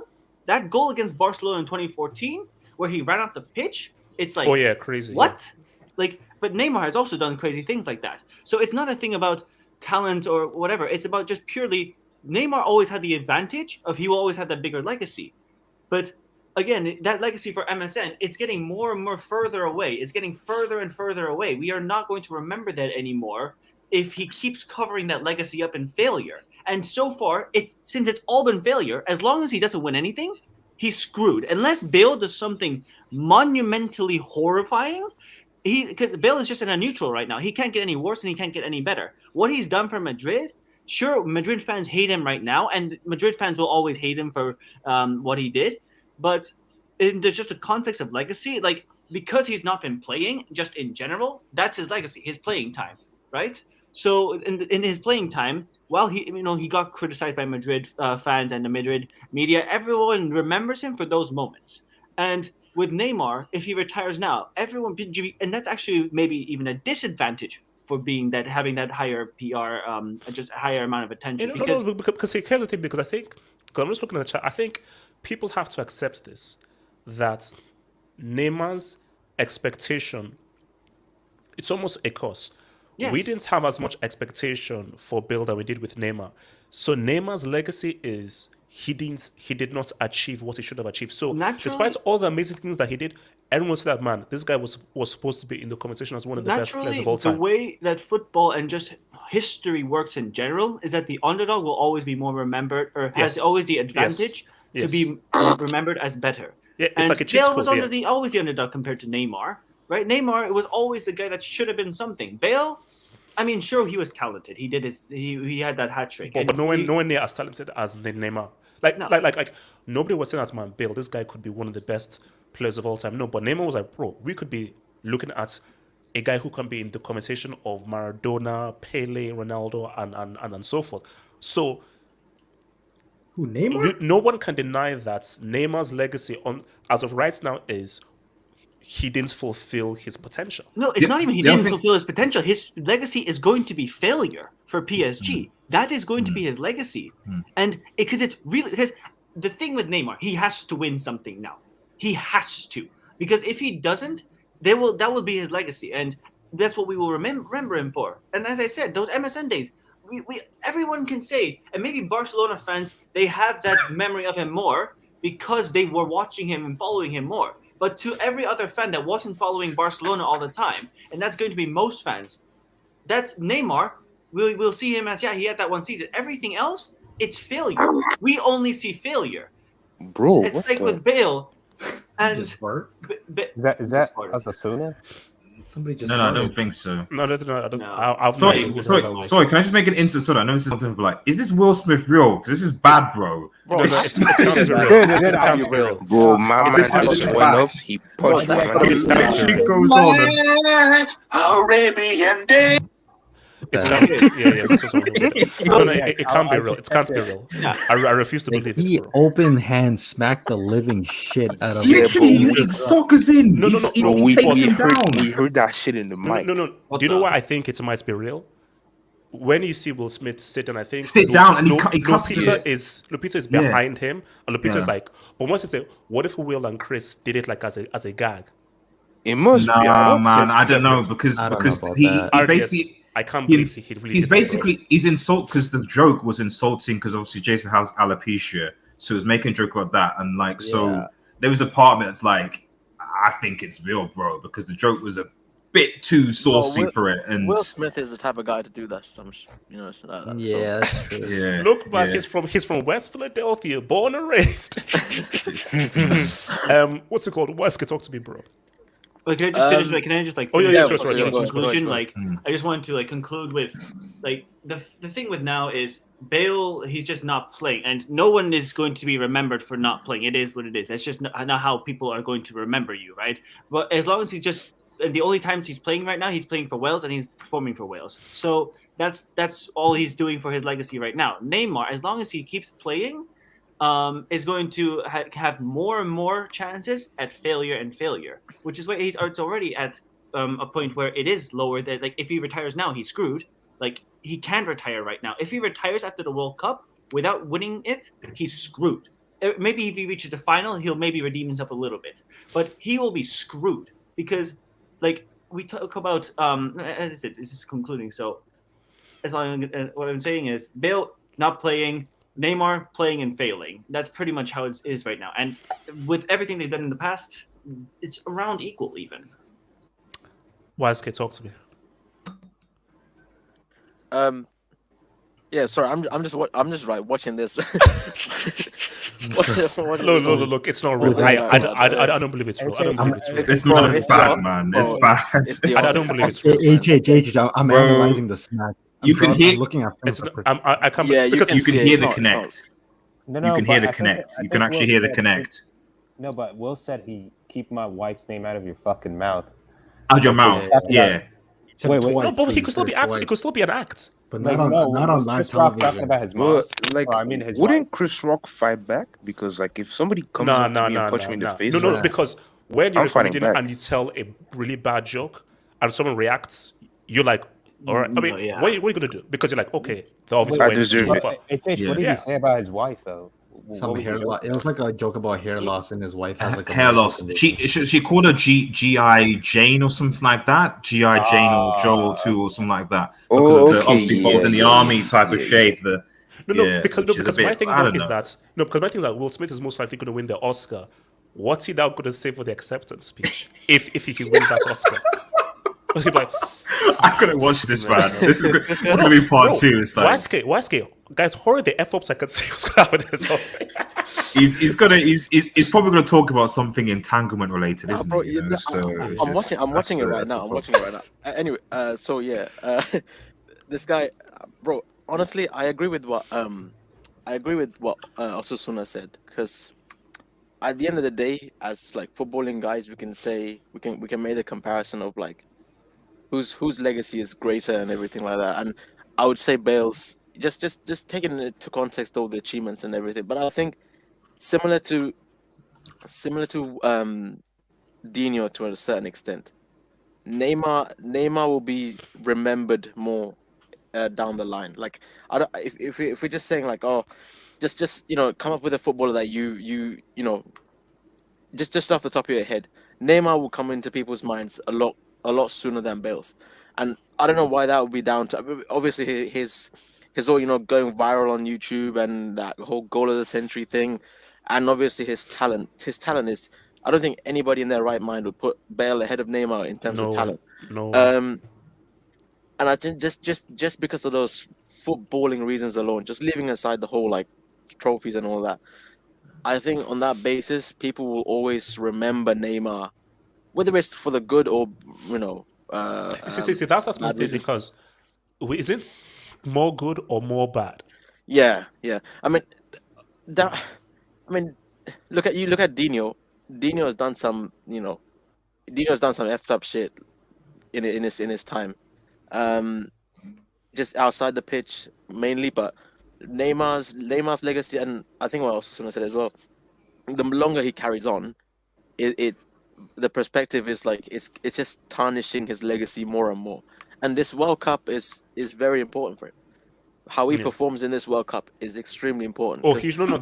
And this could be it for me. Also, this is like the legacy. I think we'll have to call this the legacy World Cup, bro. The legacy World No, Cup. but he has to win it. Not even just forget Yeah, he's gonna about win it. He's gonna win it. prefer. Just forget about playing well. He has to win it.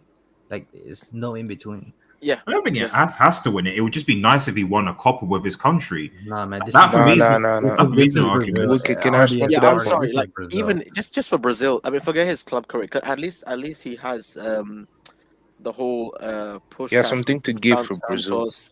The club was it Barca with the MSN thing and the treble, and if you really want to add the domestic quadruple with PSG as well, if you want to add that. But I'm sorry, I can't accept the Confederations Cup as a serious trophy for an international trophy. I mean, at that point, that we can count the Nations League for Cristiano as well, if that's the case. So, you can't take that seriously. Especially you put guys playing for Brazil. Now I get it, the quality of players is not the same. Like even the last Copa, this guy was playing with Richie Rich and a bunch of other clowns. So, but the expectation for him to at least win one, it's not just like he's just started and his whole international career, his club career has been filled with injuries. His international career has been fairly good. Obviously, the World Cup situation that was very unfortunate. The rest of the Copas, where was he? Olympics, fine. Again, I don't know how seriously you want me to take Olympics, but it's okay. I guess it's a something to add to the CV. But what Bale has done with Wales, and he might go on to do as well. That's the scary thing. Like he might even add on to it even right now. I just think from a footballing point of view, just guys who know football, I think Bale will be there. But just in the general consensus, I think Neymar is clear. Like Neymar will be remembered far more down the line than Bale.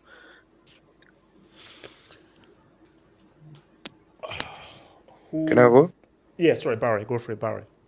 Yeah, if that makes sense, like I think that Neymar, I think life in general, I think it's more about perception, how you see, because all of us here are hardcore football fans. I could talk about football 24/7, yeah.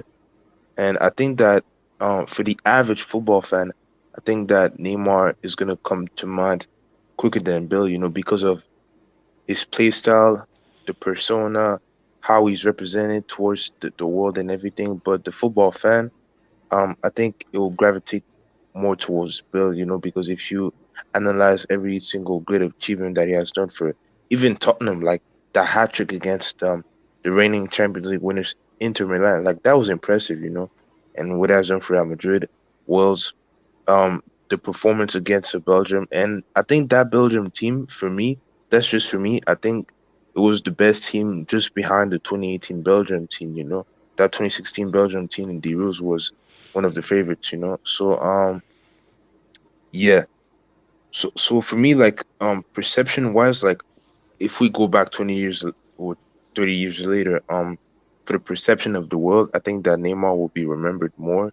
But for the hardcore football fans, it'll be Bale. But that World Cup is very important because every great Brazil superstar, they have given them what You like have to win a Pele, World Cup. You've got to win a yeah, World Cup. Pele. Okay, Zico, even though he didn't win it, his Brazil teams was probably the best that ever played football. Romario, R9, Ronnie, and now there's him. He has to win it. So if he wins it, I think that debate is kind of dead. But yeah, that's about it. Wait, let me just so Daddy who says Beetle Will Smith at No Sauce Red Pill Studio again. Daddy, What thank did you for your wait, amazing bro? insights. Daddy, you're amazing, bro. Amazing insights. Amazing Bro, I'm insights. trying to see the Oscars. QC8 says, by that logic, Bale greater than Baggio, Figo, Cruyff, Maldini. Maldini's legacy is about his longevity and how he's seen as one of the most consistent defenders of all time. Cruyff's legacy is how he was the centerpiece of a footballing system. Bale has a greater legacy than Baggio and Figo. Well, Baggio and Figo are better players than Bale. Legacy and how good you are as a footballer are two separate things. Those No, but things are two separate things. the quality of player you are can also be part of your legacy. It completely Yeah, it depends on can, how you do. absolutely. No. That's what I'm saying. No. For some cases, like Dino, see, in a case like this, that just shows you how good Dino was. Because Dino was such a good player. He was so unique. He did things that were so extraordinary. His legacy was purely his talents rather than his No, for his sure. big acumen and so forth. For sure, but wouldn't you say that, for example, JJ Okocha? That's fake. That's fake. That's fake. No, but That's fake. AJ, wouldn't you say, for example, yeah, JJ Okocha, for example, he hasn't really won anything in his career, but like people know who his he legacy is. is a skill. Yes. Yeah, but people know who he is. But that's my point.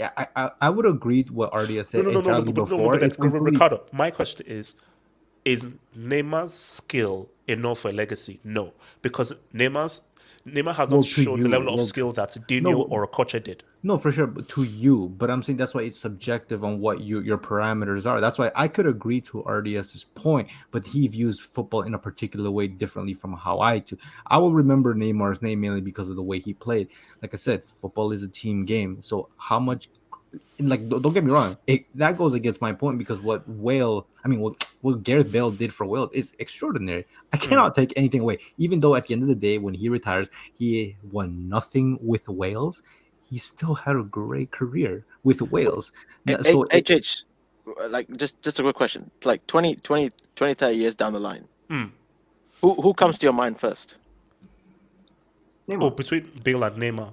Yeah, who would come to your mind Still too first? early, man. No, Neymar. It will always be Neymar. Even if they retire right now. Even if they retire right now. But YSK, in what sense? Exactly. Yeah. You're talking about just footballers that you've seen. Just because legacy, everything comes together. What you remember is who they were on the field, not necessarily what they always accomplished. Arbeloa has one of the greatest careers. Maxwell has one of the greatest careers. If you say Bale, you're lying. If you say Bale, you're lying because I know your type of football. It would be Neymar. The thing about it being Neymar is when we look at him, and the thing with when we look at him back, and like it's the thing of, and it's 2050, right? And we're looking back at the time of the early 2020, late 2010s, right? When we think of those times, Neymar will come to our mind, of course. But when Neymar comes to our mind, Neymar will come to our mind as, oh yeah, that guy that always just flopped in the UCL and never fulfilled his again potential. and again. It's the perception. And you think of him first for the right reasons, and then you realize what he was exactly. really. Yeah. And that's the thing, difference with him and Dino. Dino never had those failures that Neymar had. So even if Neymar had the skill that Dino had, if Neymar did the same things he did right now with that Ronaldinho skill, he would still be remembered for his failures. Because my thing is that that's why Dino is such a great example. Dino, in terms of titles and things, basically, that's one season of what Neymar did for MSN and so forth. He won a treble, and he was a large part of a treble. But Dino was not a large part of a treble. And can you name me a major final where Dino either scored in or was a major player in? So, but why people have such reverence for Dino is he was such a good player and he did such crazy things. Neymar hasn't done the kind of things that Dino did. Yeah, No one did. to also be fair, Ronaldinho was actually at a point like you couldn't dispute it. He was the best player in the world, and that kind of does hold weight. But I would, like I said last time too, that Neymar and Ricardo, also hold that point. Take Dino at his best and puts him in this era where Messi and Cristiano were at his best. There is a year where Dino wins that Ballon d'Or. Yeah, probably for sure. But the last point I want to make is that I think this argument about Neymar, you could actually put it in the same context as Pogba. Like Pogba has the World Cup, but his club career is lacking tremendously. Oh, it's he's in that horrible. he's in that bracket of like they were good, but they never lived up to their full potential because of the expectations we had of them. No, Bale also does that. Bale is also he didn't live up to potential. I see some of the things that Bale does right now still like. And I'm like, Bale, if you keep doing that consistently, you would be such a good player. But the difference is that he's not playing. He's not able to show that. That's even worse than actually playing enough. No, it's not. It's not worse because people eventually just forget about you. Yeah, but people eventually forget that you. But they also forget that you're bad. Yeah, but to be fair to Bale, two things. One, obviously, part of that was the strained relationship with Zidane. That was the one thing. There's context to that. The second thing is that he is still performing for Wales. So at least you have something. So even if you're Madrid, okay. He gets this from Madrid, that's fine. If you're a Welsh fan, if you're an international fan or not, so whatever, you look and go, oh, I saw Bale's drop a two-piece to get his team to keep Australia to a World Cup. That would never. Bale basically, if they beat Scotland or Ukraine, Bale takes Wales to a World Cup they've not been in 40 years. Yeah, that's crazy. You say what's up? That's crazy. Neymar has not is obviously the PSG situation is a joke, and with Brazil. We're hoping that he'll do something, but we don't know whether he'll get injured. We don't even know whether his presence will really matter, given the fact that Brazil have shown to succeed without him. So that's where I would say that at least with Bale now, you can still see that he's doing. If he was to tie now, you can still look back and go, "Oh wow, Bale took Wales to the first World Cup in 40 plus years." And the experience that generated versus Neymar go, oh, he's busy with his sister again. But Wesker, let me ask you this. When we all know where we were and how we reacted when Neymar scored that goal for Santos and so forth, do you truly believe that he has lived up to our expectation when we saw him score that goal for Santos? No, of course not. And that's my problem. That's the main thing. So when you ask that question, I said to myself that, because I just think to myself that there's never been a point when I've said Neymar is my favorite player. Never. You never liked him anyways. Like I appreciated what he did at Barcelona, but there was never a point where he was my favorite player. He was being close to being my favorite player when he moved to PSG, but then PSG is a poison chalice where it's not a proper football club. What Neymar needed was to be given the keys to Barcelona, and that's where we would have seen the truly next great player who was really the main dude. But the issue was Messi is Messi, and Messi is just forever consistent. So my thing though is, because people feel like if I hate, bro, you all know the kind of players I'm into. It's players like Neymar. Pause. Okay, so wait, HH, you think Neymar hasn't fulfilled his full potential? You think no, of course not. No, he hasn't. Objectively, he hasn't. We thought no. Neymar was supposed to be. He's supposed to be the best player in the world of all time. No, he's supposed to be the best player in the world right now. Yes, 100%. So Ricardo, between I know there was another guy who hasn't fulfilled his full potential, Paul Pogba. Who do you think has more talent, like Pogba or Neymar? See, that's hard because they play different positions. They're both incredibly but I'm talented. saying, like, I know they're both incredibly talented, but who hasn't like fulfilled his full potential more? Like, was it Pogba or was it Neymar? Neymar. I would say Pogba because you get judged annually on your club career all the time. So we see international is very tricky because you can be born in a bad generation in a bad country, so you never get to maybe display your full talents. But Pogba, in the sense he just ruined his transfer. Like, it's really the transfer, but then again, it's not completely his fault because United, I don't feel have done enough to put Pogba in that position to take them to the next level. Yeah, but was Pogba hyped up to the level that Neymar was. At Juventus, he was Even he wasn't. No, he wasn't. Guys, not to he that wasn't. level, Never. not to Never. that level, but everybody knew he was by far the most talented young midfielder, and Yeah, to the degree you can still see it today. No, Neymar was, but Neymar was coming in as basically for when sure. Neymar came in, it was the same hype that we had for Messi.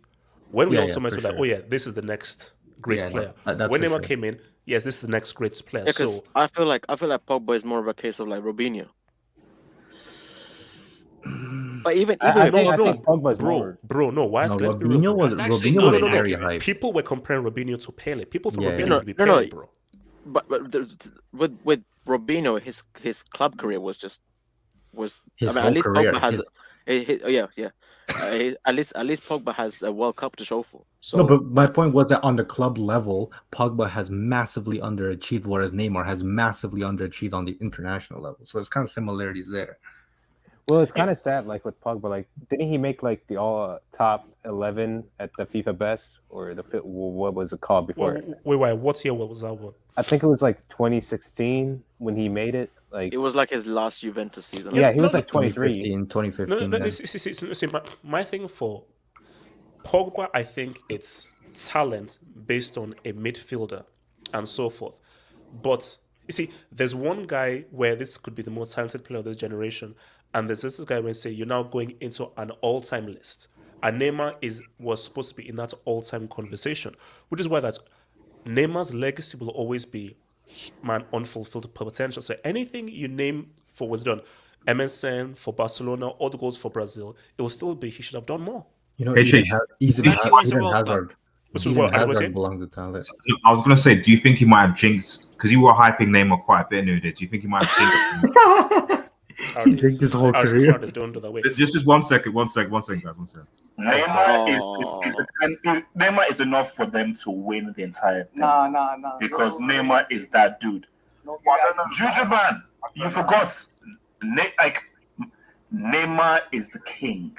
Oh my god! But if you have the king, and if you have the hero trumps all. What year was this? How did we go from that to comparing him to never Brazil is the best player in the world, bar none. What? This is the guy we've been waiting for. This is the next superstar. I'm so excited because this guy can still do great things. Wait, hold up. This is me, bro. Wait. Hashtag he was never my favorite. I'll repeat and say it again. Neymar is the best footballer in the world right now. It isn't Messi. No. Whoa! Wow! Hot take. That's a hot take. That's not me. That's not me, bro. Guys, that's not me. I just think. Wow. Wait, RDS. Guys, that's not me. Hashtag not my favorite player. Relax. Hashtag never my favorite player. Wait, HH. Man, this is why HH doesn't go 5 hours into a hangout. Ricardo, what are you saying? Would you say Mbappe was as hyped as Neymar was? No. Okay. No. You know what's crazy about Neymar? Wasn't this guy like top 2, top 3? Now he's like not even like top 20 or top 30. Yeah, like he didn't even crack the top. What is? No, because I think this is Neymar's last run because he's semi-retired already. Like for me, he's given up with PSG. That's horrendous. That's true. He's already given up with PSG. Now he's just playing. He's on autopilot now with PSG. So sad, man. QC says I disagree. Legacy and greatness includes everything. Yeah, but it's dependent on. What's it? Dino's legacy is based on how good he was. Okocha's legacy on how good he was. Zidane's legacy is how good he was and what he did in the CL final and World Cup final and what he did in that 06 for his age. So it's all different things. Legacy does not necessarily it doesn't have to be a good thing either. A legacy can be bad as well. Yeah, so. which is the point that also Sona made. Is like it's like Neymar hardly has a legacy, 100%. Does the good outweigh the bad? Time will only tell. Dajo RF man, thank you for the dub.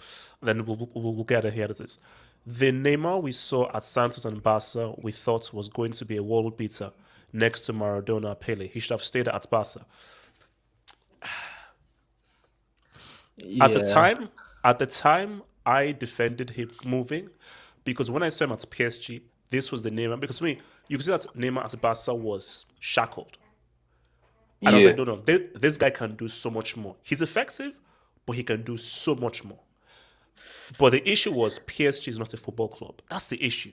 If PSG was a football club, who knows what Neymar could have done? If Messi began to decline and Neymar now controlled the team, who knows? But he would have been the next dude. Messi just didn't decline, and which means that Messi played the role that Neymar was supposed to play at Barcelona, because Neymar was supposed to be the guy, the star, the face, like Romario was, like Rivaldo was, like Ronaldinho was. To be fair, I don't think Neymar, like, I think Messi and Ronaldo are such anomalies that even trying to put them in that level that he would have reached level was like kind of overshooting it, in my opinion. But I think Neymar, like, he was supposed to be the best player in the world. I don't think he would ever reach Messi and Ronaldo levels, but he was definitely supposed to be that guy. No, but I was told he's the king. Wait, okay. No, guys, let's get it. Guys, guys, I told you. 5 hours. Hangout or 5-hour content crack. Like, guys, drop those likes, man. We need to say 5 hours content crack. The Ricketts, man. They get how many those boys how many unlocked, man. Get those boys Why is Jackson? Screw you. Get those boys unlocked. Guys, HH, you watching the Oscar? Oh, relax. Yo, how many likes for the video? No, guys. Drop those likes. 5 hours content crack. I'll see you guys 69 likes Tuesday. Peace out, stay true. Peace. Thank you.